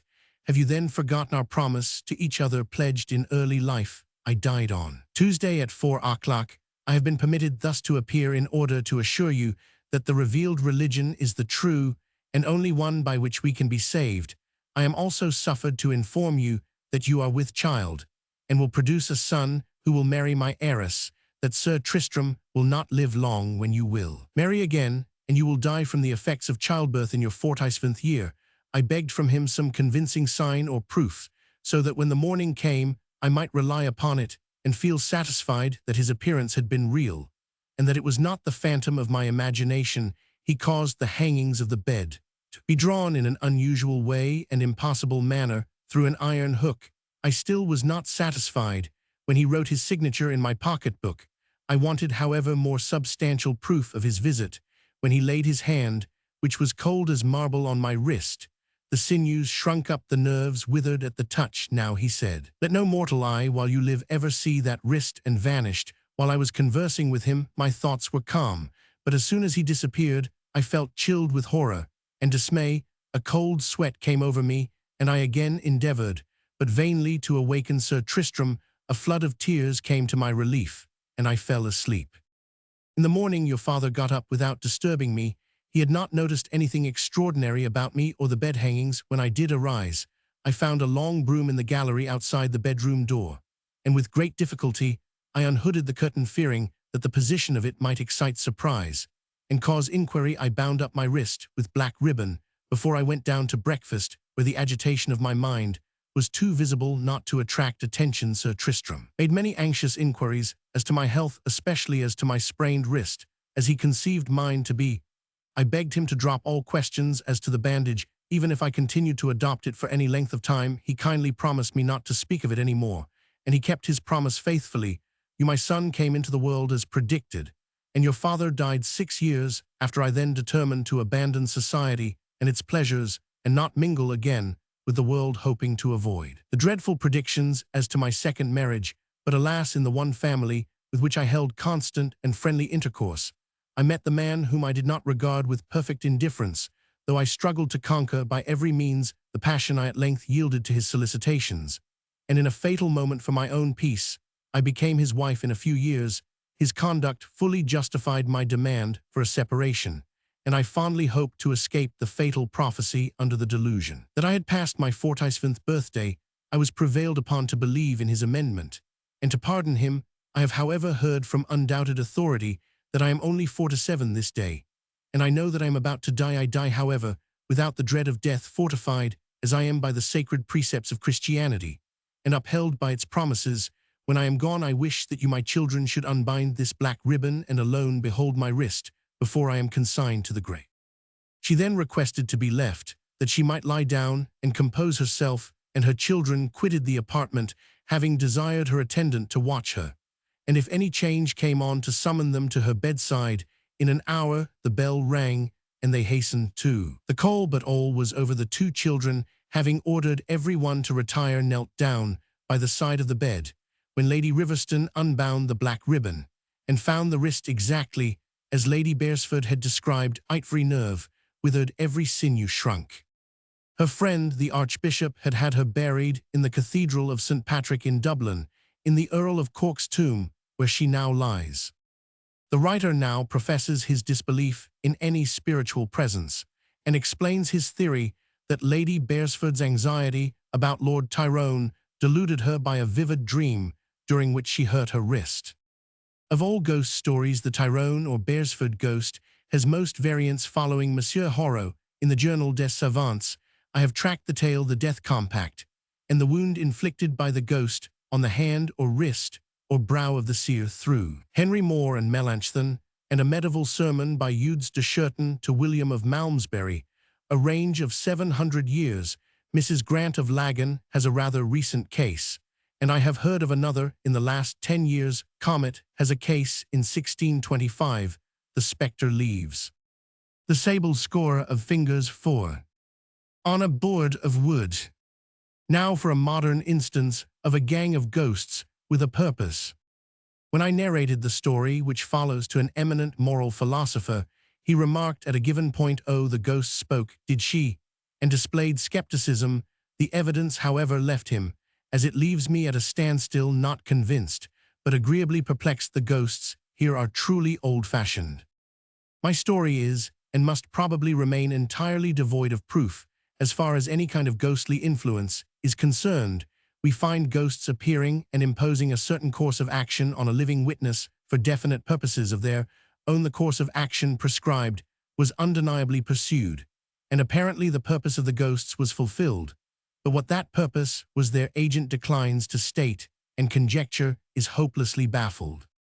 The documents in the affair have been published by the Society for Psychical Research Proceedings, Vol. Roman 11 p. 547, and are here used for reference.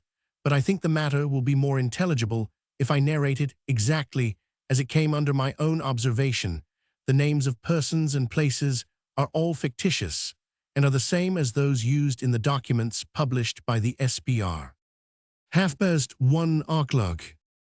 In October 1893, I was staying at a town which we shall call Rappingham. One night, I and some kinsfolk dined with another old friend of all of us, a Dr. Ferrier. In the course of dinner, he asked apropos de Botts, "Have you heard of the ghost in Blake Street, a sunny, pleasant street of respectable but uninteresting antiquity in Rappingham?"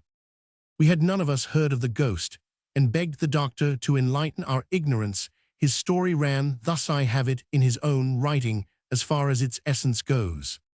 The house, he said, belongs to my friends, the Applebys, who let it as they live elsewhere. A quiet couple took it, and lived in it for 5 years. When the husband died and the widow went away, they made no complaint. While tenants, the house stood empty for some time, and all I know personally about the matter is that my wife and the children were in the dining room one Sunday, when we heard unusual noises in the drawing room overhead. We went through the rooms, but could find no cause or explanation of the disturbance, and thought no more about it. About 6 or 7 years ago, I let the house to a Mr. Buckley, who is still the tenant. He was unmarried, and his family consisted of his mother and sisters. They preceded him to put the place in order, and before his arrival came to me in some irritation, complaining that I had let them a haunted house. They insisted that there were strange noises, as if heavy weights were being dragged about or heavy footsteps pacing in the rooms. And on the stairs, I said that I knew nothing about the matter. The stairs are of stone. Water is only carried up to the first floor. There is an unused system of hot air pipes. 177. Something went wrong with the water main in the area once, but the noises lasted after it was mended. I think Mr. Buckley, when he arrived, never heard anything unusual, but one evening, as he walked upstairs carrying an ink bottle, he found his hand full of some liquid. Thinking that he had spilt the ink, he went to a window, where he found his hand full of water, to account for which there was no stain on the ceiling or anything else that he could discover. On another occasion, one of the young ladies was kneeling by a trunk in an attic alone, when water was switched over her face, as if from a wet brush. 177b. There was a small pool of water on the floor, and the wall beyond her was sprinkled. Time went on, and the disturbances were very rare, in fact ceased for 2 years, till the present week, when Mrs. Clafton, a widow accompanied by 2 of her children, came to stay with the Buckleys, 177C. She had heard of the disturbances, and the theory of hauntings. I don't know if these things interested her or not. Early on Monday, 9th October, Mrs. Clafton came to consult me. Her story was this: about 1:15 on Sunday night or Monday morning, she was in bed with one of her children, the other sleeping in the room. She was awakened by footsteps on the stair, and supposed that a servant was coming to call her to Miss Buckley, who was Roman 99. The steps stopped at the door, then the noise was repeated. Mrs. Clafton lit her bedroom candle, opened the door, and listened. There was no one there. The clock on the landing pointed to 20 minutes past 1. Mrs. Clafton went back to bed, read a book, fell asleep, and woke to find the candle still lit. But low in the socket she heard a sigh, and saw a lady unknown to her, her head swathed in a soft white shawl, her expression gentle and refined, her features much emaciated. The appearance said, "Follow me," and Mrs. Clafton, taking the bedroom candle, rose and followed out on to the landing, and so into the adjacent drawing room. She cannot remember opening the door, which the housemaid had locked outside, and she owns that this passage is dreamlike in her memory. Seeing that her candle was flickering out, she substituted for it a pink one taken from a chiffonier. The figure walked nearly to the window, turned 3/4 round, said "tomorrow," and was no more seen. Mrs. Clafton went back to her room, where her eldest child asked, "Who is the lady in white?" "Only me, mother, go to sleep," she thinks she answered. After lying awake for 2 hours with gas burning, she fell asleep. The pink candle from the drawing-room chiffonier was in her candlestick in the morning. After hearing the lady's narrative, I told her to try change of air, which she declined as cowardly, so as she would stay on at Mr. Buckley's. I suggested that an electric alarm communicating with Miss Buckley's room should be rigged up, and this was done. Here the doctor paused, and as the events had happened within the week, we felt that we were at last on the track of a recent ghost. Next morning, about 1, the Buckleys were aroused by a tremendous peal of the alarm. Mrs. Clafton they found in a faint next morning, 179. She consulted me as to the whereabouts of a certain place. Let me call it Meresby. I suggested the use of a postal directory. We found Meresby, a place extremely unknown to fame, in an agricultural district. About 5 hours from London, in the opposite direction from Rappingham to this place.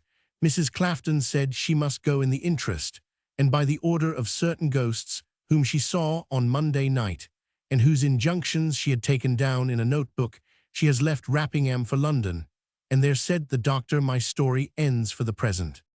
We expected it to end for good and all, but in the course of the week came a communication to the doctor in writing from Mrs. Clafton's governess.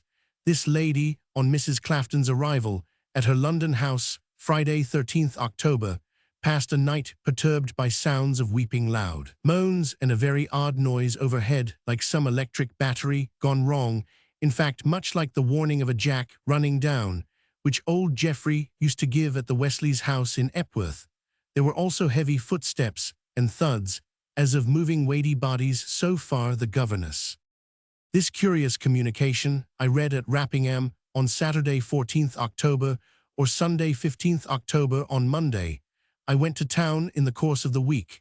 I received a letter from my kinsman in Rappingham, saying that Mrs. Clafton had written to Dr. Ferrier, telling him that she had gone to Meresby on Saturday, had accomplished the bidding of the ghosts, and had lodged with one Joseph Wright, the parish clerk. Her duty had been to examine the Meresby parish registers, and to compare certain entries with information given by the ghosts and written by her in her notebook. If the entries in the parish register tallied with her notes, she was to pass the time between 1 o'clock and 1:30 alone in Meresby church, and receive a communication from the spectres.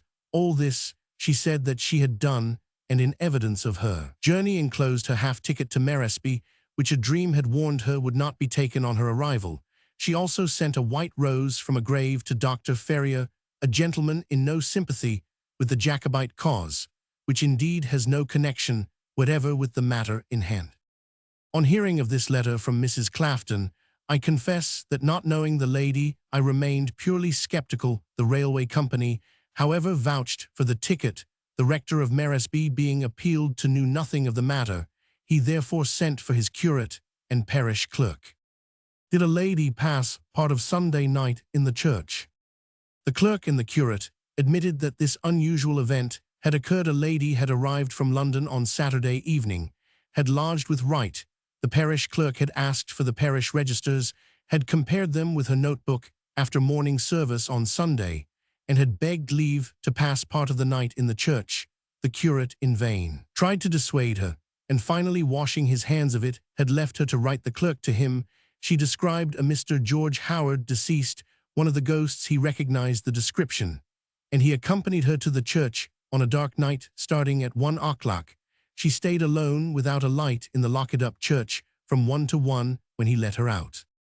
There now remained no doubt that Mrs. Clafton had really gone to Meresby, a long and disagreeable journey, and had been locked up in the church alone at a witching hour. Beyond this point, we have only the statements of Mrs. Clafton made to Lord Bute, Mr. Myers, and others, and published by the Society for Psychical Research. She says that after arranging the alarm bell on Monday night, October 910, she fell asleep reading in her dressing gown lying outside her bed. She wakened and found the lady of the white shawl bending over her. Mrs. Clafton said, "Am I dreaming, or is it true?" The figure gave as testimony to character. Piece of information. Next, Mrs. Clafton saw a male ghost, tall, dark, healthy, 60 years old, who named himself as George Howard, buried in Meresby churchyard. Meresby being a place of which Mrs. Clafton, like most people, now heard for the first time. He gave the dates of his marriage and death, which are correct, and have been seen by Mr. Myers in Mrs. Clafton's notebook. He bade her verify these dates at Meresby and wait at 1 in the morning at the grave of Richard Hart, a person like all of them, unknown to Mrs. Clafton, at the southwest corner of the south aisle in Meresby Church. This Mr. Hart died on 15th May 1745 and missed many events of interest. By doing so, Mr. Howard also named and described Joseph Wright of Meresby as a man who would help her, and he gave minute local information. Next came a phantom of a man whose name Mrs. Clafton is not free to give. 182. He seemed to be in great trouble at first, covering his face with his hands, but later removing them. These three specters were to meet Mrs. Clafton in Meresby Church and give her information of importance on a matter concerning apparently the third and only unhappy appearance. After these promises and injunctions, the phantoms left, and Mrs. Clafton went to the door to look at the clock. Feeling faint, she rang the alarm when her friends came and found her in a swoon on the floor. The hour was 1. What Mrs. Clafton's children were doing all this time, and whether they were in the room or not, does not appear. On Thursday, Mrs. Clafton went to town, and her governess was perturbed, as we have seen. On Friday night, Mrs. Clafton dreamed a number of things connected with her journey. A page of the notes made from this dream was shown to Mr. Myers. Thus her half-ticket was not to be taken. She was to find a Mr. Francis concerned in the private affairs of the ghosts, which needed rectifying, and so forth. These premonitions, with others, were all fulfilled. Mrs. Clafton, in the church at night, continued her conversation with the ghosts whose acquaintance she had made at Rappingham. She obtained, it seems, all the information needful to settling the mysterious matters which disturbed the male ghost who hid his face, and on Monday morning she visited the daughter of Mr. Howard in her country house in a park, recognized the strong likeness to her father, and carried out all things desired by the dead to the full, as had been requested. The wishes expressed to her were perfectly rational, reasonable, and of natural importance. The clerk Wright attests the accuracy of Mrs. Clafton's description of Mr. Howard, whom he knew, and the correspondence of her dates with those in the parish register, and on the graves which he found for her at her request. Mr. Myers, from a very partial knowledge of what the Meresby ghost's business was, thinks the reasons for not revealing this matter entirely sufficient. The ghost's messages to survivors affected the intended results, says Mrs. Clafton. Of this story, the only conceivable natural explanation is that Mrs. Clafton, to serve her private ends, paid secret preliminary visits to Meresby, got up there a number of minute facts, chose a haunted house at the other end of England as a first scene in her little drama, and made the rest of the troublesome journeys, not to mention the uncomfortable visit to a dark church at midnight, and did all this from a hysterical love of notoriety, this desirable boon she would probably never have obtained even as far as it is consistent with a pseudonym, if I had not chanced to dine with Dr. Ferrier, while the adventure was only beginning. As there seemed to be a chance of taking a ghost on the half-volley, I at once communicated the first part of the tale to the Psychical Society using pseudonyms as here throughout. And 2 years later Mrs. Clafton consented to tell the Society as much as she thinks it fair to reveal. This, it will be confessed, is a roundabout way of obtaining fame, and an ordinary person in Mrs. Clafton's position would have gone to the Psychical Society at once, as Mark Twain meant to do when he saw the ghost, which turned out to be a very ordinary person. There I leave these ghosts, my mind being in a just balance of agnosticism. If ghosts at all, they were ghosts with a purpose. The species is now very rare. The purpose of the ghost in the following instance was trivial, but was successfully accomplished. In place of asking people to do what it wanted, the ghost did the thing itself. Now the modern theory of ghosts, namely, that they are delusions of the senses of the seers, caused somehow by the mental action of dead or distant people, does not seem to apply in this case. The ghost produced an effect on a material object. Put out the lights. The Rev. Roman 500, W. G. Gwynn Roman 1000 Roman 500, was a physician in holy orders in 1853. He lived at P House near Taunton, where both he and his wife were made uncomfortable by auditory experiences to which they could find no clue, or in common English, they heard mysterious noises. During the night, writes Dr. Gwynn, I became aware of a draped figure passing across the foot of the bed towards the fireplace. I had the impression that the arm was raised, pointing with the hand towards the mantelpiece, on which a nightlight was burning. Mrs. Gwynn, at the same moment, seized my arm, and the light was extinguished. Notwithstanding, I distinctly saw the figure returning towards the door, and being under the impression that one of the servants had found her way into our room, I leaped out of bed to intercept the intruder, but found and saw nothing. I rushed to the door and endeavored to follow the supposed intruder, and it was not until I found the door locked as usual that I was painfully impressed. I need hardly say that Mrs. Gwynn was in a very nervous state. She asked me what I had seen, and I told her she had seen the same figure. But, writes Mrs. Gwynn, I distinctly saw the hand of the figure placed over the nightlight, which was at once extinguished. Mrs. Gwynn also heard the rustle of the tall man-like figure's garments. In addition to the nightlight, there was moonlight in the room. Other people had suffered many things in the same house, unknown to Dr. and Mrs. Gwynn, who gave up the place soon afterwards. In plenty of stories, we hear of ghosts who draw curtains or open doors, and these apparent material effects are usually called part of the seer's delusion. But the nightlight certainly went out under the figure's hand, and was relit by Dr. Gwynn. Either the ghost was an actual entity, not a mere hallucination of two people, or the extinction of the light was a curious coincidence. 186. Chapter 9. Haunted houses. Antiquity of haunted houses. Savage cases. Ancient Egyptian cases. Persistence in modern times. Impostures. Imaginary noises. Nature of noises. The creaking stair. Ghostly effects produced by the living, but absent the grocer's cough. Difficulty of belief. My Gilly's father's story. Silverton Abbey. The dream that opened the door. Abbotsford noises. Legitimate haunting by the dead. The girl in pink. The dog in the haunted room. The lady in black. Dogs alarmed the dead. Seldom recognized. Glamis. A border castle. Another class of hauntings. A Russian case. The dancing devil. The little hands. Haunted houses have been familiar to man ever since he has owned a roof to cover his head. The Australian blacks possessed only shelters or leanstow, so in Australia the spirits do their rapping on the tree trunks. A native illustrated this by whacking a table with a book.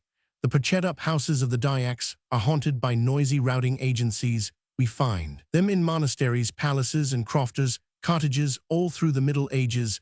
On an ancient Egyptian papyrus, we find the husband of the Lady Ankari protesting against her habit of haunting his house, and exclaiming, "What wrong have I done?" exactly in the spirit of the hymn of Donald Bann, who was sair hadden down by a bodach noisy bogle, after Culloden 188a. The husband of Ankari does not say how she disturbed him, but the manners of Egyptian haunters, just what they remain at present, may be gathered from a magical papyrus written in Greek. Spirits wail and groan or laugh dreadfully. They cause bad dreams, terror, and madness. Finally, they practice stealthy theft and rap and knock the theft by making objects disappear. Mysteriously is often illustrated in the following tales, as are the groaning and knocking. 188b. St. Augustine speaks of hauntings as familiar occurrences, and we have a chain of similar cases from ancient Egypt to 1896. Several houses in that year were so disturbed that the inhabitants were obliged to leave them. The newspapers were full of correspondence on the subject. The usual annoyances are apparitions, rare flying about of objects, not very common noises of every kind, extremely frequent groans, screams, footsteps, and fire-raising. Imposture has either been proved or made very probable in 10 out of 11 cases of volatile objects between 1883 and 1895. 188c. Moreover, it is certain that the noises of haunted houses are not equally audible by all persons present, even when the sounds are at their loudest. Thus Lord St. Vincent, the great admiral, heard nothing during his stay at the house of his sister, Mrs. Ricketts. While that lady endured terrible things after his departure, she was obliged to recall him. He arrived and slept peacefully next day. His sister told him about the disturbances, after which he heard them as much as his neighbors, and was as unsuccessful in discovering their cause. 189. Of course, this looks as if these noises were unreal children of the imagination. Noises being the staple of haunted houses, a few words may be devoted to them. They are usually the frou-frou or rustling sweep of a gown, footsteps, raps, thumps, groans, a sound, as if all the heavy furniture was being knocked about, crashing of crockery and jingling of money. Of course, as to footsteps, people may be walking about, and most of the other noises are either easily imitated or easily produced by rats. Water pipes, cracks in furniture, which the Aztecs thought ominous of death, and other natural causes. The explanation is rather more difficult when the steps pace a gallery, passing and repassing among curious inquirers, or in this instance, the creaking stair. A lady very well known to myself and in literary society lived as a girl with an antiquarian father in an old house dear to an antiquary. It was haunted, among other things, by footsteps. The old oak staircase had 2 creaking steps, numbers 17 and 18. From the top, the girl would sit on the stair, stretching out her arms, and count the steps as they passed her. 1, 2, 3, and so on to 17 and 18, which always creaked. 190. In this case, rats and similar causes were excluded, though we may allow for expectant attention. But this does not generally work when people sit up on purpose to look out for the ghost. He rarely comes in the case of the lady in black, which we give later, when purposely waited, for she was never seen at all.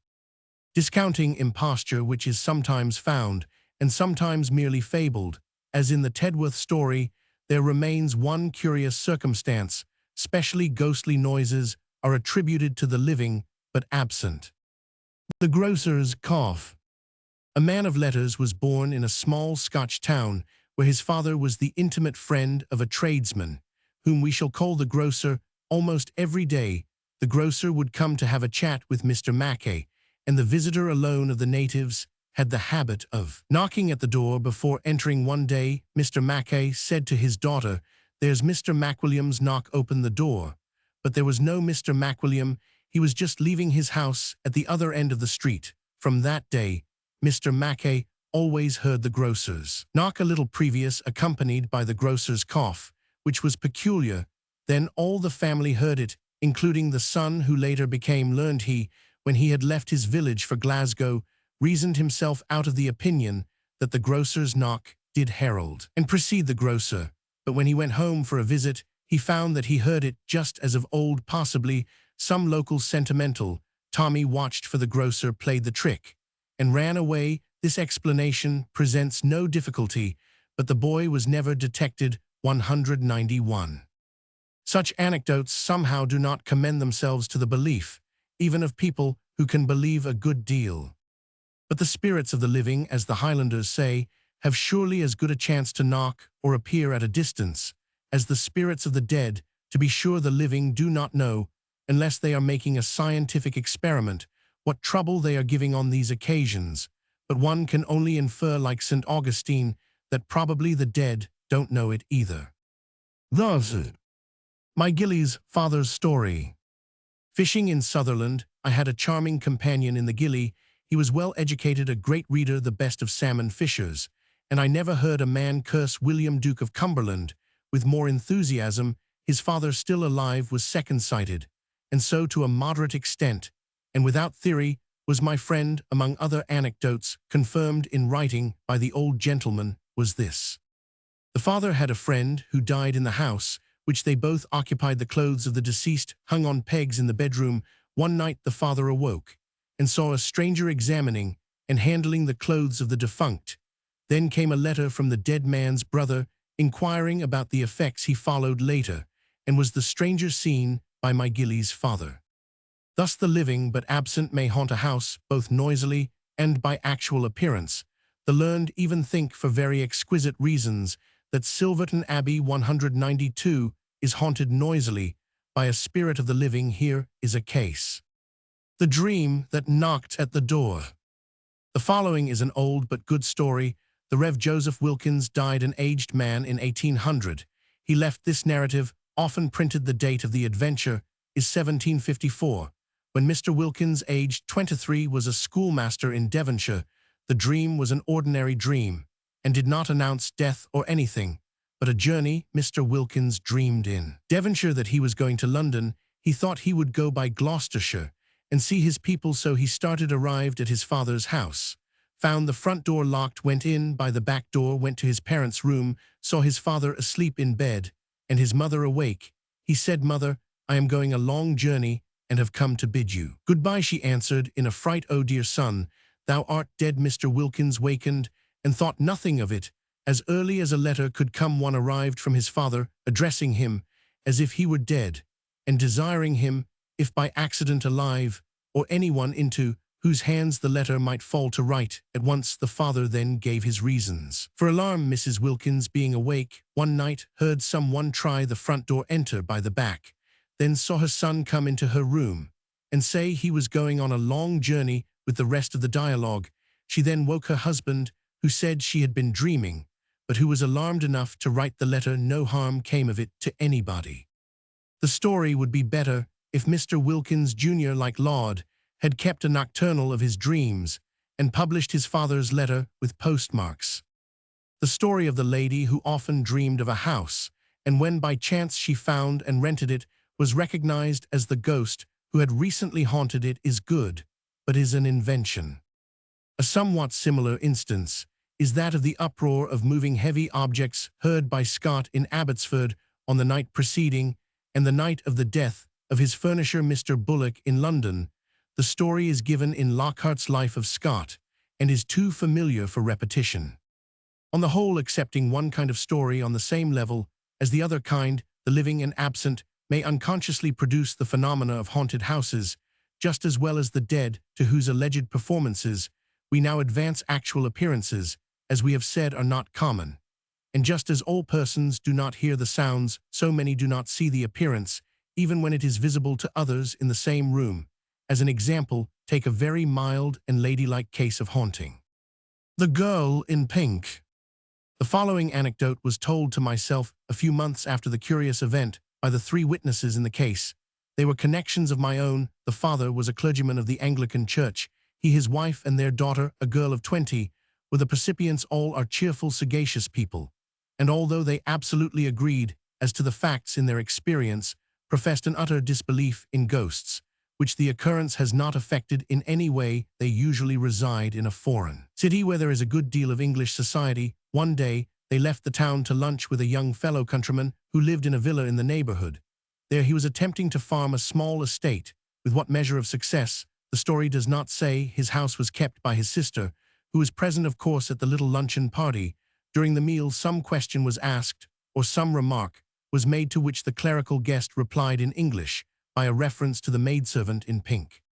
"There is no maid in pink," said the host, and he asked both his other guests to corroborate him. Both ladies, mother and daughter, were obliged to say that unless their eyes deceived them, they certainly had seen a girl in pink attending on them, or at least moving about in the room. To this, their entertainers earnestly replied that no such person was in their establishment, that they had no woman servant, but the elderly cook and housekeeper then present, who was neither a girl nor in pink after luncheon. The guests were taken all over the house to convince them of the absence of the young woman whom they had seen, and assuredly there was no trace of her. On returning to the town where they reside, they casually mentioned the circumstance as a curious illusion. The person to whom they spoke said, with some interest, "Don't you know that a girl is said to have been murdered in that house before your friends took it, and that she is reported to be occasionally seen dressed in pink?" They had heard of no such matter, but the story seemed to be pretty generally known, though naturally disliked, by the occupant of the house. As for the percipients, they each and all remain firm in the belief that till convinced of the impossibility of her presence, they were certain they had seen a girl in pink, and rather a pretty girl whose appearance suggested nothing out of the common. An obvious hypothesis is discounted, of course, by the presence of the sister of the young gentleman who farmed the estate and occupied the house. Here is another case, mild but pertinacious. The dog in the haunted room. The author's friend, Mr. Rokeby, lives and has lived for some 20 years in an old house at Hammersmith. It is surrounded by a large garden. The drawing room and dining room are on the right and left of the entrance from the garden on the ground floor.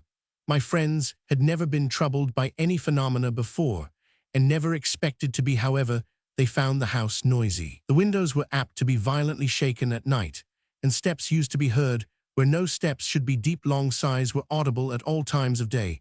As Mrs. Rokeby approached a door, the handle would turn, and the door fly open. 196 sounds of stitching a hard material, and of dragging a heavy weight, occurred in Mrs. Rokeby's room, and her hair used to be pulled in a manner for which she could not account. These sorts of things went on for about 5 years, when in October 1875, about 3 o'clock in the afternoon, I was sitting, says Mrs. Rokeby, with 3 of my children in the dining room reading to them.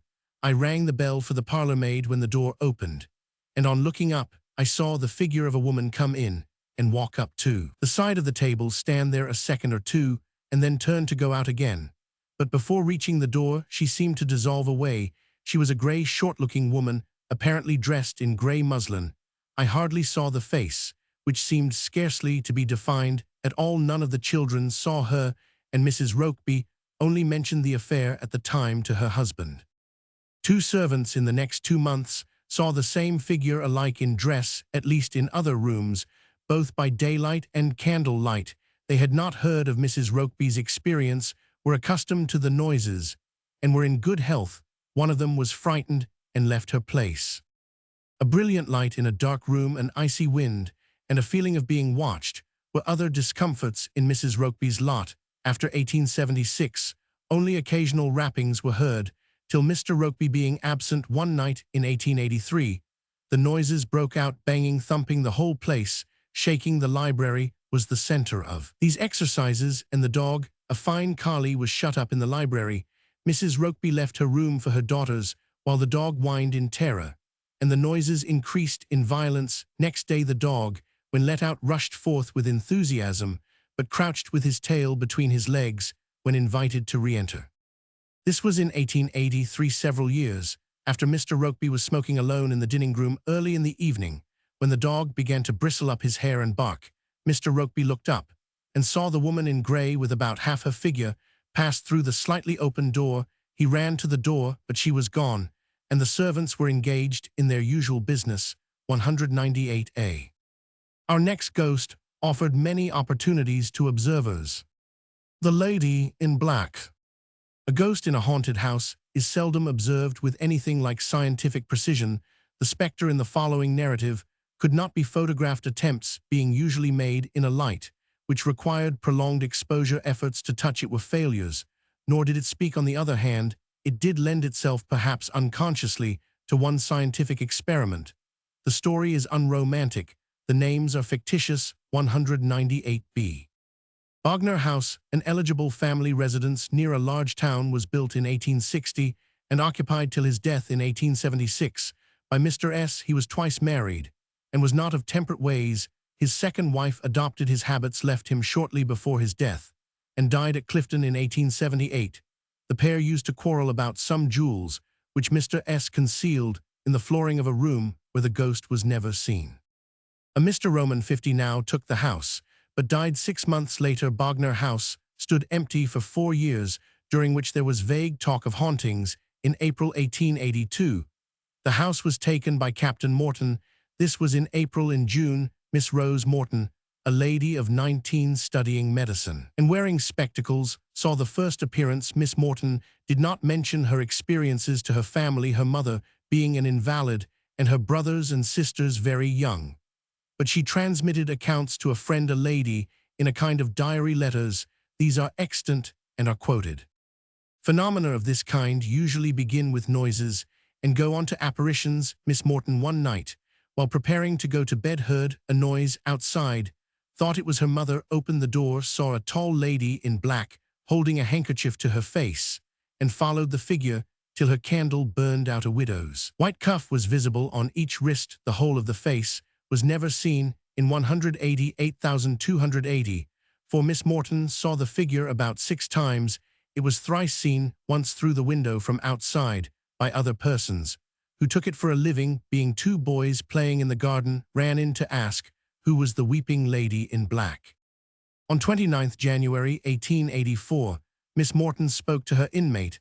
As the lady in black stood beside a sofa, she only gave a slight gasp and moved towards the door. Just by the door I spoke to her again, but she seemed as if she were quite unable to speak. 199. In May and June, Miss Morton fastened strings at different heights from the stair railings to the wall, where she attached them with glue. But she twice saw the lady pass through the cords, leaving them untouched. When Miss Morton cornered the figure and tried to touch her or pounce on her, she dodged or disappeared. But by a curious contradiction, her steps were often heard by several of the family. And when she heard the steps, Miss Morton used to go out and follow the figure. There is really no more to tell. Miss Morton's father never saw the lady, even when she sat on a sofa for half an hour. Miss Morton, watching her, other people saw her in the garden crying, and sent messages to ask what was the matter and who was the lady in distress. Many members of the family, boys, girls, married ladies, servants, and others often saw the lady in black. In 1885, loud noises, bumps, and turning of door handles were common, and though the servants were told that the lady was quite harmless, they did not always stay. The whole establishment of servants was gradually changed, but the lady still walked. She appeared more seldom. In 18,871,889, and by 1892, even the light footsteps ceased. 2 dogs, a retriever, and a Skye Terrier showed much alarm. Twice, says Miss Morton, I saw the terrier suddenly run up to the mat at the foot of the stairs in the hall, wagging its tail and moving its back in the way dogs do when they expect to be caressed. It jumped up fawning, as it would do if a person had been standing there, but suddenly slunk away with its tail between its legs and retreated trembling under a sofa. Miss Morton's own emotion at first was a feeling of awe at something unknown, mixed with a strong desire to know more about it. 200. This is a pretty tame case of haunting, as was conjectured by an unhappy revenant, the returned spirit of the second Mrs. S. Here it may be remarked that apparitions in haunted houses are very seldom recognized as those of dead persons, and when recognized, the recognition is usually dubious. Thus, in February 1897, Lieutenant Carr Glynn of the Grenadiers, while reading in the outer room of the Queen's Library in Windsor, saw a lady in black, in a kind of mantilla of black lace, pass from the inner room into a corner, where she was lost to view.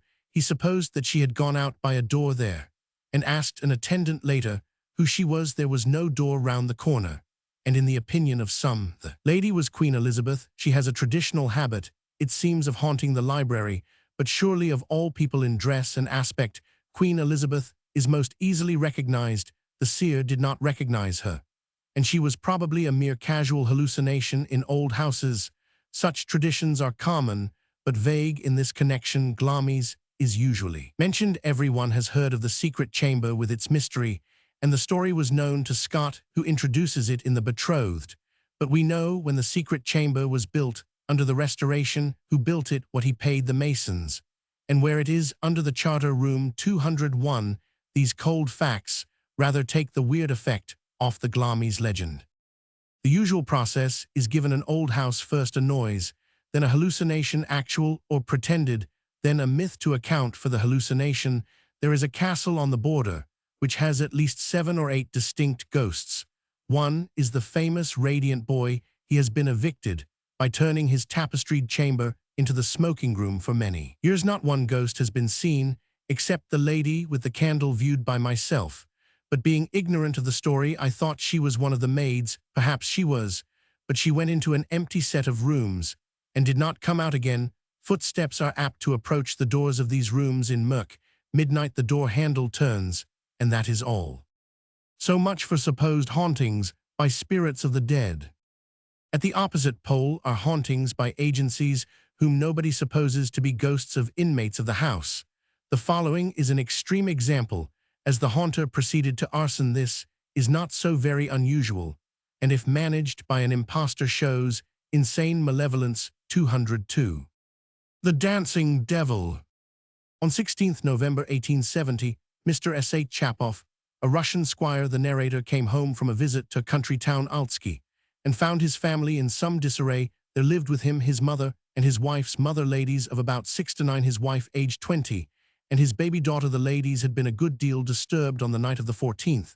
The baby was fractious, and the cook Maria danced and played the harmonica to divert her. The baby fell asleep. The wife and Mr. S.H. Chapoff's miller's lady were engaged in conversation when a shadow crossed the blind on the outside. They were about to go out and see who was passing, and they heard a double shuffle being executed with energy in the loft overhead. They thought Maria the cook was making a night of it, but found her asleep in the kitchen. The dancing went on, but nobody could be found in the loft. Then raps began on the window panes, and so the miller and gardener patrolled outside. Nobody. Raps and dancing lasted through most of the night, and began again at 10 in the morning. The ladies were incommoded, and complained of broken sleep. Mr. S.H. Chapoff, hearing all this, examined the miller, who admitted the facts, but attributed them to a pigeon's nest, which he had found under the cornice. Satisfied with this rather elementary hypothesis, Mr. S.H. Chapoff sat down to read Livingstone's African Travels. Presently the double shuffle sounded in the loft. Mrs. S.H. Chapoff was asleep in her bedroom, but was awakened by loud raps. The window was tapped. Deafening thumps were dealt at the outer wall, and the whole house thrilled. Mr. S.H. Chapoff rushed out with dogs and a gun. There were no footsteps in the snow. The air was still. The full moon rode in a serene sky. Mr. S.H. Chapoff came back, and the double shuffle was sounding merrily in the empty loft. Next day was no better, but the noises abated and ceased gradually. Alas, Mr. S.H. Chapoff could not leave well alone. On 20th December, to amuse a friend, he asked Maria to dance and play raps in tune, began on the window panes. Next night they returned, while boot slippers and other objects flew about with a hissing noise. A piece of stuff would fly up and fall with a heavy hard thud, while hard bodies fell soundless as a feather. The performances slowly died away. On Old Year's night, Maria danced to please them. Raps began. People watching on either side of a wall heard the raps on the other side. On 8th January, Mrs. S.H. Chapoff fainted when a large luminous ball floated, increasing in size, from under her bed.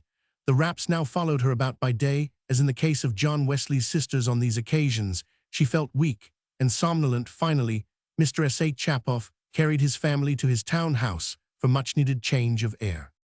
Science, in the form of Dr. Shustoff, now hinted that electricity or magnetic force was at the bottom of the annoyances, a great comfort to the household, who conceived that the devil was concerned. The doctor accompanied his friends to their country house for a night. Maria was invited to oblige with a dance, and only a few taps on windows followed. The family returned to town till 21st January. No sooner was Mrs. S.H. Chapoff in bed than knives and forks came out of a closed cupboard and flew about, occasionally sticking in the walls. On 24th January, the doctor abandoned the hypothesis of electricity because the noises kept time to profane, but not to sacred music. A Tartar hymn by a Tartar servant, an Islamite, had no accompaniment, but the Freyschutz was warmly encored. This went beyond the most intelligent, spontaneous exercises of electricity. Questions were asked of the agencies, and to the interrogation, "Are you a devil?" a most deafening knock replied. We all jumped backwards. Now comes a curious point. In the Wesley and Tedworth cases, the masters of the houses, like the cure of Sideville 1851, were at odds with local cunning men. Mr. S.H. Chapoff's fiend now averred that he was set on by the servant of a neighboring miller, with whom Mr. S.A. Chapoff had a dispute about a mill pond. This man had previously said, "It will be worse. They will drag you by the hair." And indeed Mrs. S.A. Chapoff was found in tears because her hair had been pulled 205. Science again intervened. A section of the Imperial Geographical Society sent Dr. Shustov, Mr. Akutin, a government civil engineer, and a literary gentleman. As a committee of inquiry appointed by the governor of the province, they made a number of experiments with Leyden jars, magnets, and so forth. With only negative results, things flew about both from and towards Mrs. S.A. Chapoff. Nothing volatile was ever seen to begin its motion, though in March 1883 objects were seen by a policeman and 6 other witnesses to fly up from a bin and out of a closed cupboard in a house at Worksop 206. Mr. Akutin, in Mrs. S.A. Chapoff's bedroom, found the noises answer questions in French and German on contemporary politics, of which the lady of the house knew nothing. Lassell was said to be alive. Mr. S.A. Chapoff remarked, "What nonsense," but Mr. Akutin corrected him. The bogey was better informed. The success of the French in the Great War was predicted. The family now moved to their town house, and the inquest continued, though the raps were only heard near the lady. A Dr. Dubinsky vowed that she made them herself with her tongue. Then with her pulse, the doctor assailed, and finally shook the faith of Mr. Akutin, who was to furnish a report. He bribed a servant boy to say that his mistress made the sounds herself, and then pretended that he had caught her trying to deceive us by throwing things. Finally, Mr. Akutin reported that the whole affair was a hysterical imposition by Mrs. S.A. Chapoff. Dr. Dubinsky attended her. Her health and spirits improved, and the disturbances ceased, but poor Mr. S.A. Chapoff received an official warning not to do it again from the governor of his province. That way lies Siberia. Imagine then, exclaims Mr. S.A. Chapoff, our horror, when on our return to the country in March, the unknown force at once set to work again, and now even my wife's presence was not essential. Thus one day I saw with my own eyes a heavy sofa jump off all 4 legs, 3 or 4 times in fact, and this when my aged mother was lying on it. The same thing occurred to Nancy Wesley's bed, on which she was sitting, while playing cards in 1717. The picture of a lady of 70 sitting tight to a bucking sofa appeals to the brave. Then the fire-raising began. A blue spark flew out of a washstand into Mrs. S.A. Chapoff's bedroom. Luckily she was absent, and her mother, rushing forward with a water jug, extinguished a flaming cotton dress. Bright red globular meteors now danced in the veranda. Mr. Portnoy next takes up the tale as follows. Mr. S.A. Chapoff, having been absent from home on the occasion described: "I was sitting playing the guitar. The miller got up to leave, and was followed by Mrs. S.A. Chapoff. Hardly had she shut the door when I heard, as though from far off, a deep-drawn wail. The voice seemed familiar to me. Overcome with an unaccountable horror, I rushed to the door, and there in the passage I saw a literal pillar of fire, in the middle of which, draped in flame, stood Mrs. S.A. Chapoff. I rushed to put it out with my hands, but I found it burned them badly, as if they were sticking to burning pitch. A sort of cracking noise came from beneath the floor, which also shook and vibrated violently. Mr. Portnoy and the miller carried off the unconscious victim. Mr. S.A. Chapoff also saw a small pink hand, like a child's, spring from the floor and play with Mrs. S.A. Chapoff's coverlet in bed. These things were too much. The S.A. Chapoffs fled to a cottage and took a new country house. They had no more disturbances. Mrs. S.A. Chapoff died in childbed in 1878, a healthy, religious, quiet, affectionate woman. Chapter 10. Modern Hauntings. The S.A. Chapoff story, of a peculiar type, demoniacal possession story of Wellington Mill, briefly analyzed. Authorities for the story: Letters, a journal, The Wesley Ghost, given critically, and why note on similar stories, such as The Drummer of Tedworth. Sir Waller Scott's skepticism about nautical evidence. Lord St. Vincent Scott asks, where are his letters on a ghostly disturbance? The letters are now published. Lord St. Vincent's Ghost Story Reflections. Cases like that of Mrs. S.A. Chapoff really belong to a peculiar species of haunted houses. Our ancestors, like the modern Chinese, attributed them to diabolical possession, not to an ordinary ghost of a dead person. Examples are very numerous and have all the same symptoms as Coleridge would have said, he attributing them to a contagious nervous malady of observation. in The Spectators among the most notorious, is the story of Willington Mill, told by Howitt and borrowed by Mrs. Crowe in The Night Side of Nature. Mr. Proctor, the occupant, a Quaker, vouched to Mrs. Crowe for the authenticity of Howitt's version. 22nd July 1847. Other letters from Sears are published, and the Society of Psychical Research lately printed Mr. Proctor's contemporary journal, A Man, a Woman, and a Monkey, were the chief apparitions there were. Noises, lights, beds were heaved, about nothing was omitted, a clairvoyante was turned on, but could only say that the spectral figures which she described had no brains after the Quakers left the house. There seems to have been no more trouble. The affair lasted for 15 years.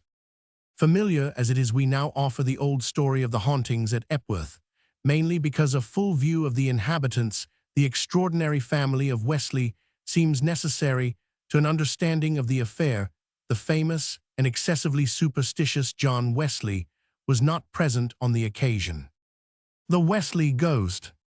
No ghost story is more celebrated than that of old Geoffrey, the spirit so named by Emily Wesley, which disturbed the rectory at Epworth chiefly in the December of 1716 and the spring of 1717, yet the vagueness of the human mind has led many people, especially journalists, to suppose that the haunted house was that not of Samuel Wesley, but of his son John Wesley, the founder of the Wesleyan Methodists. For the better intelligence of the tale, we must know who the inmates of the Epworth rectory were, and the nature of their characters and pursuits. The rector was the Rev. Samuel Wesley, born in 1662, the son of a clergyman, banished from his living on Black Bartholomew Day 1666.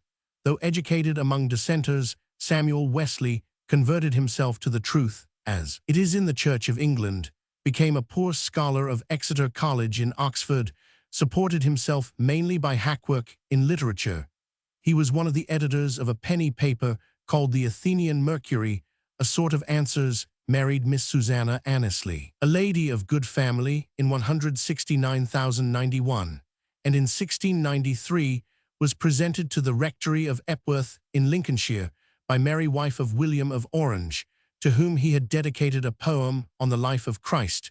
The living was poor Mr. Wesley's family multiplied with amazing velocity. He was in debt and unpopular. His cattle were maimed in 1705, and in 1703 his house was burned down. The rectory house, of which a picture is given in Clark's Memoirs of the Wesleys, 1825, was built anew at his own expense. Mr. Wesley was in politics a strong royalist, but having seen James Roman II shake his lean arm at the fellows of Magdalen College and threaten them with the weight of a king's right hand, he conceived a prejudice against that monarch and took the side of the Prince of Orange. His wife, a very pious woman and a strict disciplinarian, was a Jacobite, would not say amen to the prayers for the king, and was therefore deserted by her husband for a year or more. In 17,011,702, they came together again, however, on the accession of Queen Anne. Unpopular for his politics, hated by the dissenters, and at odds with the cunning men or local wizards against whom he had frequently preached, Mr. Wesley was certainly apt to have tricks played on him by his neighbors. His house, though surrounded by a wall, a hedge, and its own grounds, was within a few yards of the nearest dwelling in the village street. In 1716, when the disturbances began, Mr. Wesley's family consisted of his wife, his eldest son Sam, aged about 23, and then absent at his duties as an usher at Westminster, John, aged 12, a boy at Westminster School, Charles, a boy of 8, away from home, and the girls, who were all at the parsonage. They were Emily, about 22, Mary, Nancy, and Suki, probably about 21, 20, and 19, and Hetty, who may have been anything between 19 and 12, but who comes after John in Dr. Clark's list, and is apparently reckoned among the children 212. Then there was Patty, who may have been only 9, and little Keziah. All except Patty were very lively young people, and Hetty, afterwards a copious poet, was gay and sprightly, full of mirth, good humor, and keen wit. She indulged this disposition so much that it was said to have given great uneasiness to her parents. The servants, Robin Brown, Betty Massey, and Nancy Marshall, were recent comers, but were acquitted by Mrs. Wesley of any share in the mischief. The family, though like other people of their date, they were inclined to believe in witches and warnings, were not especially superstitious, and regarded the disturbances first with some apprehension, then as a joke, and finally as a bore. The authorities for what occurred are first a statement and journal by Mr. Wesley, then a series of letters of 1717 to Sam at Westminster by his mother Emily and Sukey, next a set of written statements made by these and other witnesses to John Wesley in 1726, and last, and worst, a narrative composed many years after by John Wesley for the Arminian magazine. The earliest document by a few days is the statement of Mr. Wesley written, with a brief journal, between 21st December 1716 and 1st January 1717, comparing this with Mrs. Wesley's letter to Sam of 12th January 1716, and Sukey's letter of 24th January. We learn that the family for some weeks after 1st December had been in the greatest panic imaginable, supposing that Sam, Jack, or Charlie, who must also have been absent from home, was dead, or by some misfortune killed. The reason for these apprehensions was that on the night of 1st December, the maid heard at the dining-room door several dreadful groans like a person in extremes. They laughed at her, but for the whole of December, the groans, squeaks, tinglings, and knockings were frightful enough. The rest of the family, Mr. Wesley always excepted, heard a strange knocking in divers places, chiefly in the green room or nursery. Apparently Hetty, Patty, and Keziah lay. Emily heard the noises later than some of her sisters, perhaps a week after the original groans. She was locking up the house about 10 o'clock, when a sound came like the smashing and splintering of a huge piece of coal on the kitchen floor. She and Sukey went through the rooms on the ground floor, but found the dog asleep, the cat at the other end of the house, and everything in order. From her bedroom, Emily heard a noise of breaking the empty bottles under the stairs, but was going to bed when Hetty, who had been sitting on the lowest step of the garret stairs beside the nursery door waiting for her father, was chased into the nursery by a sound as of a man passing her in a loose trailing gown. Sukey and Nancy were alarmed by loud knocks on the outside of the dining-room door, and overhead. All this time Mr. Wesley heard nothing and was not even told that anything unusual was heard. Mrs. Wesley at first held her peace, lest he should think it, according to the vulgar opinion, a warning against his own death, which indeed we all apprehended. Mr. Wesley only smiled when he was informed, but by taking care to see all the girls safe in bed, sufficiently showed his opinion that the young ladies and their lovers were the ghost. Mrs. Wesley then fell back on the theory of rats, and employed a man to blow a horn as a remedy against these vermin. But this measure only aroused the emulation of the sprite, whom Emily began to call Geoffrey. Not till 21st December did Mr. Wesley hear anything. Then came thumpings on his bedroom wall. Unable to discover the cause, he procured a stout mastiff, which soon became demoralized by his experiences. On the morning of the 24th, about 7 o'clock, Emily led Mrs. Wesley into the nursery, where she heard knocks on and under the bedstead. These sounds replied when she knocked something like a badger with no head, says Emily. Mrs. Wesley only says like badger ran from under the bed. On the night of the 25th, there was an appalling vacuum, Mr. and Mrs. Wesley went on a tour of inspection, but only found the mastiff whining in terror. We still heard it rattle and thunder in every room above or behind us, locked as well as open, except my study, where as yet it never came. On the night of the 26th, Mr.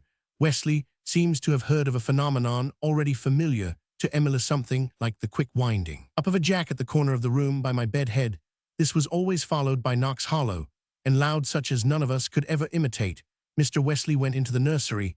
Hetty, Kezzy, and Patty were asleep. The knocks were loud beneath and in the room, so Mr. Wesley went below to the kitchen, struck with his stick against the rafters, and was answered as often and as loud as I knocked. The peculiar knock, which was his own 1,234,567, was not successfully echoed at that time. Mr. Wesley then returned to the nursery, which was as tapajuice as ever. The children three were trembling in their sleep. Mr.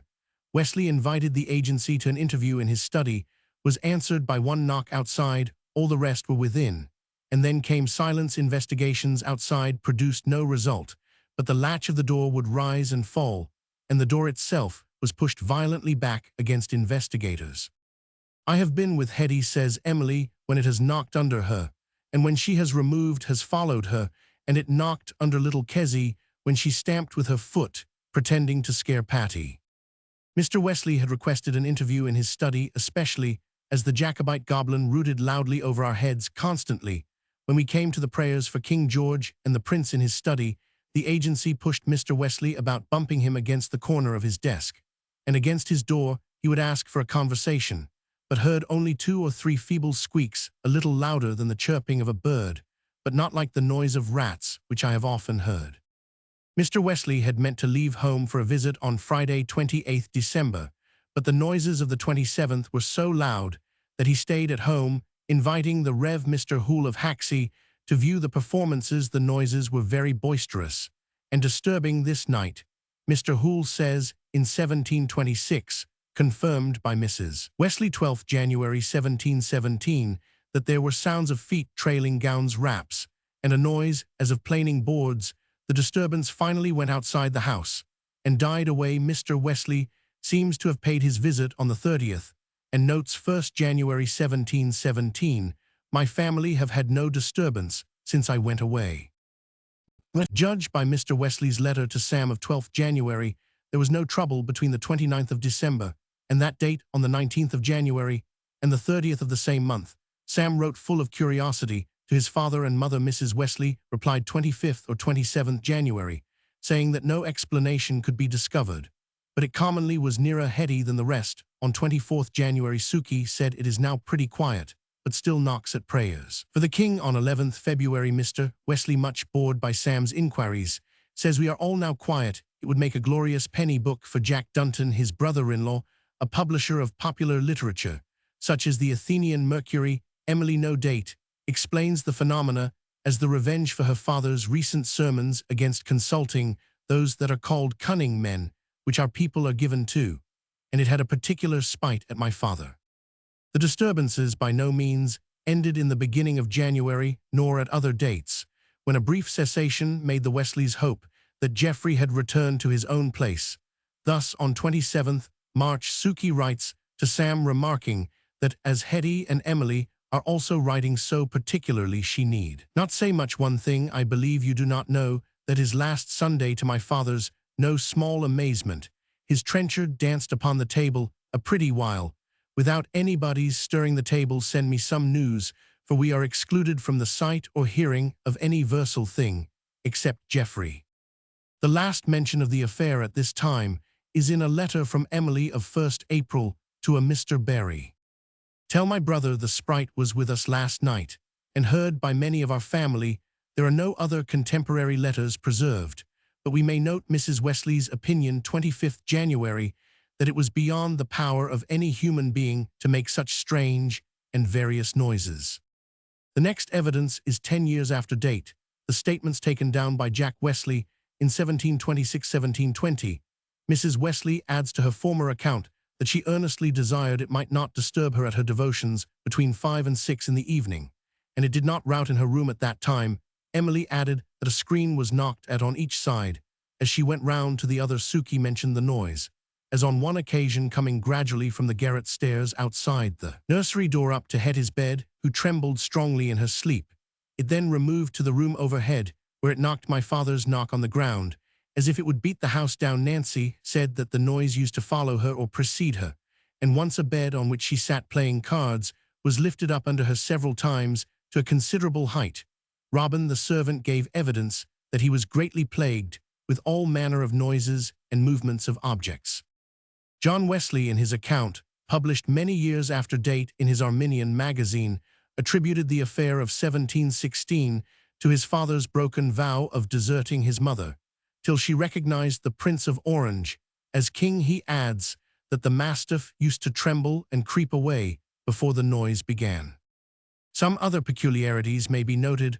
All persons did not always hear the noises. It was 3 weeks before Mr. Wesley heard anything. John and Kitty Moore, who lived over against us, listened several nights in the time of the disturbance, but could never hear anything again. The first time my mother ever heard any unusual noise at Epworth was long before the disturbance of old Geoffrey. The door and windows jarred very loud, and presently several distinct strokes, 3 by 3, were struck from that night. It never failed to give notice in much the same manner against any signal misfortune or illness of any belonging to the family, writes Jack. Once more on 10th February 1750, Emily, now Mrs. Harper, wrote to her brother John, "That wonderful thing, called by us Geoffrey, how certainly it calls on me against any extraordinary new affliction."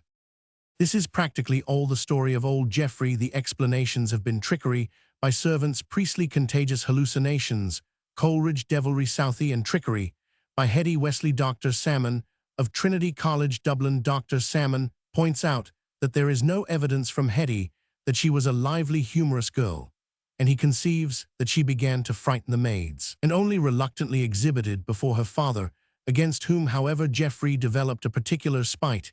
He adds that certain circumstances were peculiar to Hetty, which in fact is not the case. The present editor has examined Dr. Salmon's arguments in the Contemporary Review and shown reason in the evidence for acquitting Hetty Wesley, who was never suspected by her family. Trickery from without by the cunning men is an explanation which at least provides a motive, but how the thing could be managed from without remains a mystery. Sam Wesley, the friend of Pope and Atterbury, and Lord Oxford, not unjustly said, "Wit I fancy might find many interpretations, but wisdom none." 220. As the Wesley tale is a very typical instance of a very large class, our study of it may exempt us from printing the well-known parallel case of the drummer of Tedworth. Briefly, the house of Mr. Mompesson near Ludgarshall in Wilts was disturbed in the usual way for at least 2 years, from April 1661 to April 1663, or later. The noises and copious phenomena of moving objects, apparently untouched, were attributed to the unholy powers of a wandering drummer deprived by Mr. Mompesson of his drum. A grand jury presented the drummer for trial on a charge of witchcraft, but the petty jury would not convict, there being a want of evidence to prove threats malum minatum by the drummer. In 1662, the Rev. Joseph Glanville FRS visited the house, and in the bedroom of Mr. Mompesson's little girls the chief sufferers heard and saw much the same phenomena as the elder Wesley describes in his own nursery. The little modest girls were aged about 7 and 8. Charles Roman II sent some gentlemen to the house for one night, when nothing occurred, the disturbances being intermittent. Glanville published his narrative at the time, and Mr. Pepys found it not very convincing. Glanville, in consequence of his book, was so vexed by correspondence that "I have been haunted almost as bad as Mr. Mompesson's house." A report that imposture had been discovered and confessed by Mr. Mompesson was set afloat by John Webster in a well-known work, and may still be found in modern books. Glanville denied it till he was quite tired, and Mompesson gave a formal denial in a letter dated Tedworth 8th, November 1672. He also, with many others, swore to the facts on oath in court at the drummer's trial. 221. In the Tedworth case, as at Epworth, and in the curious Sideville case of 1851, a quarrel with cunning men preceded the disturbances. In Lord St. Vincent's case, which follows, nothing of the kind is reported. As an almost universal rule, children, especially girls of about 12, are centers of the trouble. In the St. Vincent story, the children alone were exempt from annoyance. Lord St. Vincent's ghost story. Sir Walter Scott, writing about the disturbances in the house occupied by Mrs. Ricketts, sister of the great Admiral Lord St. Vincent, asks who has seen Lord St. Vincent's letters. He adds that the gallant Admiral, after all, was a sailor, and implies that what the sailor said, if he said anything, is not evidence. The fact of unaccountable disturbances, which finally drove Mrs. Ricketts out of Hinton Ampner, is absolutely indisputable, though the cause of the annoyances may remain as mysterious as ever. The contemporary correspondence, including that of Lord St. Vincent, then Captain Jervis, exists, and has been edited by Mrs. Henley Jervis, granddaughter of Mrs. Ricketts. 222. There is only the very vaguest evidence for hauntings at Lady Hillsborough's old house of Hinton Ampner near Alresford, before Mr. Ricketts took it in January 1765. He and his wife were then disturbed by footsteps and sounds of doors opening and shutting. They put new locks on the doors, lest the villagers had procured keys, but this proved of no avail. The servants talked of seeing appearances of a gentleman in drab and of a lady in silk, which Mrs. Ricketts disregarded. Her husband went to Jamaica in the autumn of 1769, and in 1771 she was so disturbed that her brother Captain Jervis, a witness of the phenomena, insisted on her leaving the house in August. He and Mrs. Ricketts then wrote to Mr. Ricketts about the affair in July 1772. Mrs. Ricketts wrote a long and solemn description of her sufferings to be given to her children. We shall slightly abridge her statement, in which she mentions that when she left Hinton, she had not one of the servants who came thither in her family, which evinces the impossibility of a confederacy. Her new, like her former servants, were satisfactory. Cammy's, her new coachman, was of a yeoman house of 400 years. Standing, it will be observed that Mrs. Ricketts was a good deal annoyed even before 2nd April 1771, the day when she dates the beginning of the worst disturbances. She believed that the agency was humana, robber, or a practical jocrand, but slowly and reluctantly became convinced that the exploded notion of an abnormal force might be correct. We learn that, while Captain Jervis was not informed of the sounds, he never heard them, and whereas Mrs. Ricketts heard violent noises after he went to bed on the night of his vigil, he heard nothing. Several instances occurred where very loud noises were heard by one or two persons, when those equally near and in the same direction were not sensible of the least impression. 223. With this preface, Mrs. Ricketts may be allowed to tell her own tale. Sometime after Mr. Ricketts left me, autumn 1769, Ithan lying in the bedroom over the kitchen, heard, frequently, the noise of someone walking in the room within, and the rustling as of silk clothes against the door that opened into my room, sometimes so loud, and of such continuance, as to break my rest. Instant search being often made, we never could discover any appearance of human or brute. Being repeatedly disturbed in the same manner, I made it my constant practice to search the room and closets within, and to secure the only door on the inside. Yet this precaution did not preclude the disturbance, which continued with little interruption. Nobody, in short, could enter this room except by passing through that of Mrs. Ricketts, the door of which was always made fast by a drawn bolt.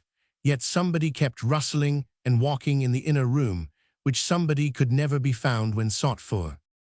In summer 1770, Mrs. Ricketts heard someone walk to the foot of her bed in her own room, the footsteps as distinct as ever. I heard myself perfectly awake, and collected. Nobody could be discovered in the chamber. Mrs. Ricketts boldly clung to her room, and was only now and then disturbed by sounds of harmony and heavy thumps downstairs. After this, and early in 1771, she was frequently sensible of a hollow murmuring that seemed to possess the whole house. It was independent of wind, being equally heard on the calmest nights, and it was a sound I had never been accustomed to hear. On 27th February 1771, a maid was alarmed by groans and fluttering round her bed.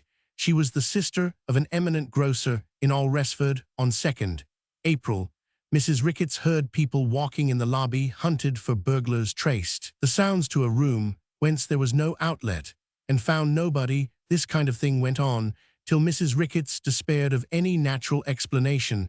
After midsummer 1771, the trouble increased in broad daylight, and a shrill female voice answered by two male voices was added to the afflictions. Captain Jervis came on a visit, but was told of nothing and never heard anything after he went to Portsmouth. The most deep, loud, tremendous noise seemed to rush and fall with infinite velocity and force on the lobby floor, adjoining my room, accompanied by a shrill and dreadful shriek, seeming to proceed from under the spot where the rushing noise fell, and repeated 3 or 4 times. Mrs. Ricketts' resolution remained firm, but her health was impaired. She tried changing her room without results. The disturbances pursued her. Her brother now returned. She told him nothing, and he heard nothing. But next day she unbosomed herself. Captain Jervis therefore sat up with Captain Luttrell, and his own man. He was rewarded by noises which he in vain tried to pursue. I should do great injustice to my sister. He writes to Mr. Ricketts on 9th August 1771, if I did not acknowledge to have heard what I could not, after the most diligent search and serious reflection, any way account for Captain Jervis, during a whole week, slept by day and watched armed by night. Even by day, he was disturbed by a sound as of immense weights falling from the ceiling to the floor of his room. he finally obliged his sister to leave the house. What occurred after Mrs. Ricketts abandoned Hinton is not very distinct. Apparently, Captain Jervis' second stay of a week, when he did hear the noises, was from 1st August to 8th August. From a statement by Mrs. Ricketts, it appears that when her brother joined his ship the Alarm 9th August, she retired to Dame Camis' house, that of her coachman's mother. Thence she went and made another attempt to live at Hinton, but was soon after assailed by a noise I never before heard very near me, and the terror I felt not to be described. She therefore went to the Newbolts, and thence to the old palace at Winton later, on Mr. Ricketts' return to the parsonage, and then to Longwood to the old house, there near Alresford. Meanwhile, on 18th September, Lady Hillsborough's agent lay with armed men at Hinton, and making no discovery, offered 50 increased by Mr. Ricketts to 100, for the apprehension of the persons who caused the noises. The reward was never claimed. On 8th March 1772, Camis wrote, "I am very sorry that we cannot find out the reason of the noise at other dates." He mentions sporadic noises heard by his mother and another woman, including the murmur a year after Mrs. Ricketts left. A family named Lawrence took the house, and according to old Lucy Camis, in 1818, Mr. Lawrence very properly threatened to dismiss any servant who spoke of the disturbances. The result of this sensible course was that the Lawrences left suddenly at the end of the year, and the house was pulled down. Some old political papers of the Great Rebellion, and a monkey's skull not exhibited to any anatomist, are said to have been discovered under the floor of the lobby or of one of the rooms. Mrs. Ricketts adds sadly, "The unbelief of Chancellor Hoadley went nearest my heart, as he had previously a high opinion of her veracity. The Bishop of St. Asaph was incredulous on the ground that such means were unworthy of the deity to employ." Probably a modern bishop would say that there were no noises at all, that everyone who heard the sounds was under the influence of suggestion caused first, in Mrs. Ricketts' own mind, by vague tales of a gentleman in drab seen by the servants. The contagion, to be sure, also reached 2 distinguished captains in the Navy, but not till one of them was told about disturbances which had not previously disturbed him. If this explanation be true, it casts an unusual light on the human imagination. Physical science has lately invented a new theory. Disturbances of this kind are perhaps seismic, caused by earthquakes. See Professor Milne in the Times, 21st June 1897. Chapter 11. A question for physicians. Professor William James, opinion: hysterical disease, little hands, domestic arson, the Wem case, the saucepan began it, the nursemaid boots fly off, investigation, Emma's partial confession, corroborative evidence, question of disease, repeated Chinese cases, haunted Mrs. Chang, Mr. Nias, female slave, the great Amherst mystery, run as a show, failure later, miracles, the fire raiser arrested, parallels, a Highland case, a hero of the 45, Donald Nabakan Donald's, him, Icelandic cases, the devil of H. Joltestad, the ghost at Garpstel. More haunted houses. A physician, as we have seen, got the better of the demon in Mrs. S. H. Chapoff's case, at least while the lady was under his care. Really, these disturbances appear to demand the attention of medical men. If the whole phenomena are caused by imposture, the actors or actresses display a wonderful similarity of symptoms and an alarming taste for fire-raising. Professor William James, the well-known psychologist, mentions 10 cases whose resemblances suggest a natural type. We ask, is it a type of hysterical disease? 229. He chooses, among others, an instance in Dr. Nevius' book on demon possession in China, and there is another in Peru. He also mentions the great Amherst mystery, which we give, and the Rarick case in Scotland, 1696, related by Telfer, who prints on his margins the names of the attesting witnesses of each event, lairds, clergymen, and farmers at Rarick. As in Russia, the little hand was seen by Telfer himself.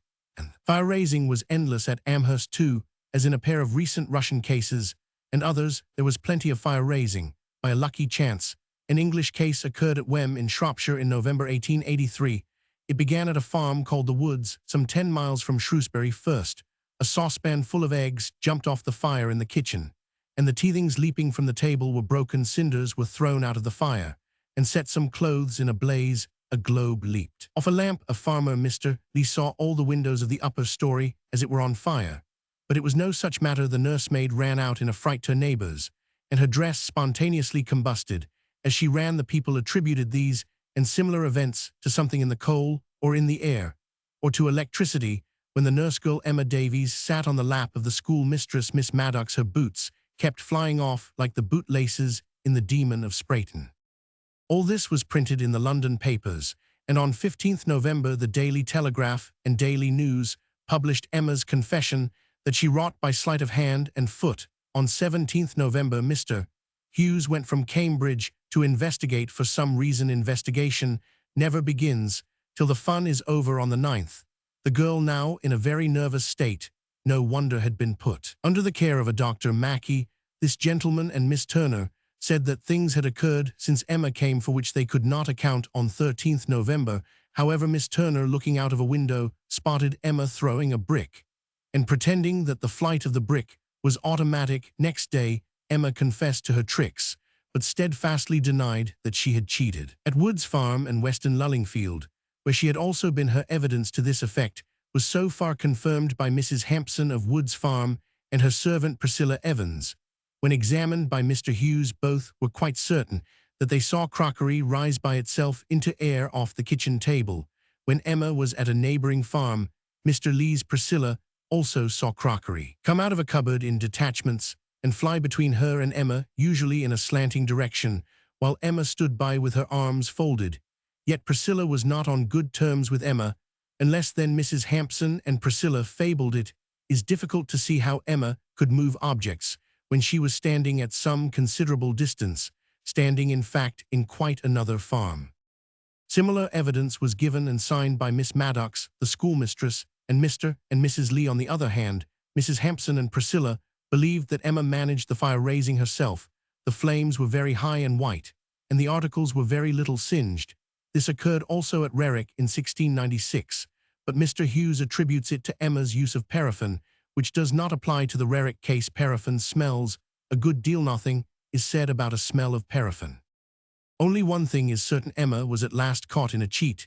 This discredits her, but a man who cheats at cards may hold a good hand by accident in the same way.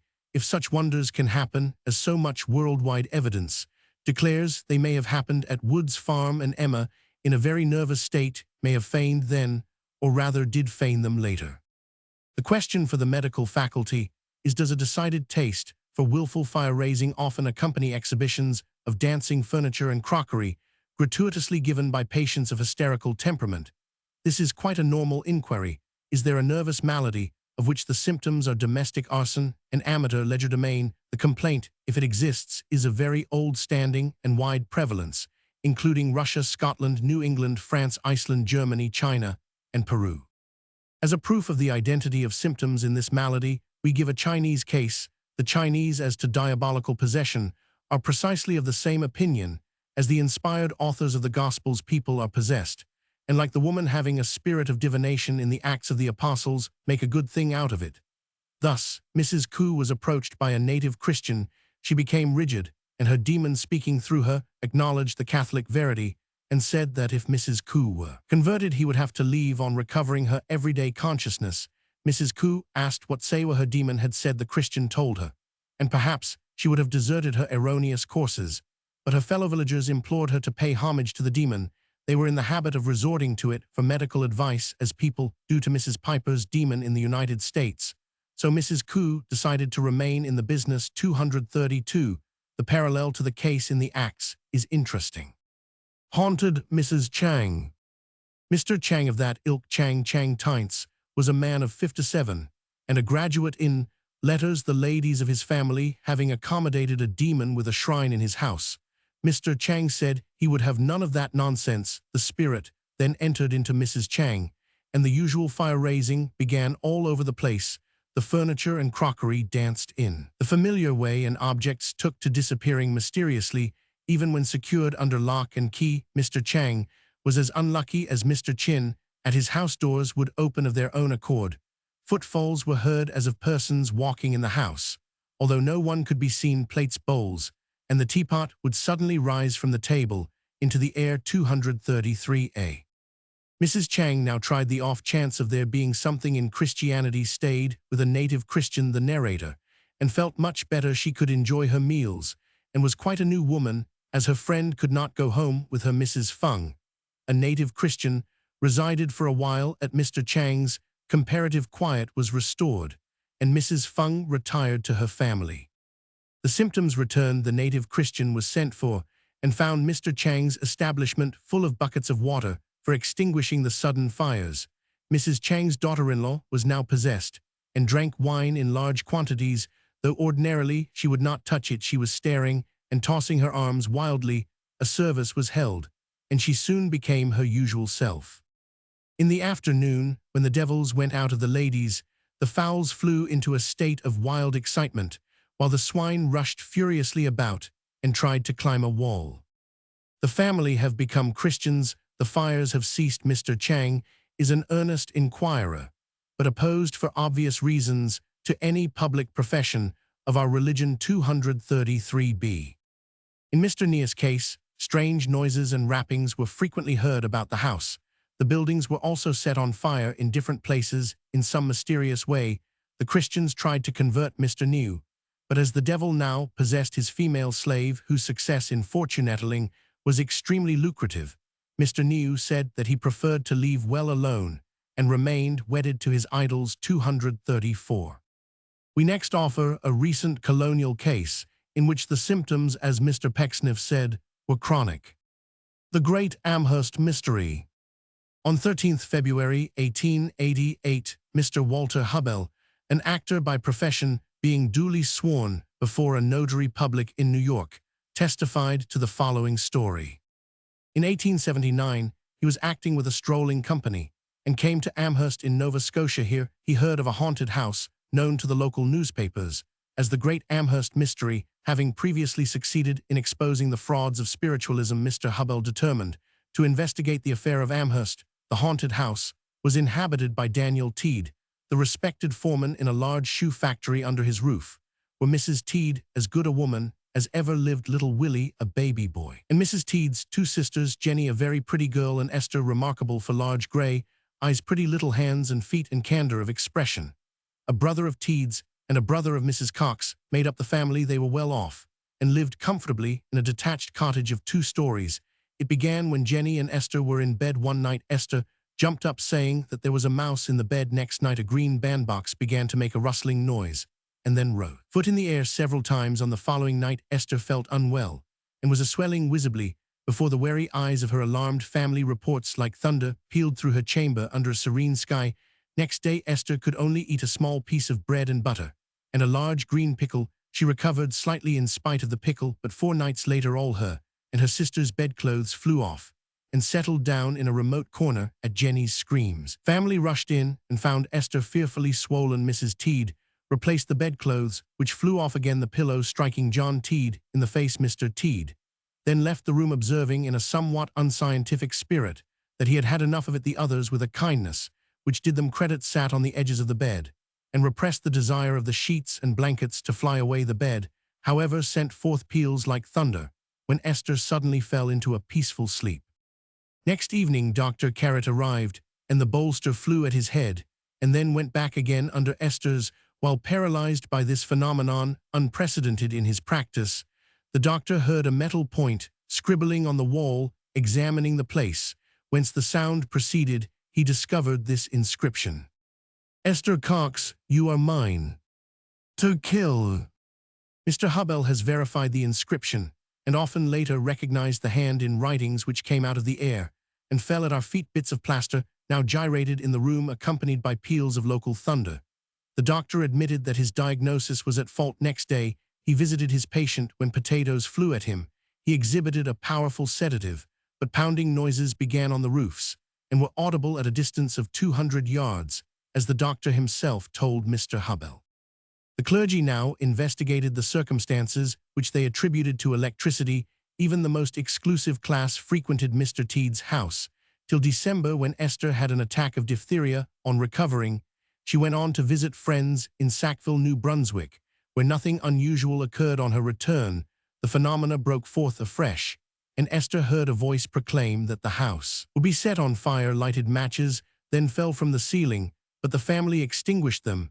The ghost then set a dress on fire, apparently as by spontaneous combustion, And this kind of thing continued. The heads of the local fire brigade suspected Esther of these attempts at arson, and Dr. Nathan Tupper suggested that she should be flogged, so Mr. Teed removed Esther to the house of a Mr. White. In about a month, all, as Mrs. Nickleby's lover said, was gas, and gators. The furniture either flew about or broke into flames. Worse, certain pieces of iron, placed as an experiment on Esther's lap, became too hot to be handled with comfort, and then flew away. Mr. Hubbell himself now came on the scene, and not detecting imposture, thought that there was money in it. He determined to run Esther as a powerful attraction, he lecturing and Esther sitting on the platform. It did not pay. The audience hurled things at Mr. Hubbell, and these were the only volatile objects. Mr. Hubbell therefore brought Esther back to her family at Amherst, where in Esther's absence his umbrella and a large carving knife flew at him with every appearance of malevolence. A great armchair next charged at him like a bull. And to say that Mr. Hubbell was awed would indeed seem an inadequate expression of my feelings. The ghosts then thrice undressed little Willie in public, in derision of his tears and outcries. Fire-raising followed, and that would be a hard heart which could read the tale unmoved. Here it is, in the simple eloquence of Mr. Hubbell. This was my first experience with Bob the Demon as a fire fiend, and I say candidly that until I had had that experience, I never fully realized what an awful calamity it was to have an invisible monster somewhere within the atmosphere, going from place to place about the house, gathering up old newspapers into a bundle and hiding it in the basket of soiled linen, or in a closet, then go and steal matches out of the matchbox in the kitchen or somebody's pocket, as he did out of mine, and after kindling a fire in the bundle tell Esther that he had started a fire, but would not tell where, or perhaps not tell her at all, in which case the first intimation we would have was the smell of the smoke pouring through the house, and then the most intense excitement, everybody running with buckets of water. I say, it was the most truly awful calamity that could possibly befall any family, infidel or Christian, that could be conceived in the mind of man or ghost. And how much more terrible did it seem in this little cottage, where all were strict members of church, prayed, sang hymns, and read the Bible. Poor Mrs. Teed. On Mr. Hubbell's remarking that the cat was not tormented, she was instantly lifted from the floor to a height of 5 feet, and then dropped on Esther's back. I never saw any cat more frightened. She ran out into the front yard, where she remained for the balance rest of the day. On 27th June, a trumpet was heard in the house all day. The Rev. R. Temple now prayed with Esther, and tried a little amateur exorcism, including the use of slips of paper inscribed with Habakkuk Roman 2. The ghosts cared no more than Voltaire for C. Coquin D. Habakkuk. Things came to such a pass, matches simply raining all round, that Mr. Teed's landlord, a Mr. Bliss, evicted Esther.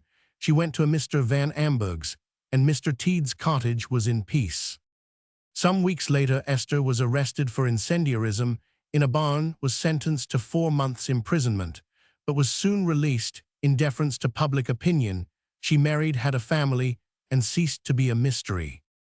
This story is narrated with an amiable simplicity and is backed more or less by extracts from Amherst and other local newspapers. On making inquiries, I found that opinion was divided. Some held that Esther was a mere impostor and fire-raiser. From other sources, I obtained curious tales of the eccentric flight of objects in her neighborhood. It is only certain that Esther's case is identical with Madame S.A. Chapoff's, and experts in hysteria may tell us whether that malady ever takes the form of setting fire to the patient's wardrobe and to things in general. 239a. After these modern cases of disturbances, we may look at a few old or even ancient examples. It will be observed that the symptoms are always of the same type, whatever the date or country. The first is Gaelic, of last century. Donald Ban and the Bacan. 239b. It is fully 100 years ago since there died in Lochaber a man named Donald Ban, sometimes called the son of Angus, but more frequently known as Donald Ban of the Bacan. This surname was derived from the troubles caused to him by a Bacana goblinmany, of whose doings are preserved in tradition. Donald drew his origin from the Honourable House of Keppoch, and was the last of the hunters of Macvic Ronald. His home was at Mountnessy and later at Inverlair in Glenspian. and his wife belonged to the MacGregors of Rannoch. He went out with the prince, and was present at the battle of Culloden. He fled from the field, and took refuge in a mountain shieling, having 2 guns with him, but only one of them was loaded. A company of soldiers came upon him there, and although Donald escaped by a back window, taking the empty gun with him by mistake, he was wounded in the leg by a shot from his pursuers. The soldiers took him then, and conveyed him to Inverness, where he was thrown into prison to await his trial. While he was in prison, he had a dream. He saw himself sitting and drinking with Alastair MacChoya and Donald MacRonald, for the latter was the man of whom it was said that he had 2 hearts. He was taken prisoner at Falkirk and executed at Carlisle. Donald was more fortunate than his friend, and was finally set free. It was after this that the Bachan began to trouble him, and although Donald never revealed to any man the secret of who the Bachan was, if indeed he knew it himself, yet there were some who professed to know that it was a gillie of Donald's who was killed at Culloden. Their reason for believing this was that on one occasion the man in question had given away more to a poor neighbour than Donald was pleased to spare. Donald found fault with him, and in the quarrel that followed the man said, "I will be avenged for this alive or dead." It was on the hill that Donald first met with the Bachan, but he soon came to closer quarters, and haunted the house in a most annoying fashion. He injured the members of the household, and destroyed all the food, being especially given to dirtying the butter, a thing quite superfluous, according to Captain Burt's description of Highland butter. On one occasion, a certain Ronald of Aberardere was a guest in Donald's house, and Donald's wife said, "Though I put butter on the table for you tonight, it will just be dirtied." "I will go with you to the butter keg," said Ronald, "with my dirk in my hand, and hold my bonnet over the keg, and he will not dirty it this night." So the 2 went together to fetch the butter, but it was dirtied just as usual. Things were worse during the night, and they could get no sleep for the stones and clods that came flying about the house. The Bachan was throwing things out of the walls, and they would hear them rattling at the head of Donald's bed.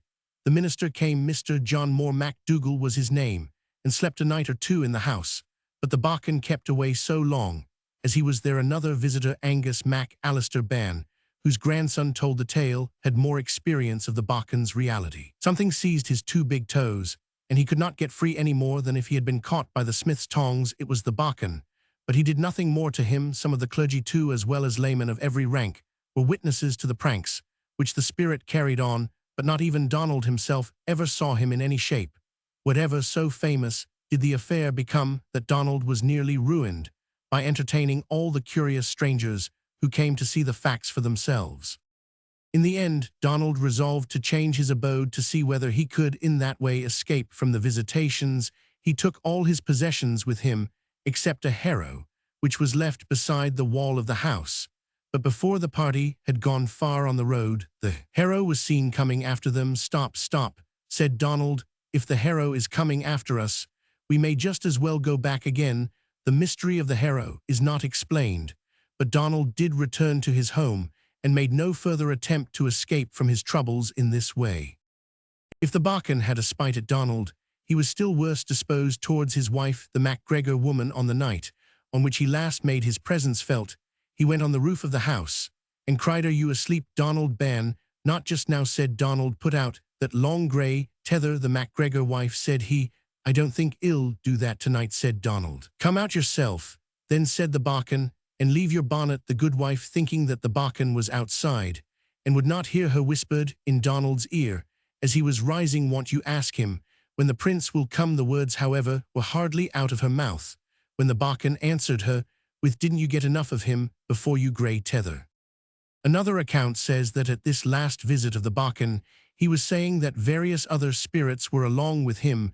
Donald's wife said to her husband, "I should think that if they were along with him, they would speak to us."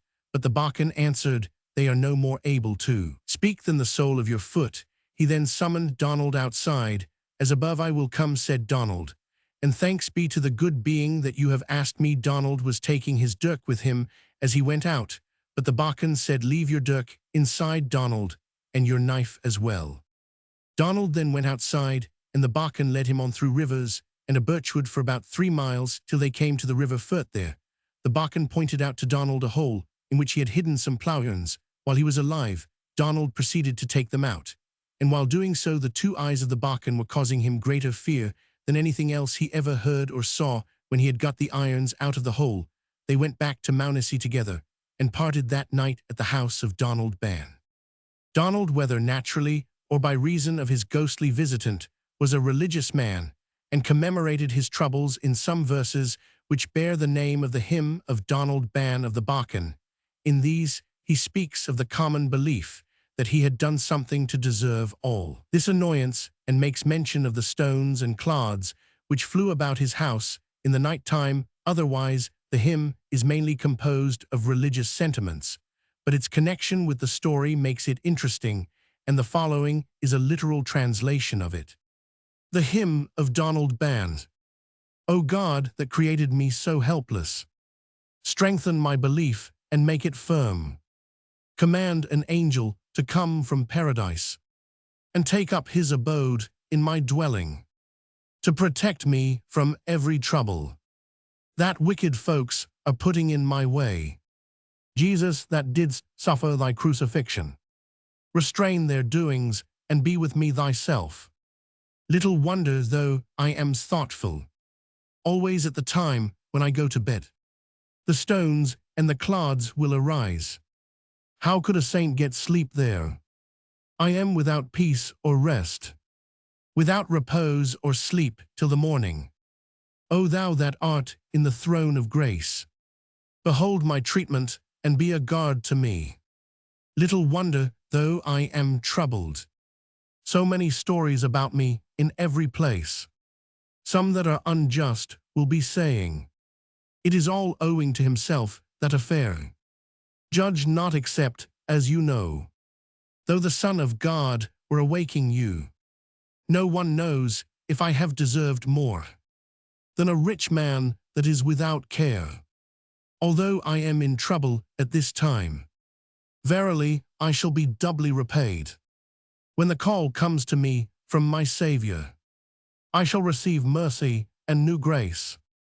I fear no more vexation when I ascend to be with thy saints. O thou that sittest on the throne, assist my speaking and accept my prayer. O God, make me mindful, night and day to be praying, seeking pardon richly for what I have done on my knees. Stir with the spirit of truth, true repentance in my bosom, that when thou sendest death to seek me, Christ may take care of me.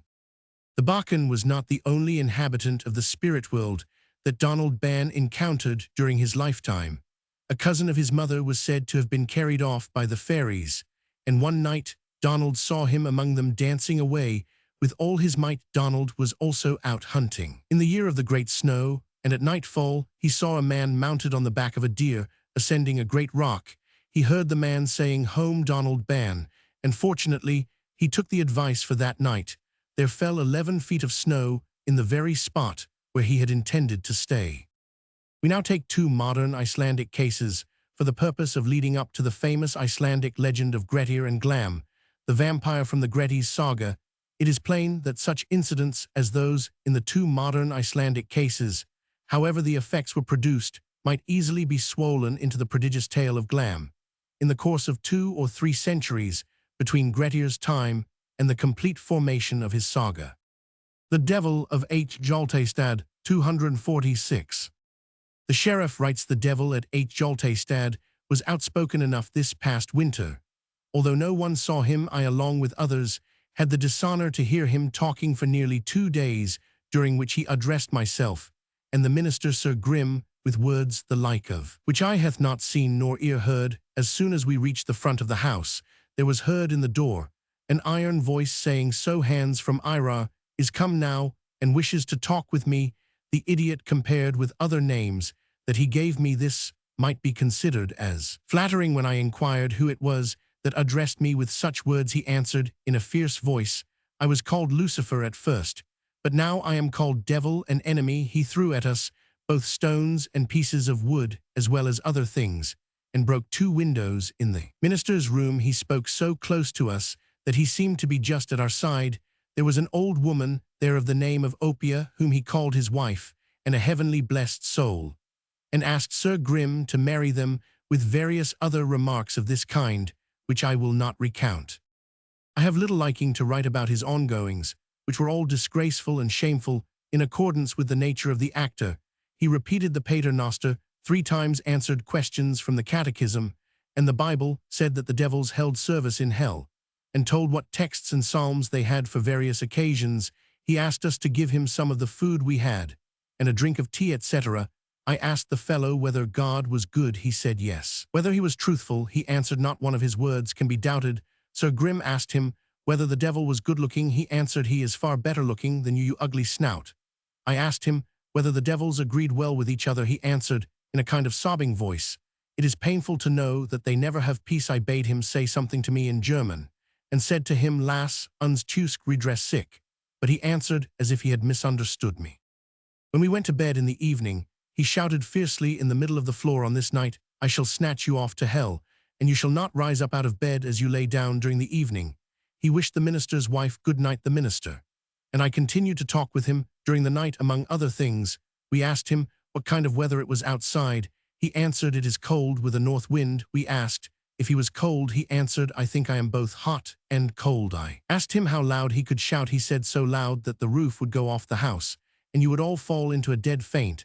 I told him to try it. He answered, do you think I am come to amuse you idiot? I asked him to show us a little specimen. He said he would do so, and gave 3 shouts, the last of which was so fearful that I have never heard anything worse, and doubt whether I ever shall. Towards daybreak, after he had parted from us, with the usual compliments, we fell asleep. Next morning he came in again, and began to waken up people. He named each one by name, not forgetting to add some nickname, and asking whether so-and-so was awake. When he saw they were all awake, he said he was going to play with the door now, and with that he threw the door off its hinges with a sudden jerk, and sent it far in upon the floor. The strangest thing was that when he threw anything it went down at once, and then went back to its place again, so it was evident that he either went inside it or moved about with it. The previous evening he challenged me twice to come out into the darkness to him, and this in an angry voice, saying that he would tear me limb from limb. I went out and told him to come on, but nothing happened. When I went back to my place and asked him why he had not fulfilled his promise, he said I had no orders for it from my master. He asked us whether we had ever heard the like before, and when we said yes, he answered, that is not true, the like has never been heard at any time. He had sung the memory of Jesus after I arrived there, and talked frequently while the word of God was being read. He said that he did not mind this, but that he did not like the cross-school psalms, and said it must have been a great idiot who composed them. This enemy came like a devil, departed as such, and behaved himself as such while he was present, nor would it befit anyone but the devil to declare all that he said. At the same time it must be added that I am not quite convinced that it was a spirit, but my opinions on this I cannot give here for lack of time. In another work, 249, where the sheriff's letter is given with some variations and additions, an attempt is made to explain the story. The phenomena were said to have been caused by a young man who had learned ventriloquism abroad. Even if this art could have been practiced so successfully as to puzzle the sheriff and others, it could hardly have taken the door off its hinges and thrown it into the room. It is curious that while John Espalin in his Annals entirely discredits the sheriff's letter, he yet gives a very similar account of the spirit's proceedings. A later story of the same kind, also printed by John Arnason, Roman 1:311, is that of the ghost at Garpstal, as related by the minister there, Sir Siemund, and written down by another minister on 7th June 1808. The narrative is as follows. The ghost at Garpstal.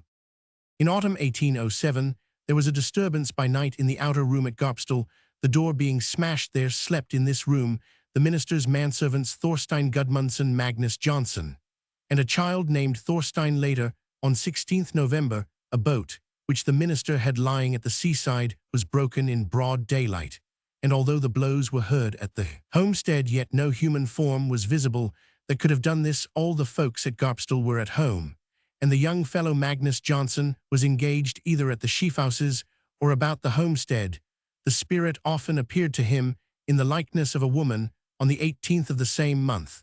4 doors of the sheafhouses were broken in broad daylight, while the minister was marrying a couple in the church. Most of his people were present in the church, Magnus being among them that same day in the evening. This woman was noticed in the sheafhouses. She said that she wished to get a ewe to roast. But as soon as an old woman who lived at Garpstal and was both skilled and wise, Gudrun Jonstatir by name, had handled the ewe, its struggles ceased, and it recovered again. While Gudrun was handling the ewe, Magnus was standing in the door of the house. With that, one of the rafters was broken, and the pieces were thrown in his face. He said that the woman went away. Just then the minister's horses were close by, and at that moment became so scared that they ran straight over smooth ice, as though it had been earth, and suffered no harm. On the evening of the 20th, there were great disturbances, paneling and doors being broken down in various rooms. The minister was standing in the house door along with Magnus and 2 or 3 girls. When Magnus said to him that the spirit had gone into the sitting room, the minister went and stood at the door of the room. And after he had been there a little while talking to the others, a pane of glass in one of the room windows was broken. Magnus was standing beside the minister talking to him, and when the pane broke, he said that the spirit had gone out. By that, the minister went to the window and saw that the pane was all broken into little pieces. The following evening, the 21st, the spirit also made its presence known by bangings, thumpings, and loud noises. On the 28th, the ongoings of the spirit surpassed themselves. In the evening, a great blow was given on the roof of the sitting room. The minister was inside at the time, but Magnus with 2 girls was out in the barn at the same moment. The partition between the weaving shop and the sitting room was broken down, and then 3 windows of the room itself, one above the minister's bed, another above his writing table, and the third in front of the closet door. A piece of a table was thrown in at one of these, and a spade at another. At this, the household ran out of that room into the loft, but the minister sprang downstairs, and out the old woman Gudrun, who was named before, went with him, and there also came Magnus and some of the others. Just then, a vessel of wash which had been standing in the kitchen was thrown at Gudrun's head. The minister then ran in along with Magnus and the girls, and now everything that was loose was flying about, both doors and splinters of wood. The minister opened a room near the outer door, intending to go in there, but just then a sledgehammer which lay at the door was thrown at him, but it only touched him on the side and hip and did him no harm. From there the minister and the others went back to the sitting room, where everything was dancing about, and where they were met with a perfect volley of splinters of deal from the partitions. The minister then fled and took his wife and child to Muley, the next farm, and left them there, as she was frightened to death. With all this, he himself returned next day. On the 8th of December, the woman again made her appearance in broad daylight. On this occasion, she broke the shelves and paneling in the pantry in presence of the minister, Magnus, and others. According to Magnus, the spirit then went out through the wall at the minister's words and made its way to the Lane. Magnus and Gudrun went after it, but were received with throwings of mud and dirt.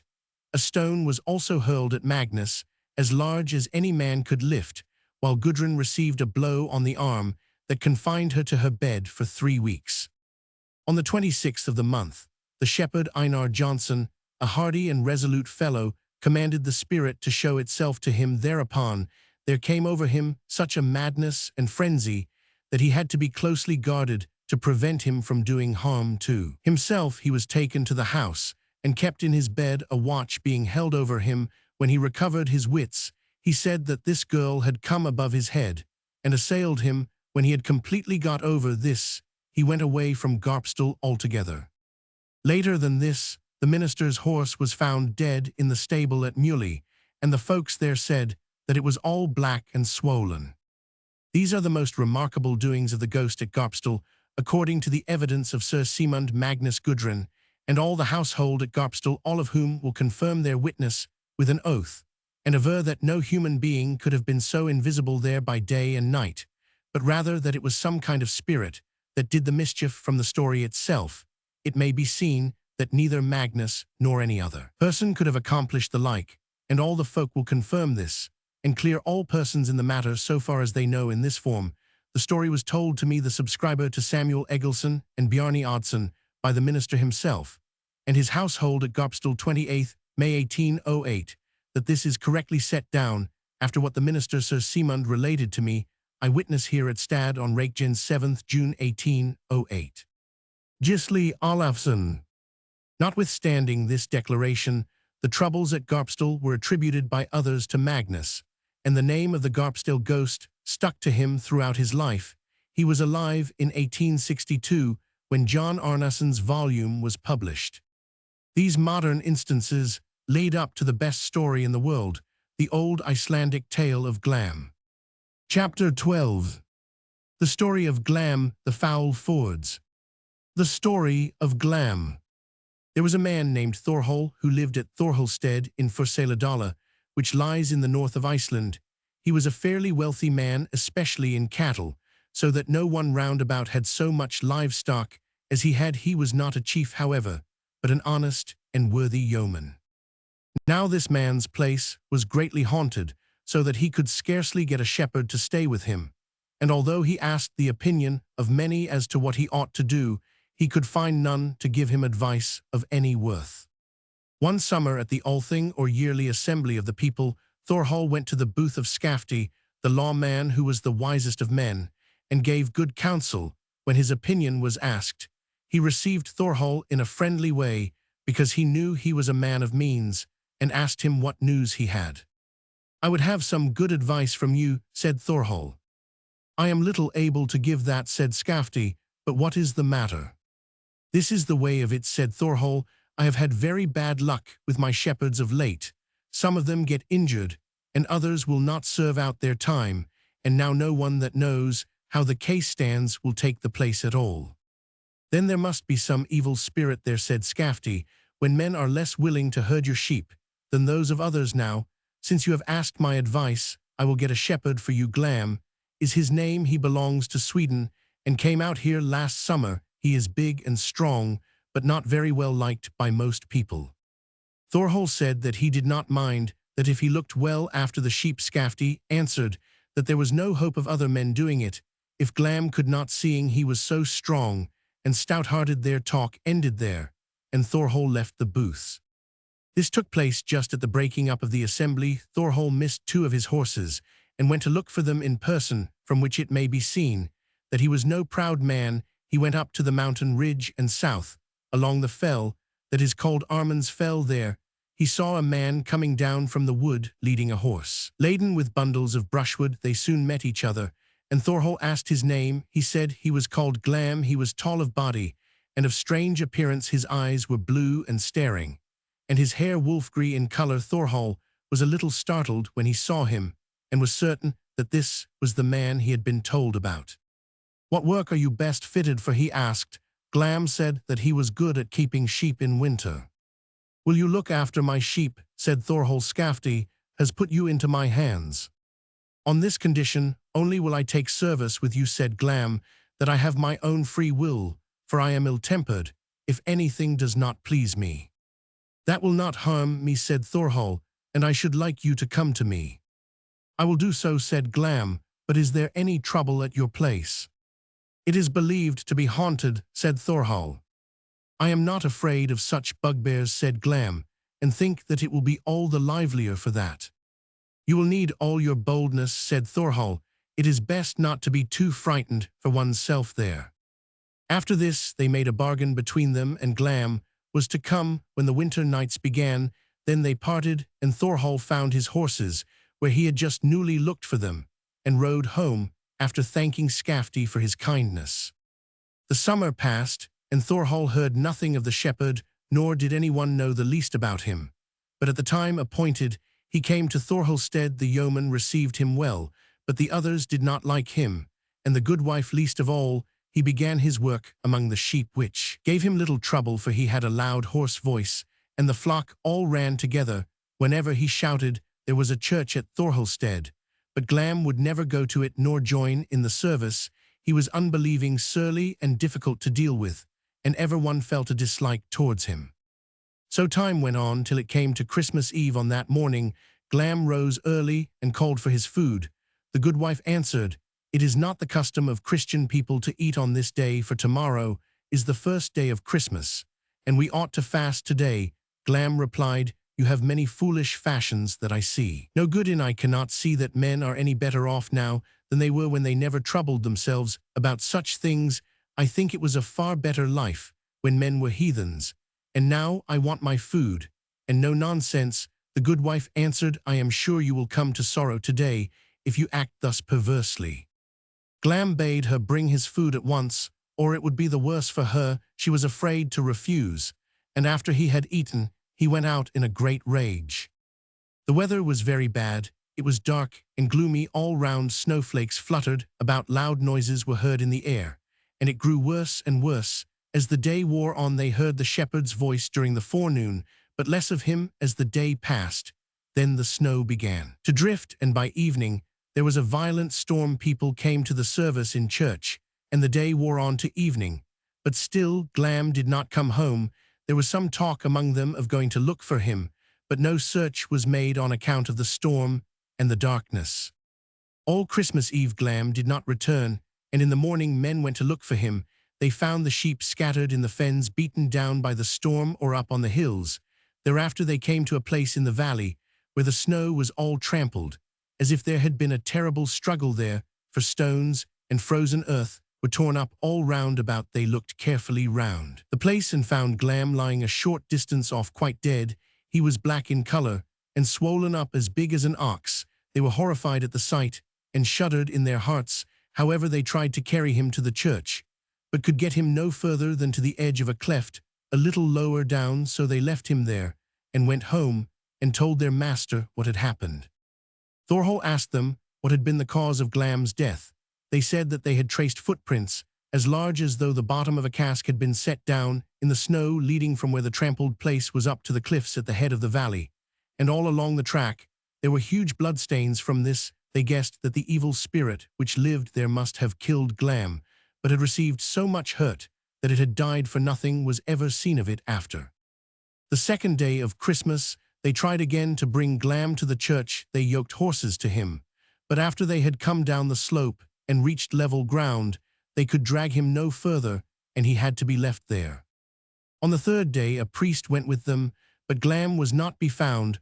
Although they searched for him all day, the priest refused to go a second time, and the shepherd was found at once when the priest was not present. So they gave over their attempts to take him to the church and buried him on the spot. Soon after this, they became aware that Glam was not lying quiet, and great damage was done by him, for many that saw him fell into a swoon or lost their reason. Immediately after Yule, men believed that they saw him about the farm itself, and grew terribly frightened, so that many of them ran away. After this, Glam began to ride on the housetop by night 259, and nearly shook it to pieces, and then he walked about almost night and day. Men hardly dared to go up into the valley, even although they had urgent business there, and everyone in the district thought great harm of the matter. In spring Thorhall got new men and started the farm again, while Glam's walkings began to grow less frequent. As the days grew longer, so time went on, until it was midsummer. That summer a ship from Norway came into Hunnawater, a firth to the north of Thorhallstead, and had on board a man called Thorgout. He was foreign by birth, big of body, and as strong as any two men. He was unhired and unmarried, and was looking for some employment. As he was penniless, Thorhall rowed to the ship, and found Thorgout there. He asked him whether he would enter his service. Thorgout answered that he might well do so, and that he did not care much what work he. Roman 999. You must know, however, said Thorhall, that it is not good for any faint-hearted man to live at my place, on account of the hauntings that have been of late, and I do not wish to deceive you in any way. I do not think myself utterly lost, although I see some wretched ghosts, said Thorgout. It will be no light matter for others if I am scared, and I will not throw up the place on that account. Their bargain was quickly made, and Thorgout was to have charge of the sheep during the winter. The summer went past, and Thorgout began his duties with the winter nights, and was well liked by every one. Glam began to come again, and rode on the housetop, which Thorgout thought great sport, and said that the thrall would have to come to close quarters before he would be afraid of him. Thorhall bade him not say too much about it. It will be better for you, said he, if you have no trial of each other. Your courage has indeed been shaken out of you, said Thorgout, but I am not going to fall dead for such talk." The winter went on till Christmas came again, and on Christmas Eve the shepherd went out to his sheep. "I trust," said the goodwife, "that things will not go after the old fashion." "Have no fear of that, goodwife," said Thorgout. "There will be something worth talking about if I don't come back." The weather was very cold, and a heavy drift blowing. Thorgout was in the habit of coming home when it was half dark, but on this occasion he did not return at his usual time. People came to church, and they now began to think that things were not unlikely to fall out as they had done before. Thorhall wished to make search for the shepherd, but the churchgoers refused, saying that they would not risk themselves in the hands of evil demons by night, and so no search was made. After their morning meal on Christmas Day, they went out to look for the shepherd. They first made their way to Glam's cairn, guessing that he was the cause of the man's disappearance. On coming near to this, they saw great tidings, for there they found the shepherd with his neck broken and every bone in his body smashed in pieces. They carried him to the church, and he did no harm to any man thereafter. But Glam began to gather strength anew, and now went so far in his mischief that every one fled from Thorhallstead, except the yeoman and his wife. The same cattleman, however, had been there for a long time, and Thorhall would not let him leave, because he was so faithful and so careful. He was very old, and did not want to go away either, for he saw that everything his master had would go to wreck and ruin if there was no one to look after it. One morning after the middle of winter, the goodwife went out to the byre to milk the cows. It was broad daylight by this time, for no one ventured to be outside earlier than that except the cattleman, who always went out when it began to grow clear. She heard a great noise and fearful bellowing in the byre, and ran into the house again, crying out and saying that some awful thing was going on there. Thorhall went out to the cattle and found them goring each other with their horns to get out of their way. He went through into the barn, and in doing this he saw the cattleman lying on his back with his head in one stall and his feet in another. He went up to him and felt him, and soon found that he was dead, with his back broken over the upright stone between two of the stalls. The yeoman thought it high time to leave the place now, and fled from his farm with all that he could remove. All the livestock that he left behind was killed by Glam, who then went through the whole glen and laid waste all the farms up from Tongue. Thorhall spent the rest of the winter with various friends. No one could go up into the glen with horse or dog, for these were killed at once. But when spring came again, and the days began to lengthen, Glam's walkings grew less frequent, and Thorhall determined to return to his homestead. He had difficulty in getting servants, but managed to set up his home again at Thorhallstead. Things went just as before. When autumn came, the hauntings began again, and now it was the yeoman's daughter who was most assailed, till in the end she died of fright. Many plans were tried, but all to no effect, and it seemed as if all Waterdale would be laid waste unless some remedy could be found. All this befell in the days of Grettir, the son of Asmund, who was the strongest man of his day in Iceland. He had been abroad at this time, outlawed for 3 years, and was only 18 years of age when he returned. He had been at home all through the autumn, but when the winter nights were well advanced, he rode north to Waterdale, and came to Tongue, where lived his uncle Yerkut.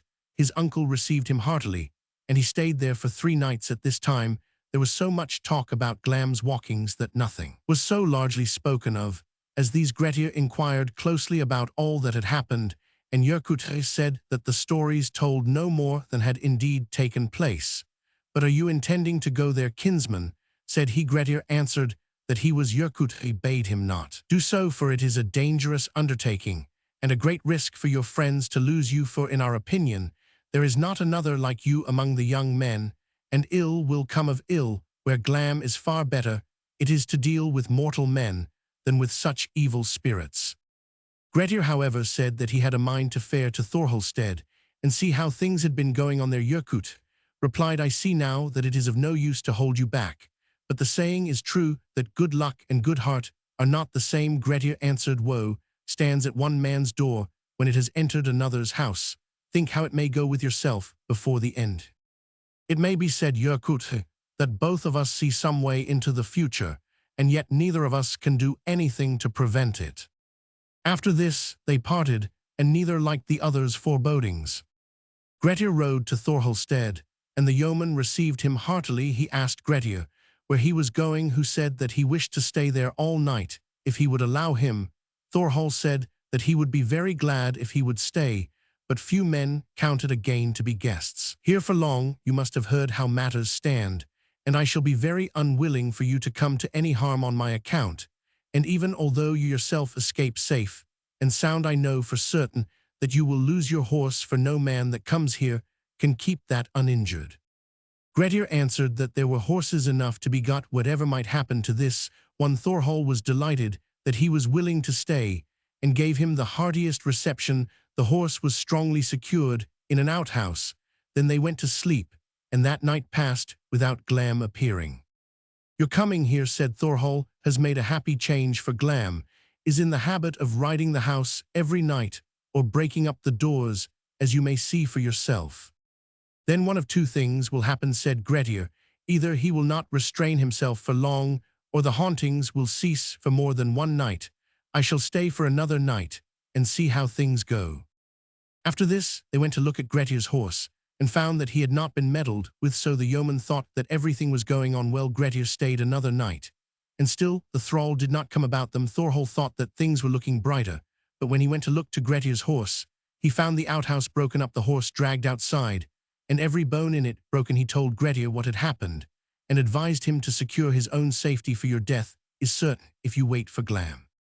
Grettir answered, the least I can get for my horse is to see the thrall. Thorhall replied that it would do him no good to see him, for he is unlike anything in human shape, but I am fain of every hour that you are willing to stay here. The day wore on, and when it was bedtime, Grettir would not take off his clothes, but lay down on the floor over against Thorhall's bed-closet. He put a thick cloak above himself, buttoning one end beneath his feet and doubling the other under his head. While he looked out at the hole for the neck, there was a strong plank in front of the floored space, and against this he pressed his feet. The door fittings were all broken off from the outer door, but there was a hurdle set up instead, and roughly secured. The wainscot that had once stretched across the hall was all broken down, both above and below the crossbeam. The beds were all pulled out of their places, and everything was in confusion. A light was left burning in the hall, and when the third part of the night was past, Grettir heard loud noises outside. Then something went up on top of the house, and rode above the hall, beating the roof with its heels, till every beam cracked. This went on for a long time. Then it came down off the house, and went to the door. When this was opened, Grettir saw the thrall thrust in his head. Ghastly big he seemed, and wonderfully huge of feature. Glam came in slowly, and raised himself up when he was inside the doorway, till he loomed up against the roof. Then he turned his face down the hall, laid his arms on the crossbeam, and glared all over the place. Thorhall gave no sign during all this, for he thought it bad enough to hear what was going on outside. Grettir lay still, and never moved. Glam saw that there was a bundle lying on the floor, and moved further up the hall, and grasped the cloak firmly. Grettir placed his feet against the plank, and yielded not the least. Glam tugged a second time, much harder than before, but still the cloak did not move. A third time he pulled with both his hands so hard that he raised Grettir up from the floor, and now they wrenched the cloak asunder between them. Glam stood staring at the piece which he held in his hands, and wondering greatly who could have pulled so hard against him at that moment. Grettir sprang in under the monster's hands, and threw his arms around his waist, intending to make him fall backwards. Glam, however, bore down upon him so strongly that Grettir was forced to give way before him. He then tried to stay himself against the seatboards, but these gave way with him, and everything that came in their path was broken. Glam wanted to get him outside, and although Grettir set his feet against everything that he could, yet Glam succeeded in dragging him out into the porch. There they had a fierce struggle, for the thrall meant to have him out of doors, while Grettir saw that bad as it was to deal with Glam inside the house, it would be worse outside, and therefore strove with all his might against being carried out. When they came into the porch, Glam put forth all his strength, and pulled Grettir close to him. When Grettir saw that he could not stay himself, he suddenly changed his plan, and threw himself as hard as he could against the monster's breast, setting both his feet against an earth-fast stone that lay in the doorway. Glam was not prepared for this, being then in the act of pulling Grettir towards him, so he fell backwards, and went crashing out through the door, his shoulders catching the lintel. As he fell, the roof of the porch was wrenched in two, both rafters and frozen thatch, and backwards out of the house went Glam with Grettir above him. Outside there was bright moonshine and broken clouds, which sometimes drifted over the moon, and sometimes left it clear at the moment. When Glam fell, the cloud passed off the moon, and he cast up his eyes sharply towards it, and Grettir himself said that this was the only sight he ever saw that terrified him. Then Grettir grew so helpless, both by reason of his weariness, and at seeing Glam roll his eyes so horribly, that he was unable to draw his dagger, and lay wellnigh between life and death. But in this was Glam's might more fiendish than that of most other ghosts, that he spoke in this fashion: "Great eagerness have you shown to meet me, Grettir, and little wonder will it be, though you get no great good fortune from me. But this I may tell you, that you have now received only half of the strength and vigor that was destined for you if you had not met with me. I cannot now take from you the strength you have already gained, but this I can see to, that you will never be stronger than you are now, and yet you are strong enough, as many a man shall feel. Hitherto you have been famous for your deeds, but henceforth you shall be a manslayer and an outlaw, and most of your deeds will turn to your own hurt and misfortune. Outlawed you shall be, and ever have a solitary life for your lot. And this too I lay upon you, ever to see these eyes of mine before your own, and then you will think it hard to be alone, and that will bring you to your death." When Glam had said this, the faintness passed off Grettir, and he then drew his dagger, cut off Glam's head, and laid it beside his thigh. Thorhall then came out, having put on his clothes, while Glam was talking, but never venturing to come near. Until he had fallen, he praised God and thanked Grettir for overcoming the unclean spirit. Then they set to work, and burned Glam to ashes, which they placed in a sack, and buried where cattle were least likely to pasture or men to tread. When this was done, they went home again, and it was now near daybreak. Thorhall sent to the next farm for the men there, and told them what had taken place. All thought highly of the exploit that heard of it, and it was the common talk that in all Iceland there was no man like Grettir Asnundarson for strength and courage, and all kinds of bodily feats. Thorhall gave him a good horse when he went away, as well as a fine suit of clothes, for the ones he had been wearing were all torn to pieces. The two then parted with the utmost friendship. Thence Grettir rode to the ridge in Waterdale, where his kinsman Thorvald received him heartily, and asked closely concerning his encounter with Glam. Grettir told him how he had fared, and said that his strength was never put to harder proof. So long did the struggle between them last. Thorvald bade him be quiet and gentle in his conduct, and things would go well with him, otherwise his troubles would be many. Grettir answered that his temper was not improved. He was more easily roused than ever, and less able to bear opposition. In this too he felt a great change, that he had become so much afraid of the dark that he dared not go anywhere alone after night began to fall, for then he saw phantoms and monsters of every kind. So it has become a saying ever since then, when folk see things very different from what they are, that Glam lends them his eyes, or gives them Glamsight. This fear of solitude brought Grettir at last to his end. Ghosts being seldom dangerous to human life, we follow up the homicidal Glam with a Scottish traditional story of malevolent and murderous sprites. The Foul Fords, or the Longformacus Ferrier.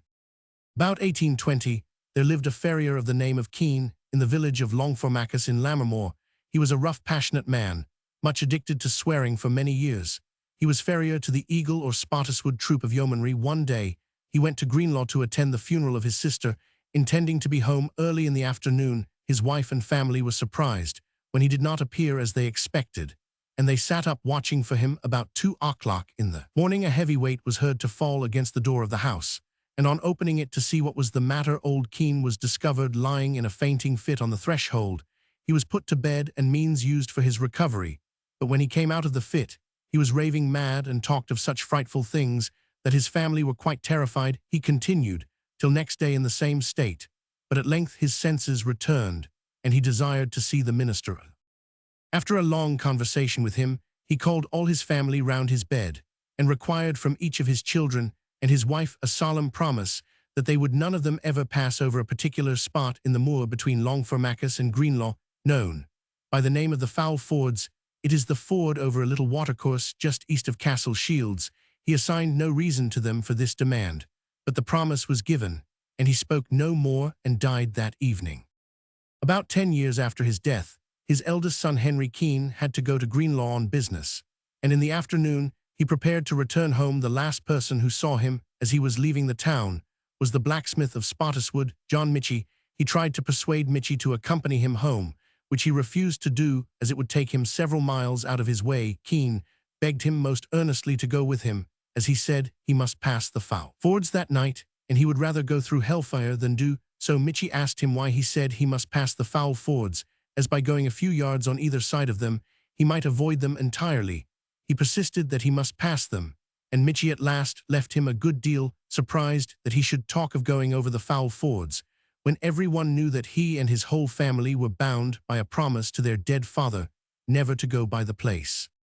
Next morning, a labouring man from Castle Shields by name Adam Redpath was going to his work digging sheep drains on the moor, when on the foul fords he met Henry Keene lying stone dead, and with no mark of violence on his body, his hat, coat, waistcoat, shoes and stockings were lying at about 100 yards distance from him on the Greenlaw side of the fords, and while his flannel drawers were off and lying with the rest of his clothes, his trousers were on. Mr. Ord, the minister of Longformacus, told one or two persons what John Keene the father had said to him on his deathbed, and by degrees the story got abroad. It was this: Keene said that he was returning home slowly after his sister's funeral, looking on the ground, when he was suddenly roused by hearing the tramping of horses, and on looking up, he saw a large troop of riders coming towards him two and two. What was his horror when he saw that one of the two foremost was the sister whom he had that day seen buried at Greenlaw. On looking further, he saw many relations and friends long before dead,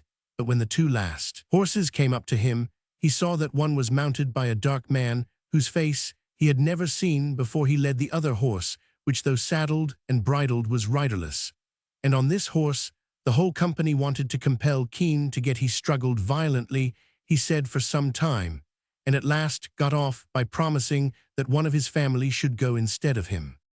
There still lives at Longformacus his remaining son Robert. He has the same horror of the foul fords that his brother had, and will not speak nor allow anyone to speak to him on the subject. 3 or 4 years ago, a herd of the name of Burton was found dead within a short distance of the spot, without any apparent cause for his death. 272. Chapter 13. The Marvels at Froda. The following tale has all the direct simplicity and truth to human nature which mark the ancient literature of Iceland. Defoe might have envied the profusion of detail, the large chest with a lock and the small box, and so on some of the minor portents, such as the disturbances among inanimate objects and the appearance of a glow of mysterious light. The fate moon recur in modern tales of haunted houses, the combination of Christian exorcism, then a novelty in Iceland with legal proceedings against the ghosts, is especially characteristic. The Marvels at Froda. 273. During that summer in which Christianity was adopted by law in Iceland 1000 A Roman 500, it happened that a ship came to land at Snowfell Ness. It was a Dublin vessel manned by Irish and Hebrideans, with few Norsemen on board. They lay there for a long time during the summer waiting for a favourable wind to sail into the Firth, and many people from the Ness went down to trade with them. There was on board a Hebridean woman named Thorgunna, of whom her shipmates said that she owned some costly things, the like of which would be difficult to find in Iceland. When Thurid the housewife at Froda heard of this, she was very curious to see the articles, for she was a woman that was fond of show and finery. She went to the ship and asked Thorgunna whether she had any woman's apparel that was finer than the common. Thorgunna said that she had nothing of the kind to sell, but had some good things of her own, that she might not be affronted at feasts or other gatherings. Thurid begged a sight of these, and Thorgunna showed her treasures. Thurid was much pleased with them, and thought them very becoming, though not of high value. She offered to buy them, but Thorgunna would not sell. Thurid then invited her to come and stay with her, because she knew that Thorgunna was well provided, and thought that she would get the things from her in course of time. Thorgunna answered, "I am well pleased to go to stay with you, but you must know that I have little mind to pay for myself, because I am well able to work, and have no dislike to it. Though I will not do any dirty work, I must be allowed to settle what I shall pay for myself out of such property as I have." Although Thorgunna spoke in this fashion, yet Thurid would have her to go with her, and her things were taken out of the ship. These were in a large chest with a lock and a small box, and both were taken home to Froda. When Thorgunna arrived there, she asked for her bed to be shown her, and was given one in the inner part of the hole. Then she opened up the chest, and took bedclothes out of it. They were all very beautiful, and over the bed she spread English coverlets and a silken quilt. Out of the chest she also brought a bed curtain, and all the hangings that belonged to it, and the whole outfit was so fine that folk thought they had never seen the like of it. Then said Thurid the housewife, "Name the price of all your bedclothes and hangings." Thorgunna answered, "I will not lie among straw for you, although you are so stately, and bear yourself so proudly." Thurid was ill pleased at this, and offered no more to buy the things. Thorgunna worked at cloth-making every day when there was no haymaking, but when the weather was dry, she worked among the dry hay in the home field, and had a rake made for herself, which she alone was to use. Thorgunna was a big woman, both broad and tall and very stout. She had dark eyebrows, and her eyes were close set, her hair brown, and in great abundance. She was well-mannered in her daily life, and went to church every day before beginning her work. But she was not of a light disposition, nor of many words. Most people thought that Thorgunna must be in the 60s, yet she was a very active woman. At this time one Thorir Woodenleg and his wife Thorgrima Charmcheek were being maintained at Froda, and there was little love between them and Thorgunna. The person that she had most ado with was Kjartan, the son of the house. Him she loved much, but he was rather cold towards her, and this often vexed her. Kjartan was then 15 years old, and was both big of body and manly in appearance. The summer that year was very wet, but in the autumn there came dry days. By this time the hayrick at Froda was so far advanced that all the home field was mown, and nearly the half of it was quite dry. There came then a fine dry day, clear and bright, with not a cloud to be seen in all the sky. Thorod the yeoman rose early in the morning, and arranged the work of each one. Some began to cart off the hay, and some to put it into stocks, while the women were set to toss and dry it. Thorgunna also had her share assigned to her, and the work went on well during the day. When it drew near to 3 in the afternoon, a mass of dark clouds was seen rising in the north, which came rapidly across the sky, and took its course right above the farm. They thought it certain that there was rain in the cloud, and Thorod bade his people rake the hay together.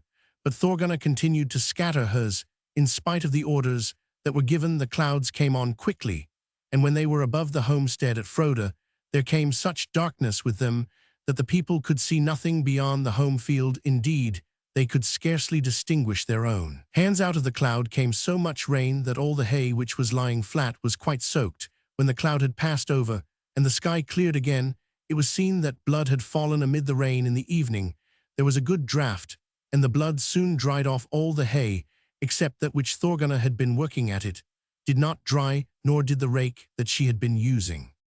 Thurid asked Thorgunna what she supposed this marvel might portend. She said that she did not know, but it seems to me most likely that it is an evil omen for some person who is present here in the evening. Thorgunna went home and took off her clothes, which had been stained with the blood. Then she lay down in her bed and breathed heavily, and it was found that she was taken with sickness. The shower had not fallen anywhere else than at Froda. All that evening Thorgunna would taste no food. In the morning Thorod came to her and asked about her sickness, and what end she thought it would have. She answered that she did not expect to have any more illnesses. Then she said, "I consider you the wisest person in the homestead here, and so I shall tell you what arrangements I wish to make about the property that I leave behind me, and about myself, for things will go as I tell you. Though you think there is nothing very remarkable about me, it will do you little good to depart from my instructions, for this affair has so begun that it will not pass smoothly off unless strong measures are taken in dealing with it." Thorod answered, "There seems to me great likelihood that your forebodings will come true, and therefore," said he, "I shall promise to you not to depart from your instructions." "These are my arrangements," said Thorgunna, "that I will have myself taken to Skalholt, if I die of this sickness, for my mind forebodes me that that place will some time or other be the most glorious spot in this land. I know also that by now there are priests there to sing the funeral service over me, so I ask you to have me carried thither, and for that you shall take so much of my property that you suffer no loss. In the matter of my other effects, Thurid shall have the scarlet cloak that I own, and I give it her so that she may readily consent to my disposing of all the rest as I please. I have a gold ring, and it shall go to the church with me, But as for my bed and bed hangings, I will have them burned with fire, because they will be of service to no one. I do not say this, because I grudge that anyone should possess these treasures, if I knew that they would be of use to them. Rather am I so earnest in the matter, because I should be sorry for folk to fall into such trouble for me, as I know will be the case if my words are not heeded. Thorod promised to do as she asked him, and after this Thorgunna's sickness increased, so that she lay but few days before she died. The body was first taken to the church, and Thorod had a coffin made for it on the following day. Thorod had all the bedclothes carried out into the open air, and made a pile of wood beside them.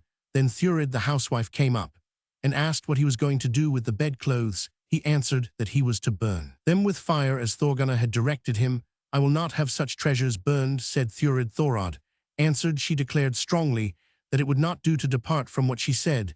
That was mere jealousy, said Thurid. She grudged any other person the use of them, and that was why she gave these orders. But nothing terrible will happen though her words are set aside. I doubt, said he, whether it will be well to do otherwise than as she charged me. Then Thurid laid her arms round his neck, and besought him not to burn the furnishings of the bed, and so much did she press him in this, that his heart gave way to her, and she managed it so that Thorod burned the mattresses and pillows, while she took for herself the quilt and coverlets, and all the hangings, yet neither of them was well pleased. After this, the funeral was made ready. Trustworthy men were sent with the body, and good horses, which Thorod owned. The body was wrapped in linen, but not sewed up in it, and then laid in the coffin. After this, they held south over the heath, as the paths go, and went on, until they came to a farm called Lower Ness, which lies in the tongues of Staffholt. There they asked leave to stay overnight. But the farmer would give them no hospitality. However, as it was close on nightfall, they did not see how they could go on, for they thought it would be dangerous to deal with the White River by night. They therefore unloaded their horses, and carried the body into an outhouse, after which they went into the sitting room, and took off their outer clothes, intending to stay there overnight without food. The people of the house were going to bed by daylight, and after they were in bed, a great noise was heard in the kitchen. Some went to see whether thieves had not broken in, and when they reached the kitchen, they saw there a tall woman. She was quite naked, with no clothes whatever upon her, and was busy preparing food. Those who saw her were so terrified that they dared not go near her at all. When the funeral party heard of this, they went thither, and saw what the matter was. Thorgunna had come there, and it seemed advisable to them all not to meddle with her. When she had done all that she wanted, she brought the food into the room, set the tables, and laid the food upon them. Then the funeral party said to the farmer, it may happen in the end, before we part, that you will think it dearly bought, that you would show us no hospitality. Both the farmer and the housewife answered, we will willingly give you food, and do you all other services that you require. As soon as the farmer had offered them this, Thorgunna passed out of the room into the kitchen, and then went outside, nor did she show herself again. Then a light was kindled in the room, and the wet clothes of the guests were taken off, and dry ones given them in their place. After this, they sat down at table, and blessed their food, while the farmer had holy water sprinkled over all the house. The guests ate their food, and it harmed no man, although Thorgunna had prepared it. They slept there that night, and were treated with great hospitality. In the morning they continued their journey, and things went very smoothly with them. Wherever this affair was heard of, most people thought it best to do them all the service that they required, and of their journey no more is to be told. When they came to Skalholt, they handed over the precious things which Thorgunna had sent thither, the ring and other articles, all of which the priests gladly received. Thorgunna was buried there, while the funeral party returned home, which they all reached in safety. At Froda there was a large hall with a fireplace in the mid, and a bed-closet at the inner end of it. As was then the custom at the outer end, were two store-closets, one on each side. Dried fish were piled in one of these, and there was meal in the other. In this hall fires were kindled every evening, as was the custom, and folk sat round these fires for a long while before they went to supper on that evening on which the funeral party came home. While the folk at Froda were sitting round the fires, they saw a half-moon appear on the panelling of the hall, and it was visible to all those who were present. It went round the room backwards, and against the sun's course, nor did it disappear so long as they sat by the fires. Thorod asked Thoria Woodenleg what this might portend. It is the moon of fate, said Thoria, and deaths will come after it. This went on all that week, that the fate moon came in every evening. The next tidings that happened at Froda were that the shepherd came in and was very silent, he spoke little, and that in a frenzied manner folk were most inclined to believe that he had been bewitched, because he went about by himself and talked to himself. This went on for some time, but one evening, when 2 weeks of winter had passed, the shepherd came home, went to his bed, and lay down there. When they went to him in the morning, he was dead, and was buried at the church. Soon after this, there began great hauntings. One night Thoria Woodenleg went outside, and was at some distance from the door. When he was about to go in again, he saw that the shepherd had come between him and the door. Thoria tried to get in, but the shepherd would not allow him. Then Thoria tried to get away from him, but the shepherd followed him, caught hold of him, and threw him down at the door. He received great hurt from this, but was able to reach his bed. There he turned black as coal, took sickness, and died. He was also buried at the church there. And after this, both the shepherd and Thoria were seen in company, at which all the folk became full of fear, as was to be expected. This also followed upon the burial of Thoria, that one of Thorod's men grew ill and lay 3 nights before he died. Then one died after another, until 6 of them were gone. By this time, the Christmas fast had come, although the fast was not then kept in Iceland. The store-closet in which the dried fish were kept was packed so full that the door could not be opened. The pile reached nigh up to the rafters, and a ladder was required to get the fish off the top of it. One evening, while the folk were sitting round the fires, the fish were torn, but when search was made, no living thing could be found there. During the winter, a little before Christmas, Thorod went out to Ness for the fish he had. There were 6 men in all in a 10-oared boat, and they stayed out there all night. The same evening that Thorod went from home, it happened at Froda, when folk went to sit by the fires that had been made, that they saw a seal's head rise up out of the fireplace. A maidservant was the first who came forward, and saw this marvel. She took a washing bat which lay beside the door, and struck the seal's head with this, but it rose up at the blow, and gazed at Thorgunna's bed hangings. Then one of the men went up and beat the seal, but it rose higher at every blow, until it had come up above the fins. Then the man fell into a swoon, and all those who were present were filled with fear. Then the lad K. Jarton sprang forward, took up a large iron sledgehammer, and struck at the seal's head. It was a heavy blow, but it only shook its head and looked round. Then K. Jarton gave it stroke after stroke, and the seal went down as though he were driving in a stake. K. Jarton hammered away till the seal went down so far that he beat the floor close again above its head. And during the rest of the winter, all the portents were most afraid of K. Jarton. Next morning, while Thorod and the others were coming in from Ness with the fish, they were all lost out from any the boat, and the fish drove on shore there, but the bodies were never found. When the news of this reached Froda, K. Jarton and Thurid invited their neighbors to the funeral banquet, and the ale prepared for Christmas was used for this purpose. The first evening of the feast, however, after the folk had taken their seats, there came into the hall Thorod and his companions, all dripping wet. The folk greeted Thorod well, thinking this a good omen, for at that time it was firmly believed that drowned men who came to their own funeral feast were well received by Ran the Sigurdes, and the old beliefs had as yet suffered little, though folk were baptized and called Christians. Thorod and his fellows went right along the hall where the folk sat, and passed into the one where the fires were, answering no man's greeting. Those of the household who were in the hall ran out, and Thorod and his men sat down beside the fires, where they remained till they had fallen into ashes. Then they went away again. This befell every evening while the banquet lasted, and there was much talk about it among those who were present. Some thought that it would stop when the feast was ended. When the banquet was over, the guests went home, leaving the place very dull and dismal. In the evening after they had gone, the fires were kindled as usual, and after they had burned up, there came in Thorod with his company, all of them, but they sat down by the fire and began to wring their clothes.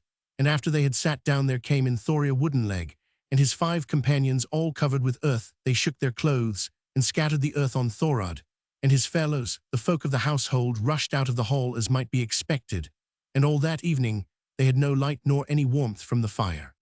Next evening the fires were made in the other hall, as the dead men would be less likely to come there. But this was not so, for everything happened just as it had done on the previous evening, and both parties came to sit by the fires. On the third evening, Jarton advised that a large fire should be made in the hall, and a little fire in another and smaller room. This was done, and things then went on in this fashion that Thorod and the others sat beside the big fire, while the household contented themselves with the little one, and this lasted right through Christmastide. By this time there was more and more noise in the pile of fish, and the sound of them being torn was heard both by night and day. Some time after this, it was necessary to take down some of the fish, and the man who went up on the pile saw this strange thing, that up out of the pile there came a tail in appearance like a singed oxtail. It was black and covered with hair like a seal. The man laid hold of it, and pulled and called on the others to come and help him. Others then got up on the heap, both men and women, and pulled at the tail, but all to no purpose. It seemed to them that the tail was dead, but while they tugged at it, it flew out of their hands, taking the skin off the palms of those who had been holding it hardest, and no more was ever seen of the tail. The fish were then taken up, and every one was found to be torn out of the skin, yet no living thing was to be found in the pile. Following upon this, Thorgrima Charmcheek, the wife of Thoria Woodenleg, fell ill and lay only a little while before she died, and the same evening that she was buried, she was seen in company with her husband Thoria. The sickness then began a second time after the tail had been seen. And now the women died more than the men. Another 6 persons died in this attack, and some fled away on account of the ghosts. And the hauntings in the autumn, there had been 30 in the household, of whom 18 were dead, and 5 had run away, leaving only 7 behind in the spring. When these marvels had reached this pitch, it happened one day that Jarton went to Helgafell to see his uncle Snorri, and asked his advice as to what should be done. There had then come to Helgafell a priest, whom Gizur the White had sent to Snorri, and this priest Snorri sent to Froda, along with Jarton his son Thord, and 6 other men. He also gave them this advice, that they should burn all Thorgunna's bed hangings, and hold a law court at the door, and there prosecute all those men who were walking after death. He also bade the priest hold service, there consecrate water, and confess the people. They summoned men from the nearest farms to accompany them, and arrived at Froda on the evening before Candlemas, just at the time when the fires were being kindled. Thurid the housewife had then taken the sickness after the same fashion as those who had died. Jarton went in at once, and saw that Thorod and the others were sitting by the fire. As usual, he took down Thorgunna's bed hangings, went into the hall, and carried out a live coal from the fire. Then all the bedjar that Thorgunna had owned was burned. After this, Jarton summoned Thoria Woodenleg, and Thord summoned Thorod on the charge of going about the homestead without leave and depriving men of both health and life. All those who sat beside the fire were summoned in the same way. Then a court was held at the door, in which the charges were declared, and everything done as in a regular law court. Opinions were given, the case summed up, and judgment passed. After sentence had been pronounced on Thoria Woodenleg, he rose up and said, "Now we have sat as long as we can bear. After this, he went out by the other door from that at which the court was held. Then sentence was passed on the shepherd, and when he heard it, he stood up and said, 'Now I shall go,' and I think it would have been better before. When Thorgrima heard sentence pronounced on her, she rose up and said, 'Now we have stayed while it could be borne.' Then one after another was summoned, and each stood up as judgment was given upon him. All of them said something as they went out, and showed that they were loath to part. Finally sentence was passed on Thorod himself, and when he heard it, he rose and said, 'Little peace I find here, and let us all flee now,' and went out. After that then Jarton and the others entered, and the priest carried holy water and sacred relics over all the house. Later on in the day he held solemn service, and after this all the hauntings and ghost-walkings at Froda ceased, while Thurid recovered from her sickness and became well again. Chapter 14. Spiritualistic floating hands. Hands in haunted houses. Jerome Carden's tale, the cold hand, the beachcomber's tale, the black dogs, and the thumbless hand, the Pakaha Maori, and the leprous hand, the hand of the ghost that bit. Hands all round. Nothing was more common in the seances of home, the medium, than the appearance of spirit hands. If these were made of white kid gloves stuffed, the idea at least was borrowed from ghost stories, in which ghostly hands with no visible bodies are not unusual. We see them in the S. H. Chapoff case at Rerick, and in other haunted houses. Here are some tales of hands, old or new. The cold hand. Jerome Cardan, the famous physician, tells the following anecdote in his De Rerum Varietate Lib. Roman 1093. Jerome only once heard a rapping himself at the time of the death of a friend at a distance. He was in a terrible fright and dared not leave his room all day. A story which my father used often to tell. I was brought up, he said, in the house of Joannes Ristar, and therein taught Latin to his 3 sons. When I left them, I supported myself on my own means. It chanced that one of these lads, while I was studying medicine, fell deadly sick, he being now a young man grown, and I was called in to be with the youth partly for my knowledge of medicine, partly for old friendship's sake. The master of the house happened to be absent. The patient slept in an upper chamber, one of his brothers and I in a lower room.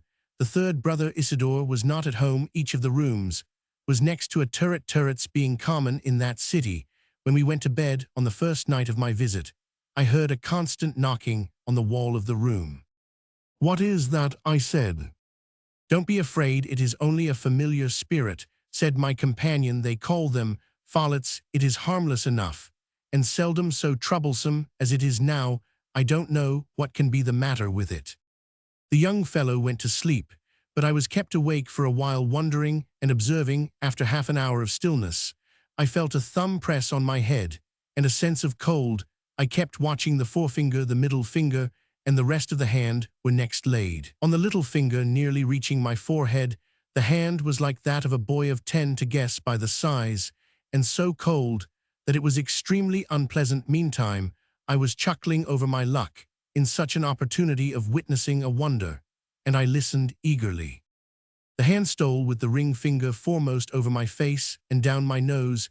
It was slipping into my mouth, and 2 fingertips had entered, when I threw it off with my right hand, thinking it was uncanny, and not relishing it inside my body. Silence followed, and I lay awake, distrusting the spectre more or less.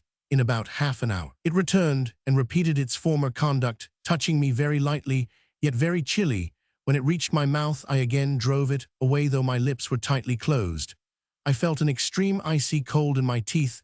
I now got out of bed, thinking this might be a friendly visit from the ghost of the sick lad upstairs who must have died. As I went to the door, the thing passed before me, rapping on the walls. When I was got to the door, it knocked outside. When I opened the door, it began to knock on the turret. The moon was shining. I went on to see what would happen, but it beat on the other sides of the tower. And as it always evaded me, I went up to see how my patient was. He was alive, but very weak. As I was speaking to those who stood about his bed, we heard a noise, as if the house was falling in. Rushed my bedfellow, the brother of the sick lad, half dead with terror. "When you got up," he said, "I felt a cold hand on my back. I thought it was you who wanted to waken me and take me to see my brother, so I pretended to be asleep and lay quiet, supposing that you would go alone when you found me so sound asleep. But when I did not feel you get up, and the cold hand grew to be more than I could bear, I hit out to push your hand away and felt your place empty but warm. Then I remembered the follet and ran upstairs as hard as I could put my feet to the ground. Never was I in such a fright." The sick lad died on the following night.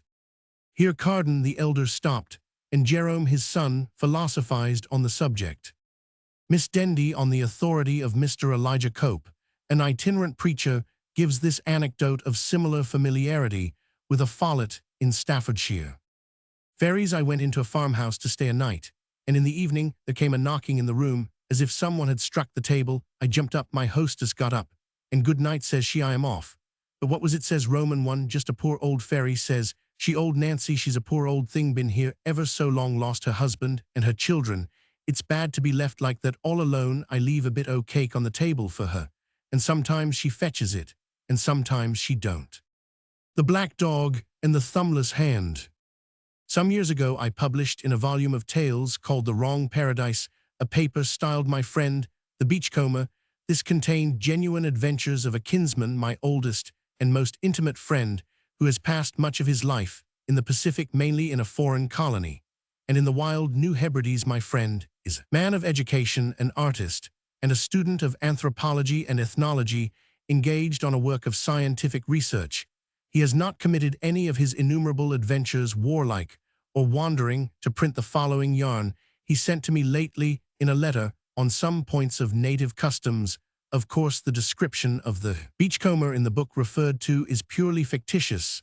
The yarn of the thumbless hand is here cast in a dialogue, but the whole of the strange experience described is given in the words of the narrator. It should be added that though my friend was present at some amateur seances in a remote isle of the sea, he is not a spiritualist, never was one, and has no theory to account for what occurred and no belief in spooks of any description. His faith is plighted to the theories of Mr. Darwin, and that is his only superstition. The name of the principal character in the yarn is of course fictitious. The real name is an old, but not a noble one in England. Have the natives the custom of walking through fire? Said my friend the beachcomber in answer to a question of mine. Not that I know of. In fact, the soles of their feet are so thick-skinned that they would think nothing of it. Then have they any spiritualistic games like the Burmans and Maoris? I have a lot of yarns about them. They are too jolly well frightened of bush spirits to invite them to tea, said the beachcomber. I knew a fellow who got a bit of land merely by whistling up and down in it at nightfall. 292. They think spirits whistle. No, I don't fancy they go in for seances. But we once had some we white men in one of the islands, not the Uyui's native name for the French real white men, and that led to Bolter's row with me. What about? Oh, about his young woman. I told her the story. It was thoughtless, and yet I don't know that I was wrong. After all, Bolter could not have been a comfortable fellow to marry. In this opinion, readers of the beachcomber's narrative will probably agree, I fancy. Bad moral characters. Not that I know of. Queer fish kept queer company, even if she was ever so fond of dogs. I don't think a girl would have cared for Bolter's kennel, not in her bedroom anyway. But she could surely have got him to keep them outside, however doggy he was. He was not doggy a bit. I don't know that Bolter ever saw the black dogs himself. He certainly never told me so. It is that beastly thumbless hand. No woman could have stood it, not to mention the chance of catching cold when it pulled the blankets off. What on earth are you talking about? I can understand a man attended by black dogs that nobody sees but himself. The Catholics tell it of John Knox, and of another reformer, a fellow called Smeaton. Moreover, it is common in delirium tremens. But you say Bolter didn't see the dogs? No, not so far as he told me, but I did, and other fellows, when with Bolter. Bolter was asleep. He didn't see anything. Also the hand, which was a good deal worse. I don't know if he ever saw it, but he was jolly nervous, and he had heard of it. The habits of the beachcomber are absolutely temperate. Otherwise, my astonishment would have been less, and I should have regarded all these phenomena as subjective. Tell me about it, old cock, I said. I am sure I told you last time I was at home. Never, my memory for yarns is only too good. I hate a chestnut. Well, here goes. Mind you, I don't profess to explain the thing, only I don't think I did wrong in telling the young woman, for however you account for it, it was not nice. A good many years ago, there came to the island, as a clerk, unknown Bolter, English or Jew. His name is not Jewish. No, and I really don't know about his breed. The most curious thing about his appearance was his eyes. They were large, black, and had a peculiar dull, dead luster. Did they shine in the dark? I knew a fellow at Oxford, whose eyes Roman 999 chairs ran after him. I never noticed. I don't remember psychically, as you superstitious muffs call it. Bolter was still more queer at that time. We were all gone on spirit trapping. Bolter turned out a great acquisition medium, or what not. Mind you, I'm not saying Bolter was straight in the dark. He detail you what you had in your hand, exact time of your watch, and so on. I didn't take stock in this, and one night brought some photographs with me and asked for a description of them. This he gave correctly, winding up by saying the one nearest your body is that of. Here my friend named a person well known to both of us, whose name I prefer not to introduce here. This person, I may add, had never been in or near the island, and was totally unknown to Bolter. Of course, my friend went on. The photographs were all the time inside my pocket. Now really, Bolter had some mystic power of seeing in the dark. Hyperesthesia, said Roman. One hypercriticism, said the beachcomber. What happened next might be hyposthesia, I suppose. You mean abnormal intensity of the senses, but how could hyposthesia see through a tweed coat and lining? Well, what happened next? Bolter's firm used to get sheep by every mail from and send them regularly to their station 6 miles off. One time, they landed late in the afternoon, and yet were foolishly sent off Bolter in charge. I said at the time he would lose half the lot, as it would be dark long before he could reach the station. He didn't lose them. Next day I met one of the niggers who was sent to lend him a hand and asked results.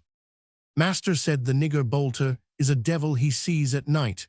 When the sheep ran away to right or left in the dark, he told us where to follow.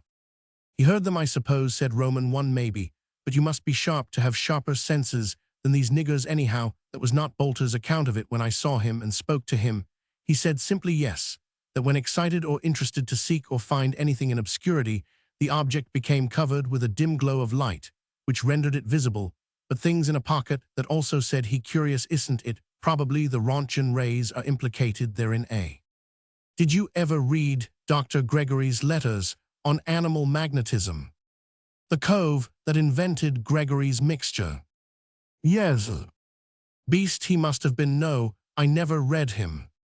He says that Major Buckley's hypnotized subjects saw hidden objects in a blue light, mottos inside a nut, for example. Roentgen rays for $5, but Bolter said nothing about seeing blue light. Well, after 3 or 4 seances, Bolter used to be very nervous and unwilling to sleep alone, so I once went with him to his own-roomed hut.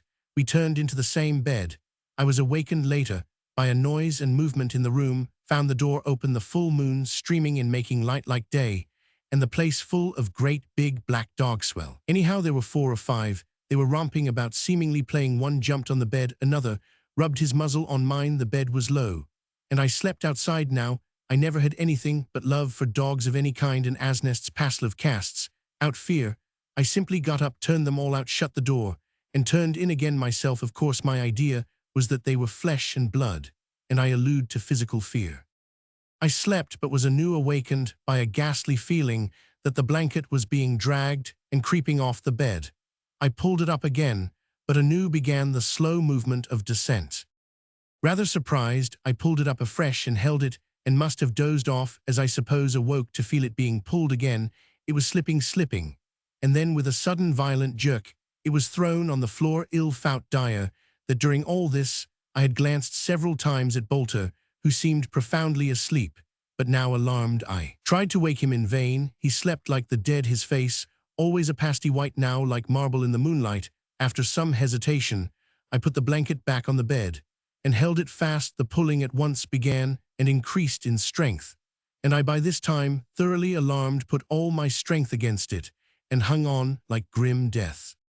To get a better hold, I had taken a turn over my head, or perhaps simply to hide, when suddenly I felt a pressure outside on my body, and a movement like fingers gradually approached my head. Mad with fear, I chucked off the blanket, grasped a hand, gazed on it for one moment in silent horror, and threw it away. No wonder, it was attached to no arm or body. It was hairy and dark-colored. The fingers were short, blunt, with long claw-like nails, and it was minus a thumb. Too frightened to get up, I had to stop in bed, and I suppose fell to sleep again. After fresh vain attempts to awaken Bolter next morning, I told him about it. He said several men who had thus passed the night with him had seen this hand, but added he, it's lucky you didn't have the big black dogs also. Tableau. I was to have slept again with him next night to look further into the matter, but a friend of his came from that day, so I could not renew the experiment, as I had fully determined to do. By the by, I was troubled for months after by the same feeling, that the clothes were being pulled off the bed. And that's the yarn of the black dogs and the thumbless hand. I think, said I, that you did no harm in telling Bolter's young woman. I never thought of it when I told her, or of her interest in the kennel, but by George, she soon broke off her engagement. Did you know Manning the Pakaha Maori, the fellow who wrote Old New Zealand? No, what about him? He did not put it in his book, but he told the same yarn without the dogs as having happened to himself. He saw the whole arm, and the hand was leprous. Ah, said the beachcomber. Next morning, he was obliged to view the body of an old Maori who had been murdered in his garden the night before. That old man's hand was the hand he saw. I know a room in an old house in England, where plucking off the bedclothes goes on every now and then, and has gone on as long as the present occupants have been there. But I only heard lately, and they only heard from me, that the same thing used to occur in the same room, and no other in the last generation when another family lived there. Anybody see anything? No, only footsteps are heard creeping up before the twitches come off. And what do the people do? Nothing. We set a camera once to photograph the spook. He did not sit. It's rum, said the beachcomber, but mind you, as to spooks, I don't believe a word of it. 299. The ghost that bit. The idiot Scotch laird in the story would not let the dentist put his fingers into his mouth, for I am feared he'll bite me. The following anecdote proves that a ghost may entertain a better founded alarm on this score. A correspondent of Notes and Queries 3rd, Sept. 1864, is responsible for the narrative given almost verbatim from the lips of the lady herself, a person of tried veracity. Emma S., one of 7 children, was sleeping alone with her face towards the west at a large house near sea in the Staffordshire moorlands. As she had given orders to her maid to call her at an early hour, she was not surprised at being awakened between 3 and 4 on a fine August morning in 1840 by a sharp tapping at her door, when in spite of a thank you I hear to the first and second raps, with the third came a rush of wind, which caused the curtains to be drawn up in the center of the bed. She became annoyed, and sitting up called out, "Marie, what are you about?" Instead, however, of her servant, she was astonished to see the face of an aunt by marriage peering above and between the curtains, and at the same moment, whether unconsciously she threw forward her arms, or whether they were drawn forward, as it were in a vortex of air, she cannot be sure on. Of her thumbs was sensibly pressed between the teeth of the apparition, though no mark afterwards remained on it. All this notwithstanding, she remained collected and unalarmed, but instantly arose, dressed, and went downstairs, where she found not a creature stirring. Her father, on coming down shortly afterwards, naturally asked what had made her rise so early, rallied her on the cause, and soon afterwards went on to his sister-in-law's house, where he found that she had just unexpectedly died. Coming back again, and not noticing his daughter's presence in the room in consequence of her being behind a screen near the fire, he suddenly announced the event to his wife as being of so remarkable a character that he could in no way account for it, as may be anticipated. Emma, overhearing this unlooked-for denouement of her dream, at once fell to the ground in a fainting condition. On one of the thumbs of the corpse was found a mark, as if it had been bitten in the death agony. 300.